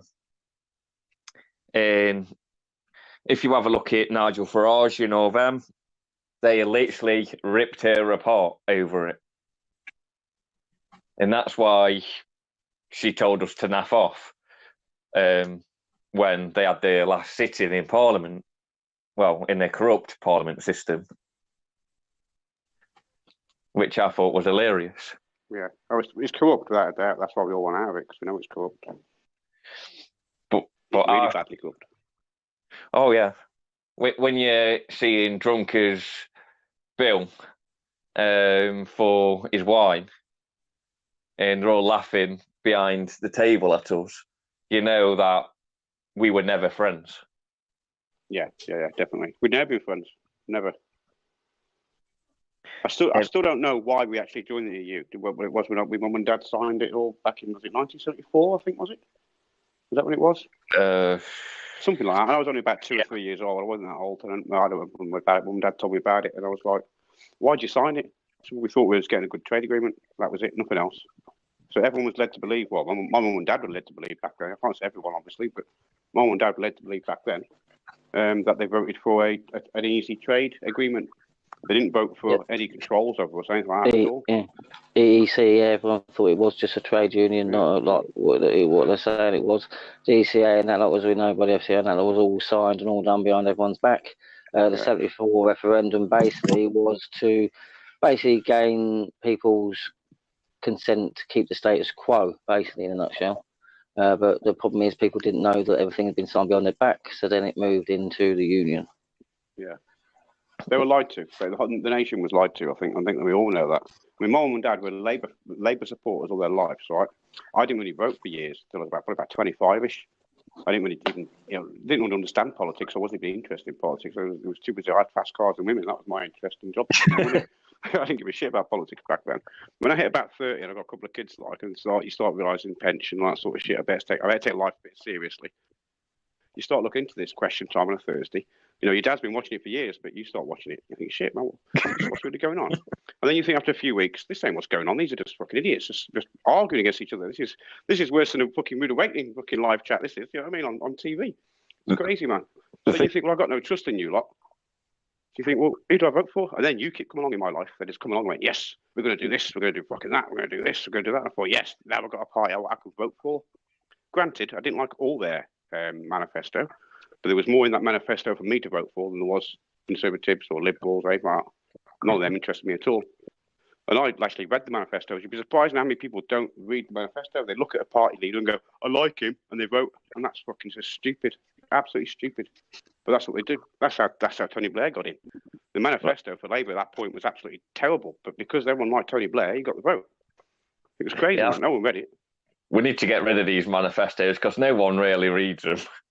Unless we need to hold them to account, Fred, I think. When Trump's doing stuff, okay, he's not the greatest, but he's doing stuff that he said he was going to do. You know what I mean? And that's a lot of politicians here will say, we're going to do this, we're going to do that. And as soon as they get in power, they don't do none of it. None of it at all. Which is annoying. It is annoying. You are bang on there, Danny. That is one of the main problems. No one is held accountable. And that is the problem, so they don't have to uphold it. See, to me, I think the manifesto should be written into fucking sort of a law. You know what I mean? You said you're going to do this. We expect over the next 4 years them things to be done. If you don't, forget the new vote. We're going to sack you. And we're sacking you. Well, this is the whole point. If you enter into a contract with the government, i.e. with a driver license or something like that, if you do not uphold your end of the contract and do exactly what you say you're going to do, exactly. It's got 4 years planned, so we can say, right, what are you going to do in the first year? For example, Boris, right? You've said this and said that. You're going to ban the TV license. Okay, when you're going to ban it by? By 2022, right? If it ain't done by 2022, clear your desk. Simple as that. That's what we should be doing. Because that's what happened at work. If I was at work right now and I said to my gaffer I could do something, I fucking didn't. I'd expect to either clear my desk or, get at least a verbal or written or something. Some sort of discipline. I was shocked in the last election that my MP, well, not my MP, but the area that I'm in, Marie Rimmer is in again. And you just have a look at St. Helens Town Centre, it looks like a shithole. There's a homeless person on every corner. The shops are basically crumbling. And it's like, well, what are you doing? Where's this money coming from? And I can't see any. Well, that could be down to the money's getting sent from Westminster to the council. The council are either paying debts off that they've raised in the last few years, or they're spending it where it shouldn't be getting spent. You know what I mean? It's things like that, usually. I can't see any money being spent. Oh, it'll be getting spent somewhere. It's getting sent from Westminster. I can see that, definitely. That'll be getting sent from Westminster without a doubt. It'll come out of the Treasury in some way. But, well, it's not out of the Treasury. We all know it's just off the IMF, isn't it, really? But it will come. But what the council do on it. I mean, Telford Council, we lost, I think, Telford Council, it was about 3 or 4 million. Not a lot in comparison to what we get given a year. But we lost 3 or 4 million because we banked in some Iceland bank years ago when it all crashed, 2008. We were banking some Ireland bank because it was a higher interest than the council. And I was screaming, going, if you've got money to go and put into a savers account, and yet the roads are all shit, the street lamps are fucked, get it out of the savers account and spend the money. That's what it's there for. Yeah. But that's what they were doing. They were hiding it away from the government. They were hiding it into offshore accounts. Money laundering, really. It's like fraud, isn't it? They were putting it into offshore accounts, Iceland, wherever it was. And of course, when the government then said how much money you got in your account, they said, we spent it all. So they got the next year, then they get given the same money, if you know what I mean, the same funding. If you don't spend all your funding, you won't get given the same next year. That's the way it is. And that happens in all cost businesses, that does. That happens with anything. It happens to me at work. If I don't need that many cans of WD-40, then next year I won't get that many cans of WD-40. It's simple business. It's simple saving money, isn't it? Well, the way it's run at the minute, I just can't wait to see what the end result is in 2021. Well, it's a case of, do we trust Boris or not? That's what it's about, really. No. And is it because we don't trust Boris, or is it because we think there's people well above Boris who are making the decisions? I think that the new Foreign Secretary that is backing No Deal is fantastic. I think the one that was before him, Sadiq Javid or whatever his name is, he was looking for a deal. I'm like, you're not going to get one. Well, you should never go into the deal saying that you're not going to have a no deal. That's the biggest mistake you ever made. Yeah, that's like saying I'm going to come and buy your car, and I'm definitely buying it. What? That's sound then. If you're definitely buying it, I'll stick to my price. End of.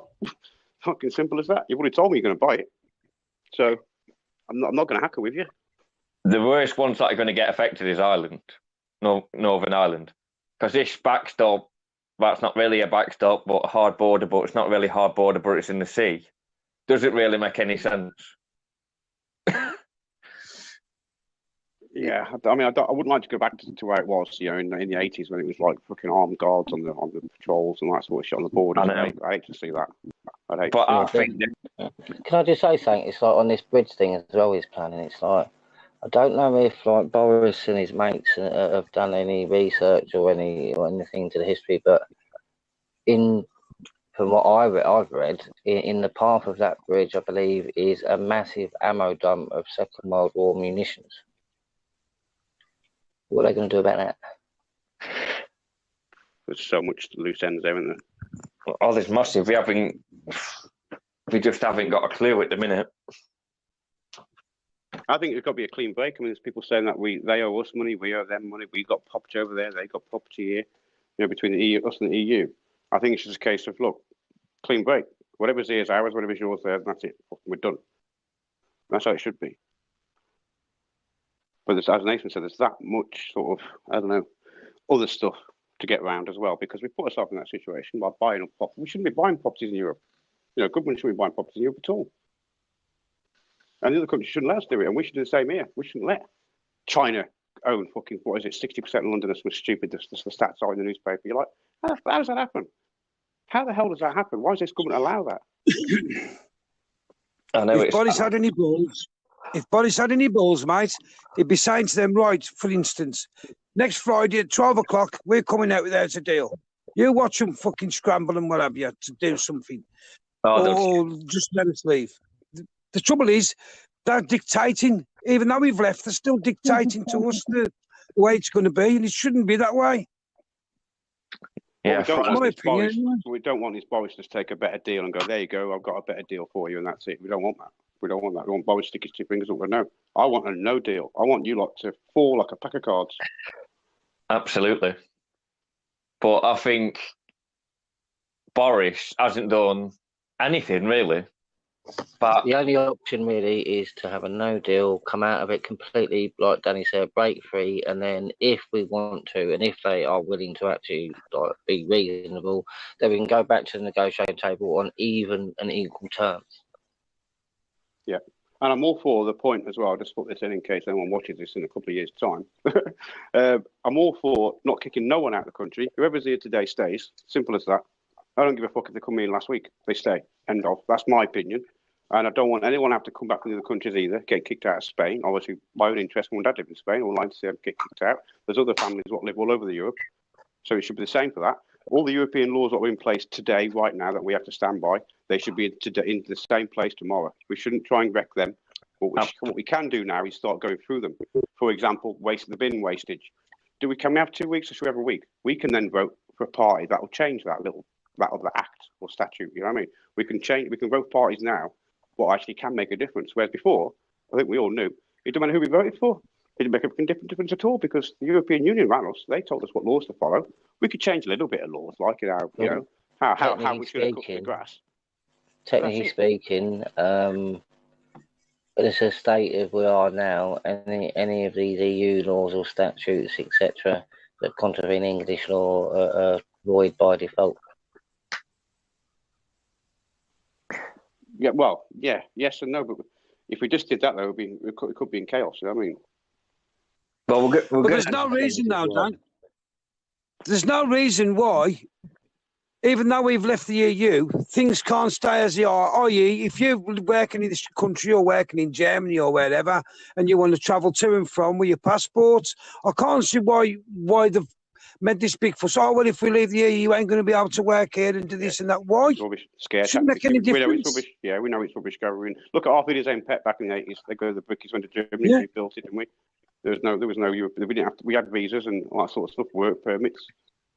That's what I mean. There's no reason for all that to change. That's just them scaremongering. Well, we're going to spit our dummy out if you leave, and you ain't going to be able to work here. You're going to have to send all up. It's just to frighten the people who are working in them places, who are going to lose their livelihoods if that happens. It's just a scare tactic. So they'll say, "Oh, well, we want to stop." Yeah, that's all that's for. Well, it hasn't got to be implemented.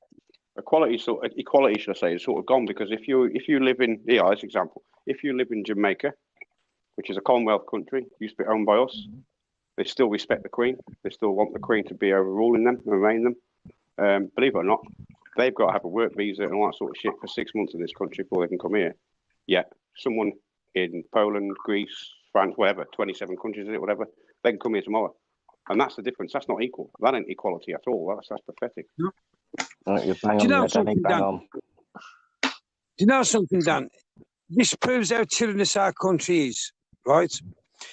If, just for talking sake, if you want to go where my missus lives, Belarus, you can go to Belarus tomorrow for 28 days without a visa. You can go and visit the country for 28 days without a visa or anything like that. If they want to come here, even for a 2-day holiday, they've got to have a Schengen visa, minimum, before they can even step foot in this country. Now, Belarus ain't doing that for English people who want to go and see Eastern Europe. Same as Russia, you don't. But if they want to come here, it's completely different. And I don't get it. Why can't it be equal? Why can't they say, well, if you want to go on holiday to England, we know it's a bit of a distance, you can go for a week, 2 weeks, whatever, without having to have a visa because you're visiting on a holiday. It's different if you want to come and live here, but on a holiday. But it's not the same, and I don't get it. That's the you said it's not equal. It's not equal, and you think, well, how can we stand we stand for equality, we stand for everyone's got the same rights and all that sort of shit. Yeah, you know what? You over there, but you love the Queen, and we know if there's a war started tomorrow, we know for a fact you'd come and help us. But no, you got to get a visa for 6 months. You're like, what? That doesn't make any sense. That's not just Jamaica. That's other countries. There's Commonwealth, Canada, Canada, America's the same. You got to get a visa. Yeah, they're allies. It's just mental. It's like the if you meet an American girl, it's the same thing as meeting an Eastern European girl. If you meet an American girl, they've got to have all the visas, this, that, and the other before they can come here. But you can go with a French girl, German girl, Spanish girl, who don't, for talking sake, can't even speak English, and they can come tomorrow. It don't make sense to me when Americans speak the same language a lot as us, and yet they've got restrictions on them. Don't make sense. Doing a Harry and a Markle. Yeah. And it's all down to this European Union fucking treaty bullshit. And you're like, well, because of this treaty, we can't now. I mean, me and Flo and other people years ago had a discussion about politics, never on public live, to be honest with you. I'm probably the first time I spoke about it live. So there's many times I used to say, why can't we buy New Zealand lamb anymore? Why? It's cheaper. It's cheaper than French lamb. It's cheaper than fucking German lamb. It's cheaper than our own lamb. We can get New Zealand lamb actually cheaper than I can get it from the farmer down the road because he's charging that price.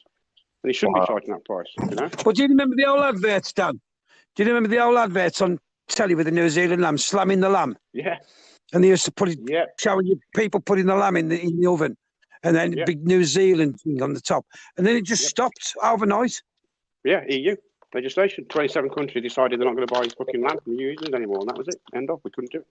It was simple as that. Yeah, we voted for it. We want to still buy it, The other 26 countries went, no, you're not.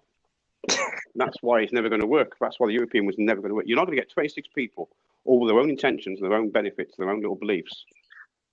We can't get fucking 3 people in a chat room to all believe the same thing. You know what I mean? So you're never going to get 26 countries of states all sit there and say, yeah. They're only going to vote yes or no if it's in their interest. And that's why we have, Belgium, fishing on our fucking seas. And they've got no coast, I believe, you know what I mean? Whatever it is. It's like, how does that even work? How does that even work? But if you went into Belgian waters with a British fucking fishing trawler and started fishing in their waters, it'd be able to pay. No, you'd be allowed to. No, you'd be allowed to. There's no fucking fish there. There's no point. That's why we're not there. I'm on about it. No, what I'm trying to say is hypothetically, if they had fish in Belgium and you went into their fucking waters and started fishing, they'd be able to pay. But they can come here and do it to us.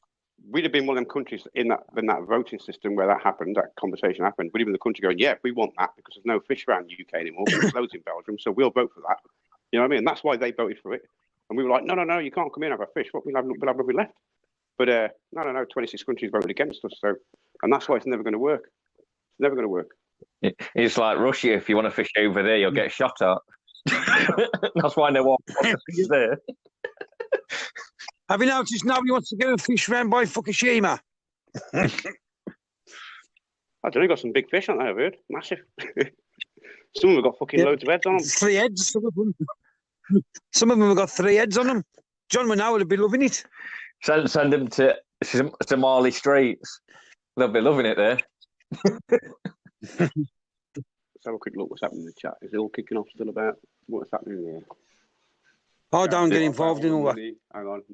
Your worst nightmare says, Gary, what about all the money you pay for the visas? Yep, well, it's got to go somewhere. I don't know who your worst nightmare is, but you've had some good points tonight on the chat. But yeah, it's got to go somewhere, hasn't it? You've got to pay for visas. It's got to create employment, isn't it? People have got to do them jobs. You know, people are going to lose jobs as well. But then again, Dan, like you've hit the nail on the head. Why should you have to have a visa to come from America, Russia, etc. here, when you don't have to have a visa to come anywhere else? And like we don't have to have a visa to go there. I know we do it to America, but we don't. If you can get to Russia tomorrow and you don't need a visa. Well, to me, the visa. So why should they have to have one? Yeah, to me, it's the old system, Gary, to the visa. Nowadays, you don't need a visa. Your passport gets scanned, so traceability. You know, every country knows who's there really and who isn't and who should be and who shouldn't. That's how you know they're in it for them. It's just about money. That's all it is about. And it's wrong. And if you haven't got the money, then you don't see your wife or whatever, or your wife can't stay here or whatever. And yet, like, you get the migrants can come in and stay as long as they like. You know, I just don't get it. Well, that's another question as well. It's got to be equal. If you open the borders to Europe, right, to me, you should open the borders to the world. But the reason they won't do that is because they'll be like, look, straight, even any politician will tell you, well, you can't do it to the world because then we'll be overpopulated in months. Well, yeah, it's still be the same if you do it to Europe. It's still exactly the same, just take a bit longer. Still be exactly the same fucking outcome. Just take a bit longer, that's all. It's like I think we're going over there, fighting against ISIS. We should have just gone in there and took over the country because we're back 6 months later. A lot of people don't show that they're proud of this country because the fact that all these Europeans want to come to this country, we should be proud as great British people. We should go, well, yeah, this is why our country is great because we know it's great because you want to come here. But we've had this bread out. We've had that bread out of us now, Dan, in the schooling system and everything. We've got to be more diverse. We've got to do this, Like I said, if you had a photo shoot somewhere, we'd have every flag on there except the Union Jack. Oh, you can't put that on we don't that on the shot. That's true.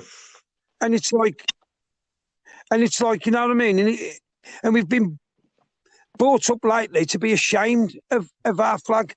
And it shouldn't be right. It shouldn't be that way. Yeah, it's political correctness. Imagine telling Putin, you can't hold that flag on this photo shoot. It's like, well, fuck your photo shoot then. Yeah, but he is communist. But our politicians are going. He is a communist, though, isn't he? You've got to be honest. He's not. He does some great things. I like Putin, but he's a communist. It's a communist country. No, but what I'm saying is, I'm just on about his nationalism for the flag. You wouldn't tell him or Trump. If you said to Trump, come on this photo, he's got an American flag, and he went, we don't want that on there, then Trump wouldn't be on the photo. Yeah. But our fucking politicians give the flag and still stand there and have the photo took. Yeah, because we're in Europe. Whether that changes when we come out of Europe or not, who knows? I hope they get the patriotism, because it's the patriotism, isn't it? They haven't got the lost politicians in this country just lost their patriotism completely. All of them. Only UKIP, or should I say Farage. He's the only one who looked a bit like a patriot. He stood for us and shouted at them, and God knows what for what I thought was our country's benefits at the time. It turns out it might not be that way, but either way, at the time, I was the only person I thought he was the only patriot that sang up for us. When really, none of them are patriots for this country at all. If Farage was a patriot, he would have stayed where he was after the day after that fucking vote and made sure we come out of Europe. He ain't. He fucked off for 3.5, 4 years. Now, to me, he was there to do a job. He got the job, he got it done, and then instead of seeing the job through, he walked away. Who does that? Crazy. Really, Dan? You know what I mean?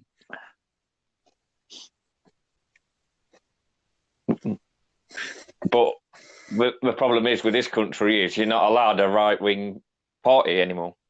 It's either centre or left. You don't get a right-wing. Yeah. Well, they say Conservatives right-wing, but I don't believe that, to be fair. I don't believe that. I wouldn't call it right-wing.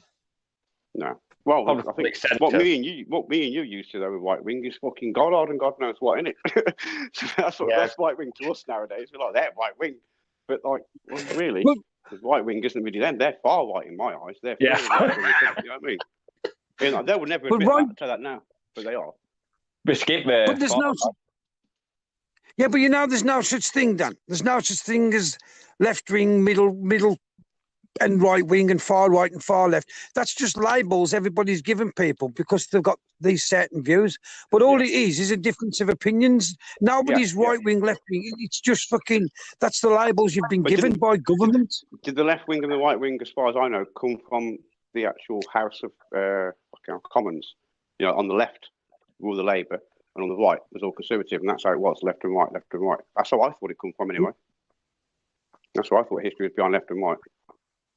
Yeah, but what I'm saying is... That's what I got told on Google. But really, it's not, is it? It's just you're either Labour or Conservative. You're not left or right. You're Labour or Conservative. Yeah, it is, because that's the only choice we've really got in this country at the moment. It's them two. Lib Dems have gone, haven't they, now? Are they finished or what? Or are they still going? No, they've got, is it 14 seats? Have they? Yeah, they went on a resurgence. Labour went down to 200 seats. See, in Telford, we have a choice of, believe it or not, about 50 fucking Labour councillors, about 10 Conservative councillors, and 1 independent. That's it. There used to be UKIP, there used to be all sorts. There used to be a Green Party, there used to be UKIP, there used to be loads here years ago, but not now. Years ago. We've got a choice of them two, and that's it. Years ago, I can still remember the raving loony party. Yeah, what happened to them? Lord such and such, yes. Yeah. I like what he said. I was like, you'll never forget this statement. He made this. He goes, I'll save the global warming problem of the seas rising. We'll kill all the whales. I just couldn't stop laughing. Couldn't stop fucking laughing. Screaming Lord Such. Yeah, brilliant. I'll bring the water level right down, he said. Brilliant. Water displacement. Oh, I was fucking laughing me off for years. I was about 20, I think, when he said that. 20-year-old or something. But yeah, we haven't got no one. I mean, like Flo's discussed tonight earlier on, and Gary and Nathan all discussed, we all come to a conclusion that we need to get behind somebody that's going to step their neck out and go, this is what we're going to do, this is how we're going to achieve it, there's a manifesto, if you like what I'm about, vote for me. And that's what we need, someone like that. And I don't mean a Mark Collett, you know what I mean? I mean someone a bit more fucking clued up than that dickhead is. We did that with Tommy Robinson in the MEP run. He was never going to be an MP, has he? Never. He's not experienced enough for that. He can't even speak proper. Like me. I thought he would have done better in a general election than an MEP election. I think once he went to prison, that's it all over for him. You're not going to be elected. But he's now in Russia and all them, isn't he? I don't know where Tommy is now. I ain't got a clue. He's been doing interviews in Norway, in Russia and all that. Oh, okay. I didn't know that. I haven't followed Tommy for a while. I mean, Rick's probably, if someone said to me, any idea what Tommy's doing now, so I don't know, but I can find out for you, and I'd just text Rick and go, what's Tommy up to now? I know Rick's in the know, he knows what's going on, but I wouldn't have a clue. Yeah, he's gone abroad, hasn't he, now? Didn't know that. Gary, can you mute your mic, please? Vicky says, okay. Right, Wendy's still here. What was the question? What's going on here, Wendy? Are you asking questions anyway? Wendy likes Gailey. Yeah, we know that, Barley. That's funny. The chat's funny tonight, I tell you. Some of the chats. No, Gary. What was that, Sue?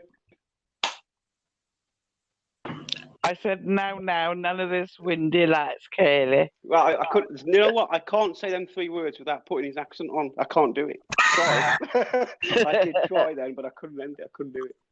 I know Windy's laughing. Don't worry about it. Windy's all right. He has a good joke. He can have the piss ripped out, same as everyone else. Well, Tommy was in Russia lately, and the woman who was interviewing him was trying to get him to, you know, with the Muslims and everything, and he'd come out after he'd been on the show. She was married to a Muslim, and that's why she was, you know, giving Tommy grief about the Muslims and that, because she was married to one. That was on RT, that was. Hasn't it RT Russia. Well, I think it was you guys who informed me of this. It could be Rick, it could be a few others. I think it was AJ as well. He told me, and Vicky. I think they informed me that Goddard married or got involved with is she Indian or Pakistani or something Muslim or something? I don't know. She's not English anyway. I don't know nothing. I don't know nothing about James. Mixed race child, as far as I know, isn't it? Indian, I think. Yeah. Yeah. So it's got mixed race child. Hasn't Mark Collett got the same situation as well? I don't really know much about Mark other than the recent shit he's been spouting, which I got told by someone, I can't think who it is now. But it might have been when I was on Streets Live or something, someone in there, maybe Ralph or something, who was getting discussed with Mark Collett's thing. And Mark Collett's also got, as far as I know, a mixed race child. And yet, they were quite happy to kick all the mixed races out. Like, I think the question was asked to him, what are you going to do with your own kid? It's like a bit ironic, isn't it? I don't know that, to be fair, Dan. Yeah, I'm pretty sure. I'll ask around back in Streets Live if that's true or not, because I'm pretty sure one of them told me in there, and they all agreed to it. None of them disputed it. They all went, "Yeah, that's right. I know what nationality she is like, but she's not white. Let's put it that way." And of course, Mark Collett was he was asked the question: if your daughter, tell a lie. No, I get it wrong. He was asked the question: if your daughter got involved with a mixed race man and then had a child, what would you do for the child? That was it. That was the question that was asked. And he said he would kick the child out. That was it. That was what it was. Sorry.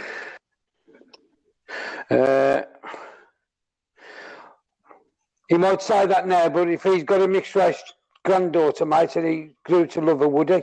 That's the thing. He won't get no grounds. This country is not racist. I know. No, I'm on about in his ideal world. I'm on about. Yeah. In his ideal world, he might say that in his ideal world, but if he had a granddaughter and there was 4 or 5 and he loved that, yeah, would he actually fucking do that? I don't think he would. No chance. No human in my eyes would do that. But you do get some nasty guys out there who would do that. I would never do that. I don't think he would. But if Mark Collett, right, he's all good. He's all good to the one time he gets a bit of a stage, like on Question Time or Newsnight or anywhere like that, and he'll just be like, in my eyes, he'll be like a Nick Griffin. He'll come across completely racist. Whether you like it or not, he will show himself. Well, it is that he's racist, and you can't say, well, everybody who come over here in the Windrush and have children and helped us out, thank you very much for all of that, but you can fuck off now. We don't need you anymore. You can't do that to people. And the sad thing about it is the Windrush, I believe, are Commonwealth people, are they not? Yeah, they are. They helped us in the war, yes, and all that sort of shit. You're like, really? Who's this? I want a head on the plate for this. I do, because I've got a lot of Jamaican friends. I'll be honest. I want a head on the plate. I go, who decided this? Someone's got to go back. Who signed that bit of paper? I want a head. Exactly. Didn't want to go back twice. Theresa May, I believe, was involved in the Windrush crap. Believe it or not. Yeah. This is the thing. I want to address that as well, because it really, really annoys me when we're hearing language like second generation immigrant. I'm sorry, people, but if that's the label you're claiming, but if you're born here, you're not an immigrant. That's the way I see it, Nathan. That's exactly how I see it. What? If you were born in this country, I mean, I got asked that the other day. Well, what if your son was born in France and you brought him back the day after? I go, he's French. And they went, you are? Because, yeah, he was born in France. Now, I thought if we haven't lived there, we aren't going to get French citizenship because we was on holiday at the time. But I'll always say to him and take the piss out of him for the rest of his life. You're French, by the way. You're born in France. That's what I'll always say to my lad or my daughter if they were born in France at the time. Yeah, you're an English citizen. He was actually born in France. That's why I'm a Scot. People say to me, you're Scottish or English? I go, I'm a Scot. I'm Scottish. I was born in Scotland, lived there for 4 years. Come down here, like mum and dad kicking and screaming, they were dragging me down here, according to them. I don't know much of it, to be honest with you. But either way, I was 4 when I come down here, and I still treat myself as a Scot. All right, but if someone said to me, but where have you been brought up? I say in England. I'm an Englishman, really, but I'm a Scot in the blood. I was born in Scotland. I'm a Scot. My father was born on an English naval base, so technically he was born on English soil, but he was born in Singapore, so he can have both a UK and a Singapore passport. Yeah, I know I can play for England or Scotland if I made it good in football. I forget that when I was at school. You can play for England or Scotland, you're lucky. Well, not really. Playing for Scotland, how's that lucky?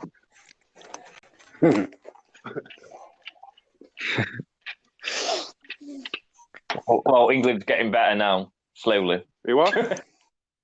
England's getting better. We've got to the semi-finals. You need Liverpool team job, yeah, I think.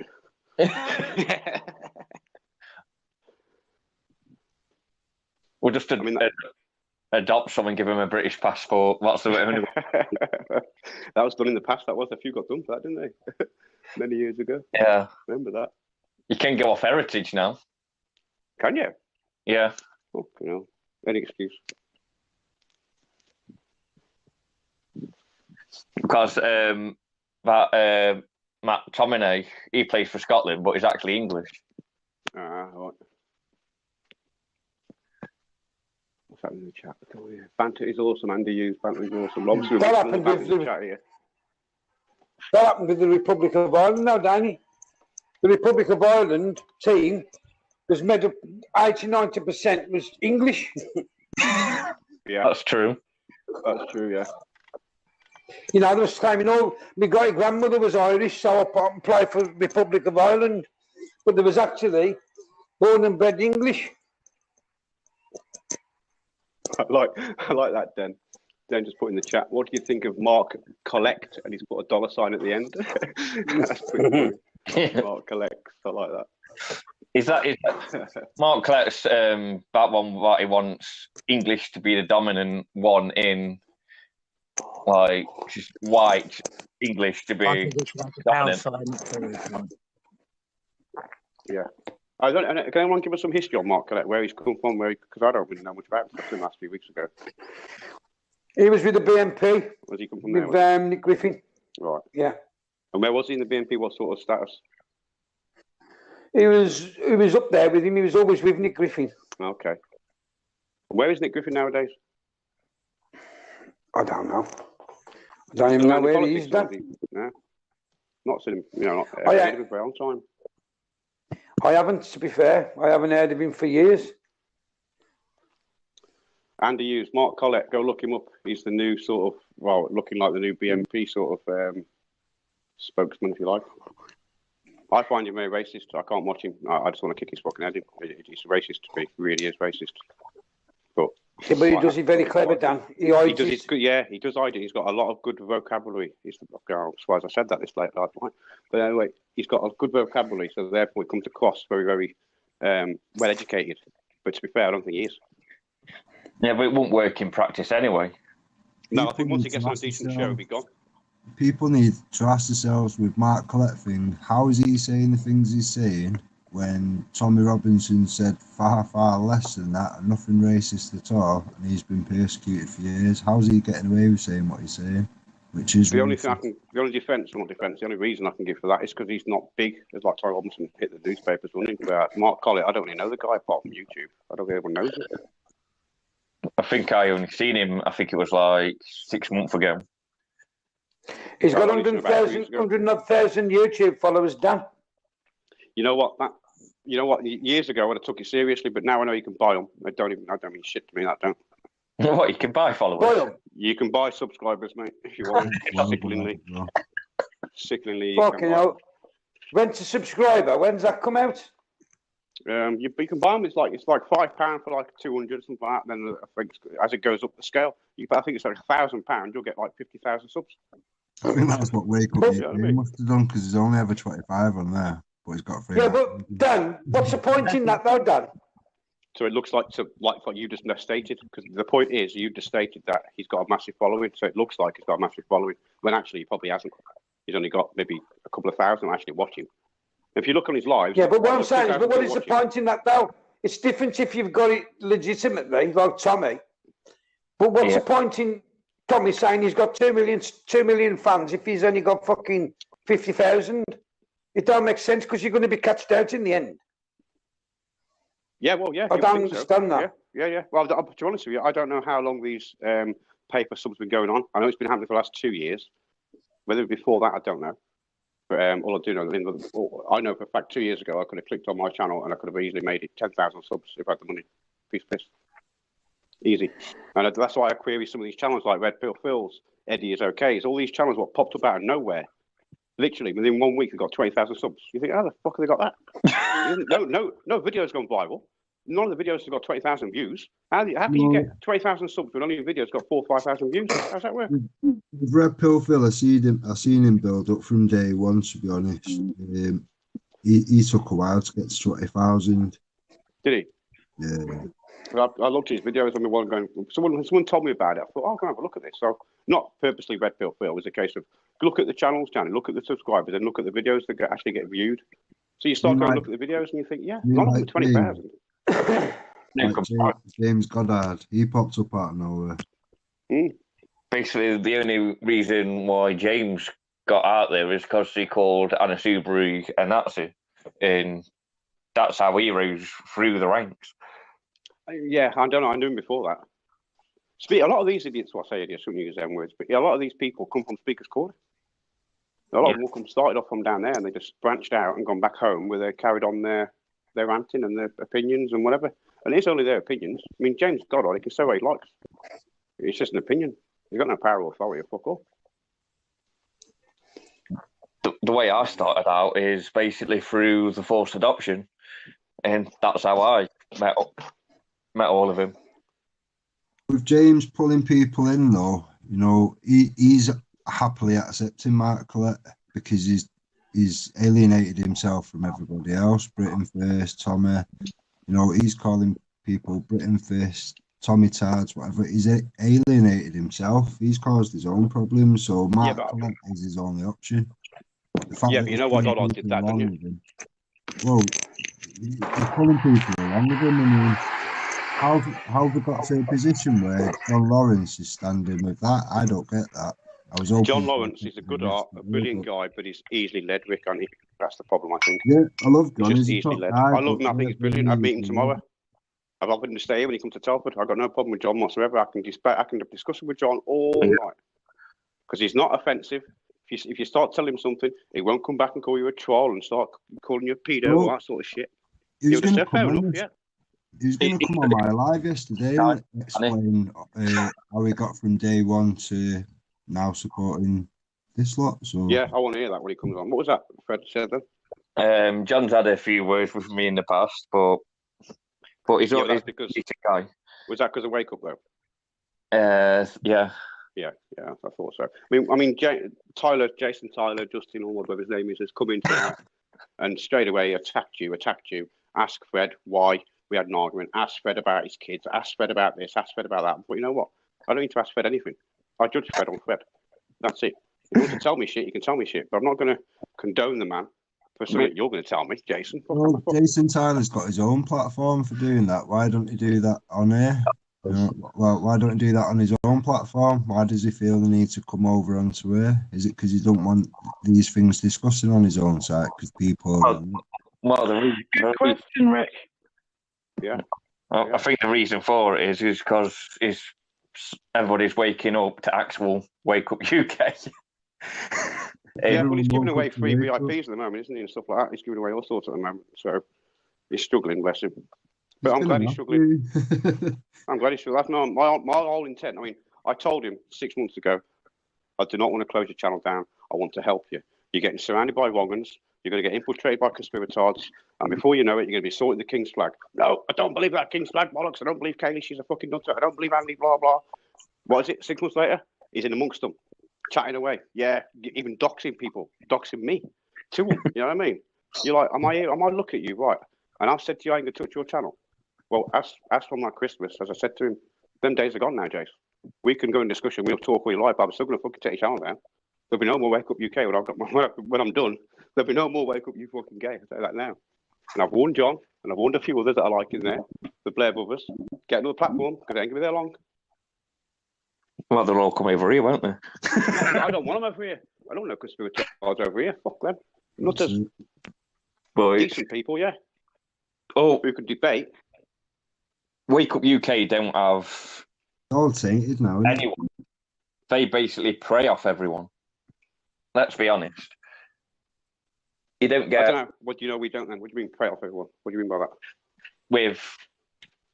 With certain like patriots who've got a big following, they bring the following to the channel, and that's what. Of course, yeah. That's why John's there. Yeah. And I don't want to say names of them. No, so I can see why they did it, right? I can have a discussion with Jason about his business quite easily because I'm a businessman. I can understand why he did it, how he's done it, and you know what? Yeah. Hats off to you. Yeah. You've done it right, but you should have been fucking honest from day one, and you wasn't. You know what I mean? And you should take people who want to come and join, because I wanted to join. I wanted to listen to Tracy Blackwell. I wanted to listen to John Lawrence. I wanted to chat to him, but I couldn't. And I was like, hey, this ain't right. So then I started getting blocked, and most of us in here are probably blocked, apart from Windy Blessing. Most of us in here are probably blocked, because he doesn't want free speech. And yet the first words on his fucking title is free speech, free this, free that. Yep. Forget the £3. I'm not about that. Forget that for now. Put that to the side. You know what I mean? Forget that. It's just about leaving a comment in the chat and you get blocked. You're like, that ain't right. I mean, Vicky's blocked a couple tonight. Vicky's blocked, I think, 2 people tonight, right? Because, I mean, I blocked one because Vic asked me to. That was the real Wake Up UK, which I was quite happy to let him chat all fucking night. Didn't bother me. I just ignore him. And then Vicky blocked a couple as well. That's fine. It's not my fucking. This isn't my channel. This is our channel. So you know, I'm not going to say don't block people, but the whole point of us is so we don't block people. The whole point is people come into this chat room, as long as they don't break any laws, as in doxing, racism, all that sort of shit, then we can let them speak all they want. In my eyes, it doesn't matter if you don't want to listen to it, you don't want to read it, don't read it, or block them. There's 3 little buttons there. Just click it and block the fucker, and you'll never see their comment again. I'm renowned over that £3 I am. Well, what I mean, as far as I know, correct me if I'm wrong, right? As far as I know, when I spoke to John Lawrence, he told me you followed John Lawrence to Wake Up UK because you're a big John Lawrence fan and supporter. Yeah. You didn't believe the £3 should be there, so you said to Jason, "Look, I'm not going to give you £3 to go and watch someone I like. Is there any chance you can give me a free one, and I can just watch John? I won't pass it out. I'm not going to pass it out. I'm just going. I'm not willing to pay £3 to watch John. Simple as that. And as far as I know, that's where it got to. And it all kicked off then. No, that's all. That's half of the story. The full story is I did a few videos about Wake Up UK in the patriotic movement with Tracy Blackwell and all the other patriots in everything before. So this video went around and it caused a lot of riff. And I said, why are we paying for this? You know, there's another way. Then I just literally left Wake Up UK in the past. Then I get a text from John saying he's going live on Wake Up UK. And I logged in, paid my £3 already. And basically I got to, I think it was about 7:30, his show was on Tuesday. And I went to log in and couldn't. Then I rang Justin or Jason or whatever his name is, and he goes, "Are you dumb?" And I was like, "Well, what are you on about? Am I dumb?" And he says, "You're not allowed in." I was like, "Why?" It's like, because of the videos. I'm like, because of the videos. This was back in 2018. Oh, wow, okay. But you've blocked me. And he gave me my £3 back, but it still goes on about it's about me paying £3. It wasn't. It was to watch someone. Yeah. And I paid it, and I showed John the receipt. Yeah. So it wasn't about £3. It wasn't about the £3. It was about the videos that I made a couple of years ago. And what were the videos you made? Just quick description, quick basic rundown of them. What were you saying in there?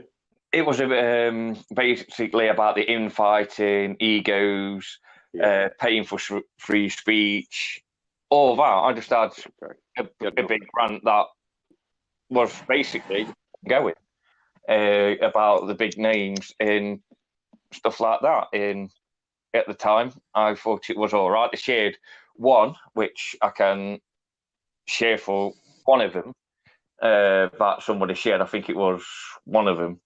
But I've got that saved, so I can basically share it with what I said, and I'll still stand by that. I think it was 9 minutes and 1 second long, and I'll happily send that to you tomorrow, Danny. That means you're probably proving, well, he's proving his own self. That probably what you said a year ago. He's turned out to be right. Yeah. You know, it's sad as it sounds. I mean, don't get me wrong. I've got no personal grief with fucking Justin Tyler or Jason Unward. I'm not going to go knock on his door. I've got no chat. I'm not going to contact his employers if he has any. I'm not going to dox his family or contact his kids. Any of that shit. I'm not interested in any of that.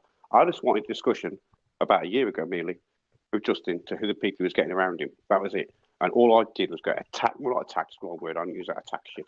All I did was get slated, blocked, slandered. You know, and that was it. I was like, what the fuck? And I just got hounded by it. And all the people then, don't listen to Danny Jones, he's full of shit, he's a troublemaker, he's a troll, he's this, he's that. I'm like, I'm not any of them.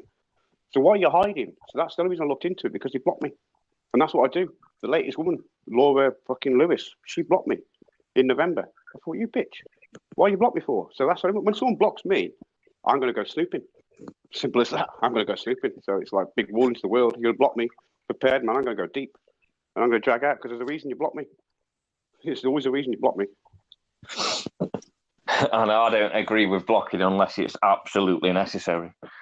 Unless people are swearing that off or doxing or whatever, you know, something you think's morally wrong, then fair enough. But if it's not morally wrong, the whole point of the internet is the freedom of fucking speech. That's the point behind it all.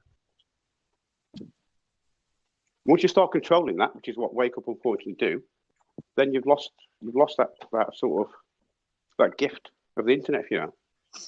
I just thought it was all weird that these videos was about 2 years old, and they're still going on about it, even though no one actually came to me about the videos. That's what I found weird. Yeah. I was moaning about the videos, but no one inboxed me or said anything. Well, how many views on that video? 20 or something, 50, 100 tops. I ain't got a clue. That was I got a video strike last night. It was at the end. There was 36 fucking views. 36 views. It got strike. And like I said, 36 people have seen what I've just pointed out, which is now on the BitChute channel anyway. Thank you guys for doing that, by the way. Whoever did it. Well, I know who did it. Well, anyway, it's on the BitChute, so anyone can see it. It's still there. It's not closed off to the world at all. I can put it on Facebook, and there's fuck all Justin can do about it. You can't copyright on fucking Facebook. So crack on there. I put unlisted videos on Facebook now. So it's not it's not on the YouTube channel. So you can't get a strike against it. The YouTube are going to go, what are you on about? It's unlisted. I think every single video that Jason Tyler's removed is up there. So on BitChute, yeah. So anyone wants to see it, they're all up there. Links if you can drop the links in the chat for the BitChute channels, that'd be good, because you know most of what they are. You've got them all stored. I've only got one. And that's your one. Krusty Crew BitChute. The thing that got me is the issues that I'd basically already have gone out. I said, and I was the one that got attacked for it. That's what I didn't get. Pointed out, I think, in one of them about Tracy Blackwell actually being a Remainer, and that got pointed out before I even said it. But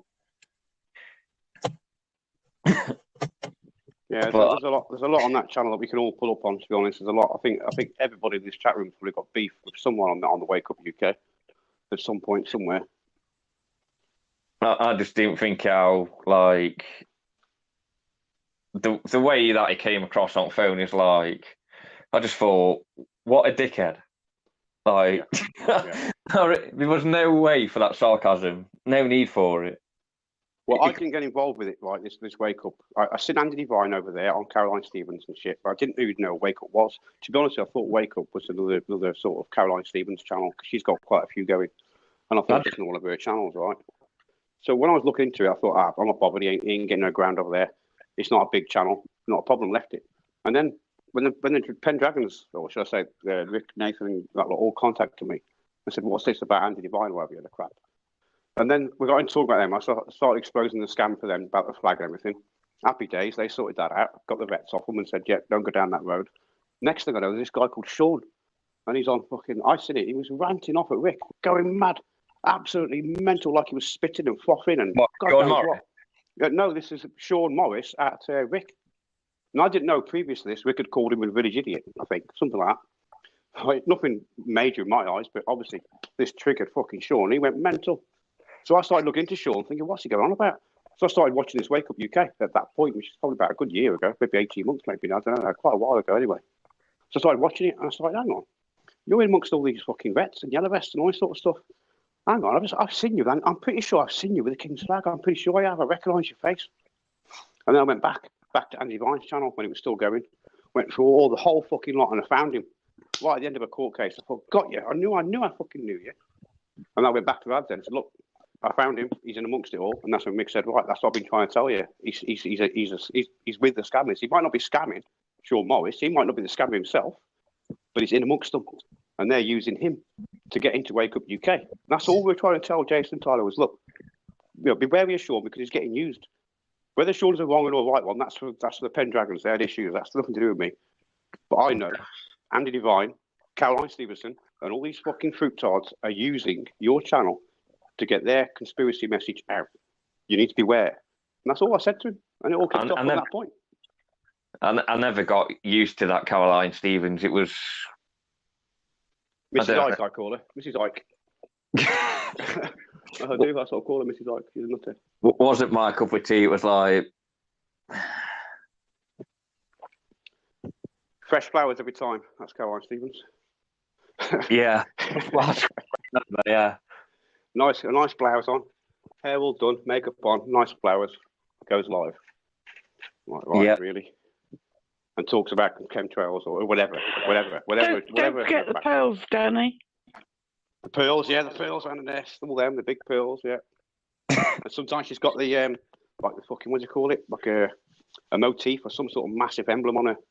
Like a, what do you call it? What's the name for it now? I'm not going to have a clue. What's the name for that? Brooch. A brooch, I'm trying to find that's the word. Nice big brooch, John. I didn't, half the time, I just didn't get where she was going with it. Like, but like I said on YouTube, it's just all these conspiracy theorists, and none of it's true. 90%, yeah, 90% of the conspiracies can be debunked quite easily. I do it regularly. There's a lot what can't. You know, 5G at the moment, that's a massive talk in it about 5G. It's like, fuck, even my lad at 14-year-old asking me, Dad, what do you think about 5G? I'm like, what are you asking that for? Oh, well, you heard, like, and he goes, nothing about it. All at school, people are talking about it, it's dangerous and that.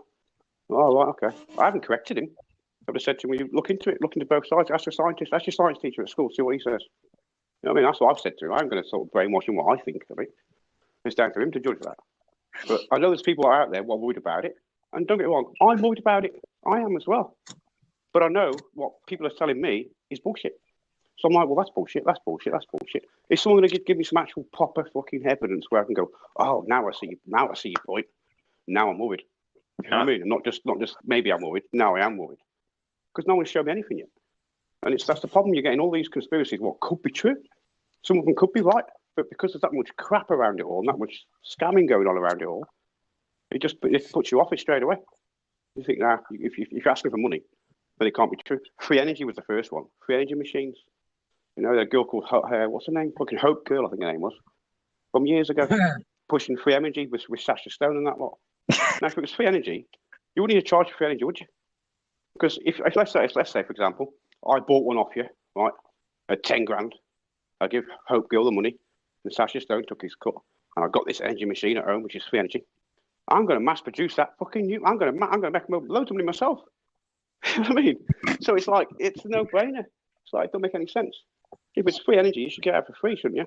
You've got a secret to give the world. It should be free. That's why me, Gary and Nathan will never fall out. We can talk chemtrails and we can talk vaccines. We can talk all that shit all night, but we'll never fall out. You know why? Because they never, ever ask for money. They don't try and scam no one. They don't try and cheat no one. They might get things wrong and they might believe something I don't, but they won't ever ask for money or cheat anyone or scam anyone. And that's why we'll get on until the day we're dead, probably. Yeah, it's like about Lee Garrett. He's been on at me about this 5G. And he's like, I've got like hundreds, like thousands of scientists. He's like, yeah, but what use are they? It's as Vicky says when we're having this discussion. Vicky, fair play to her. You know, there's 10,000 scientists. What? All want 5G stopped. Yeah, but there's like 2 fucking billion scientists what don't. It's like you weigh it up. It's only not even 1%. It's pathetic. It's I looked into it in, I know by watching property programs in Ghost Adventures that there is EMF fields all around us, whether it's mobiles, pylons, TVs, electric copper wiring, plug sockets. There's always a current around us, you know, satellites. So to get an accurate reading is probably not when you record on a mobile phone. No, that's never going to work, is it? Let's be honest. That's the funny bit of it. That's when you humour, you've got to then laugh with it, because you don't laugh with it. You just get angry and punch them on it. You just got to laugh and go, "You dickheads, man! You're filming that REF meter, EMF meter with a mobile phone. I guarantee you've not thought about putting on airplane mode, have you, or nothing like that. You're just banging it straight out, and it's got interference straight away from the phone you're filming it on.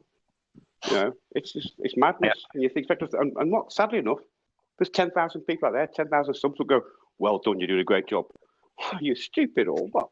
Yeah, but you got to think, where is he taking that reading from? Is he taking it from in his house? Is he taking it in an open field? Is he taking it near a pylon? It don't matter. It's less than a metre away from a mobile phone. It don't matter where it's from. You know, it could be down the cellar. It could be 2 miles underground. If he's took a phone with him, you're going to get a reading off it. Yeah, you know what I mean? It's going to go trying to find get a signal all the time.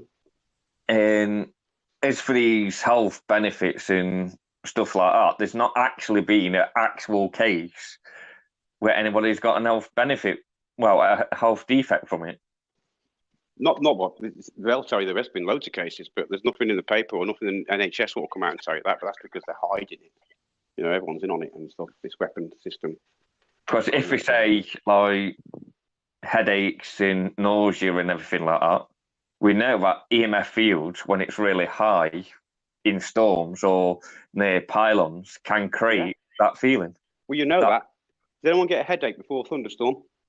Perfect example. That's the perfect example of high EMF right there. And if you watch Homes Under the Hammer, the property prices go down if you've got a pylon. I think it's 30 feet away from your house. Yes, true. Yeah, that's not because of scare. That's because of an eyesore. Yeah. I don't want to sit there doing dishes, look at this big fucking grey pylon. I want to see the nice countryside. So I'll pay 20 grand more for that house, but I haven't got a big dirty pylon there.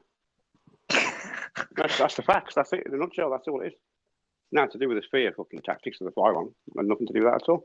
Because as I said, if you go out in the street, right, and ask anyone, ask 10 people in the street tomorrow, what do you think of 5G? I guarantee you only 1, maybe 2 people out there in 10 will even tell you about it. The rest don't have a clue. They go, what do you mean 5G? What's that? They're not interested, or they don't want to know, or they're just not bothered in their life. It's not going to affect their life. They trust they trust everyone to put it as a good thing. So, you know the problem now, Dan. Rick hit the nail on the end of the day. Even if 5G was proven to be dangerous, if somebody said, put an advert in the paper and said, this new phone here is great, it's 5G, blah, blah, blah, but it's going to take 2 years or 4 years off your life, who wants one? Yeah, I'll buy one. They'd all be fucking queuing up for it. Yeah. I'd sit here smoking a cigarette. Yeah, I'll buy one. So as that's what I'm sit saying. next to my Wi-Fi router pumping out shit, and my cigarette in my lungs. Yeah, I'll still buy a 5G phone. I Sadly would. as that might sound. Because I know I don't want to live until I'm 100 anyway, so... Well, I've got too many advantages that no one seems to talk about with the 5G. I was going to leave it to Lee Garrett, but you know what, Lee Garrett, if you listen to this, I'm going to get a heads up or I'm going to fucking slap you about the internet with. The advantages of 5G far outweigh the disadvantage that you might be scared of. Let's tell you that right now. How would you like it, right, where I could say to you, no more car crashes, no more, not one, never again, unless a system fails. Not down to driver error, because you're no longer braking. Your 5G is working all out for you. Your car's monitoring the car in front of you, and then that's monitoring that car in front of you, and so on. They proved it in Germany with Mercedes a long time ago. You don't get crashes anymore. So therefore, no one's going to get injured. Fucking brilliant. No one's going to get one over. Fucking brilliant. You ain't going to drop that cigarette or drop that cassette or CD or whatever you're doing on your phone or chatting to your missus or whatever you're doing, and that kid runs out in front of your road, your car's going to break without you having to do it. That's 5G. But then again, the Autobahn has quite a bloody good safety record, and there's no speed limit on that. That's right. True. But it's got the same sort of. But there was also one of them in the paper, Dan. I can't remember where I saw it, in America somewhere, with them cars you're on about. That was testing them, and it failed, and the person got killed. Yeah, that's because, and this is not going to sound right to you, but this is because it wasn't a 5G system. It was a 3G system. Nowhere near as quick, and it lost signal. It went out of range and lost signal. The 5G won't get that problem. This is why they're doing it. They've done these tests, and they're going, why can't we do it? Why can't we make it work? We need a better mobile system. We need a better system to scan the area, to scan it all and shit. Otherwise, we're not going to be able to do it properly. Oh, would you be able to do it on 5G? Because with 5G, they have the capability to actually scan, align and direct the beam. Yeah, they do. You can single out a car or single out a phone, and they can direct it at that. So it's another positive of 5G. How many times have you seen children go missing on TV, and some guy's got it in a loft? But it also, at the same time, it also gives it the capability to be a complete and utter. It's probably the best direct energy weapon ever made. If I said to you, if we had 5G 10 years ago, and that's where it was born from. If we had 5G 10 years ago, you'd know exactly what happened to Madeleine McCann. How does that sound? I'll give you another advantages. I can give you another advantage. No, I don't know about that, because Madeleine McCann didn't have a mobile phone unless you're talking about chipping everybody. No, it wouldn't matter, because the 5G all around the place would be scanning. All the cars going past, everything would be scanned. You would be honest. It's like having CCTV in a digital form. That's what it's like, really. Yeah. And that's unless you're paranoid of Big Brother, unless you're up to no good. That's the way I see it. If you're up to no good, right, as in you're a criminal, you know, and you've got drugs in the house and you've got guns in the house and you're hiding a kid in the loft and all that sort of shit, then we want you done. I want that 5G system to pick you fucking up and have you done. We want a better country. We don't want that shit. We don't want bandit land here. That's the way it is. And if we can design a system which can allow us to find our kids within a matter of fucking minutes and not days and hours and weeks and God knows what, or if you can design a system where there's no more car crashes and no one getting run over with silly things, then in my eyes we should have it. Now, if that's going to say to me, yeah, you can have it, right, but you're not going to live to 60, you're going to live to 58, I'll still take it. I'll take it because I know I'm going to save loads of lives. See, now we have a system that is already capable of all that and more. It's called the brain. It's just what we're lacking in the education and the training. Yeah, I agree with that as well. The parenting, education, all that's the common sense brain. Let it down. The problem you got with that, what you just said about Madeleine McCann, if you'd have had 5G back then, wouldn't have saved her. Because no, wouldn't have saved her. You're right, wouldn't have saved her. But but what I'm saying is, it wouldn't save any kids because the majority of kids are missing and that, with the paedophile rings and that, it's the government that's doing it. So they cover the tracks anyway. And can I just say something, Danny? Thank you for what you said earlier. That means a lot, mate. It really does. And the feeling's mutual. That's the whole point. Without discussion, without different points of view, without people sort of being able to discuss a problem from different angles, then how are we going to find solutions? Exactly. We can all argue. We've all got to come out of that argument still being civical and amicable to each other. You know what I mean? And if you fell over in the street, well, you're just nail on the head, Dan. It's like tonight. Flo has no feelings. Flo, I'll tell you now, you two. Flo, you know him anyway. Flo will never hold a grudge against you. He will speak to you any time. He's like me. He'll argue a toss with you, and then the next day he's like, "You're right, you're all right." He's not like that. He's not like That's right. He doesn't hold grudges at all. Not at all, mate. Me and Flo had that many times. Me and Flo had that many rows. Fucking hell, man, loads of rows. Yet we still chat. Well, I don't feel me and Flo really had a row. I thought that was quite a good discussion. Oh, what you and Flo did tonight? Something compared to what me and Flo do. Okay, we swear at each other, aren't we? Are. Yeah, I said it's just no harm, no foul. I mean, it was a good discussion. The best thing about 5G, I can tell you now, is in 2 years' time, there's going to be 6G because they're already working on it in, I think it's in China. China, they aren't they? No, it's actually in the UK. It's England. There's a 6G centre. So if you're worried about 5G, wait until 2 years. You're going to have 6G. So. Yeah, well, if 5G doesn't give us any complications, yeah, 6G will probably roll out as well. We will get to a level, 7, 8G, 9G, 10G, whatever. Yes. There will be a level where it goes, hang on, no, that is dangerous. That is too much. There will be a level. Of course there will. Yeah. AJ put up something last night on the 6G. That's why I've seen it, actually. That's why I've seen it, AJ, on that link, thing you put up, yeah. Yeah, 6G is going to be 1,000 times faster than 5G. Yeah, good. Well, it's already there. We're still testing it in, I think it's Burnley, England. If you look up 6G Centre England, yeah, it's there. As long as it stays on the government level limits, whatever the government scientists, the people who are qualified in my eyes, and not me, to be able to set these limits, because they're going to be living in the same world we are, so they're not going to be dying from it. So they've set limits for themselves, is the best way to put it, right? So they're setting limits for themselves, which is obviously keep it safe. So as long as they don't break them limits, then I'm happy. I'm happy. I put my trust in them people. But how many of these 5G warriors, when 4G and 3G are disbanded, because it's going to happen. Yeah. In the future, how many of them are going to still be debating 5G? Probably not. They'll be on the 6G then, or 7G, won't they? No, they will. It's just natural. It's a natural progression of conspiracies. I've watched it, man. I'm like, you know what? It doesn't. It's like, here's an example: the King's flag, right? That shit over there, and what Kaylee and Divine are doing, and John Manoa. We've sort of this group, what we see now in the chat, and this group we see in the hangout, and others, right? That we don't see here tonight, but others and us have all sort of smashed that to bits. It's got no traction. It's getting no money, and most of the people in there, like Paris, yeah, for example, seen the scam and fucked off and left it. But the problem is, they just jump onto a new group. So they've gone to Fresh People now, which is unfortunately Wake Up UK. They've got over there. And they'll go to Mark Collitz. And I seen her in the other day. She was in there with Tracy Blackwell and John Lawrence and all the rest of it. So, of course, all their subs and followers now. You'd be one of them, Fred. You followed John, didn't you? You knew nothing about Kaylee.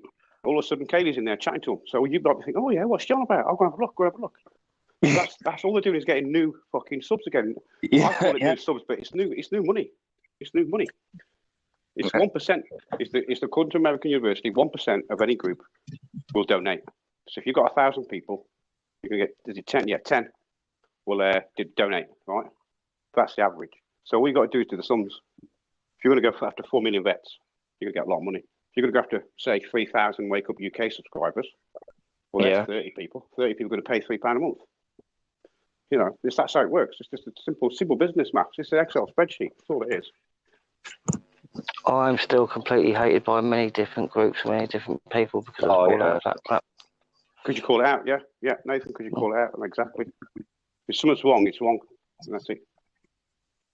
Well, me and Nathan haven't mentioned Andy Devine for 10 months. He still mentions me and Nathan on a daily basis, and I don't get why. Because we had attacked him for months. Because it keeps his audience happy, doesn't it? It keeps a little cult happy. And it is a cult. You see his speech today? It was unbelievable. I went in there for about 10 minutes. Oh, it was shocking. It was a major cult speech.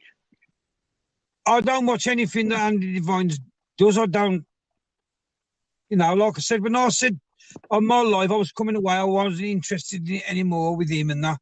I genuinely haven't watched anything he's done. Yeah, no, I don't blame you. I don't do it, honestly. Someone sends me a link, so you need to watch this, Danny. I go, all right, and so I'll go and watch it. But tonight, he clicked on my notifications live. I thought, fuck, I'm surprised I even got one. And I thought I was blocked. So I clicked in straight away. Clicked in. I thought, all right, okay. I gave it less than about 5 or 10 minutes, and I thought, no, I can't do this anymore. It's just cult talk, cult. It was shocking. It was like Waco all over again. I've noticed, but like it's getting better now because these free speech groups are coming out independently now. Yeah. Like I think it's Patriotic Talk. That was one. That's a good one. I think I've heard that one. Yeah. Yeah, I've seen your comment on it. Yeah, I think I've heard of that one before. There's no point in having free speech if you ain't going to uphold it. No point. That's true. Yeah. But the only one that I've seen that you actually have to pay for is Wake Up UK. At the moment, I've not seen any more. Yeah, the rest of it's just subs and donations and PayPal and stuff, which I've got no problem with. I mean, I said to John, because John said, you got a problem with PayPal? I goes, John, you can have as many PayPals as you like. It doesn't really bother me. You've been clear. You've been dead clear what you spend the money on, and that's for you to go around at these demos. Right? Now, that's not scamming. That's asking for something and being very clear what you're going to do with it. Yeah. That's it. You know what I mean? That's not scamming no one. So I've got no problem with you. You talk some shit about Melanie Shaw, yeah, but I've got no problem otherwise. Yeah, Melanie Shaw is basically talking about what my uncle had, his abuse in the same one, and she Beechwood home. Yeah. Yeah. I mean, on what you're saying, Danny, that's why, like, me and Gary and our movement all do it for free, because these are your rights. They're already yours, so we can't charge you for them. Information is free. It should be free. People have got to start to realise this. So that's why we don't accept money in any way. I think FLO hasn't got a problem with that with you guys there. He knows you're not scammers. I think the only problem, the same as I had, I'm waving, but a lot of us are scratching their heads going, you know what, the information's got to be true as well. You might be free, but it's got to be bang on. You can't give false information and get people in trouble. So we were like, what's that mean? Not people. We've got to get this cleared up. So I'm glad FLO coming tonight and ask you stuff. I'm glad you cleared stuff up with us as well. I'm glad you know what, now I know what's going on. Because we were a bit confused. You know what I mean? Well, how can you do that? Listen, if I can stop paying my council tax, I want to fucking know a way of doing it. You're dead right, I want to know. And I was like, because everyone was interested. But when it's a case of it's not actually not pay it, but it is and it isn't. It's a case of withhold it, do it the proper way. But we need to find out the proper way. That's the bottom line, because I wouldn't know the proper way. We need like a step by step. First, you got to do this. Second, you got to do that. Then wait for that letter. Then do this. All that sort of stuff. You know what I mean? That's the way we'll sort of be able to do it. See, but you need the numbers. This is the problem. It wasn't me or Gary that was doing the council tax thing in the Dragons and that lot. We just sort of basically had people come to us, so we're doing our best sort of thing like that. Yeah. I said it's like we've got a lot going on. We're trying to put out different bits, so I mean, we hopefully will try and get around to putting out if we can. I mean, the intention is basically we're now going to slowly work on the basics, so teach people the basics of their rights for things like this. Yeah. So hopefully, eventually we'll get around to doing things like that. I say we don't get any money, so this is all coming out of our own pocket or our own time and stuff like that. So just bear with us. That's what you're working on at the moment, isn't it, Nath? Yes, at various bits at the moment. Yes, we are sort of working on certain little bits. Right, it's 2 o'clock. We're going for what? 5.5 hours now. So what I will do after this lot is I will slice this video up so it separates it out. I'll just call the after flow, if you like. I don't know what I'll call it. I'll call it something. But I'll split them up so it's separate. Windy, you having a channel going on tonight, I heard? Because we're going to come in and roast your ass. You're trying to put words into my mouth. No, I'm just asking if you've got a channel, mate. What's going on? I thought he was chatting to someone else, so I thought he was chatting to me then. So we'll close up here. Windy, if you want to drop that link in the chat, you're welcome to before we all fuck off. Well, thank you for having me on. Yeah, I mean, it's like Windy. We ain't got a problem with Windy. Get on all right with Windy. I've always got on all right with Windy. He's a good banter. He's a good laugh. And that's how it should be. Yeah, he's a good. I mean, don't get me wrong. He's passionate. He kicks off and fucking. He's the same as a. No, but that's how it should be. You should be able to have an argument, and you ain't going to agree on everything, but then still end up all right with each other. Yeah, being human beings still, you know. Yeah. To disagree. Yeah. And it's okay to disagree. That's the best thing about it. It's all right. No one's going to get fucking. You're not going to work. You're not going to wake up tomorrow with leprosy or nothing. It's okay to disagree, man. It's all good. He ain't got the link in yet, has he? We're not going to roast. I'll wind you up, Windy. I'll wind you up, man. Right, so we'll end this now then, because obviously we Yep. put it in. See you later, all. Yes, we'll catch you all later. Yeah. See you later, Fred. Have a good one, son. Yeah, you too. Yeah, take care. Nice one, Fred. Thank you for having me on. Thank you for listening, everybody. Nice one, Nathan. Thank you, mate. Yeah. Thanks, Nate. Have we come offline now? No, still on, I think.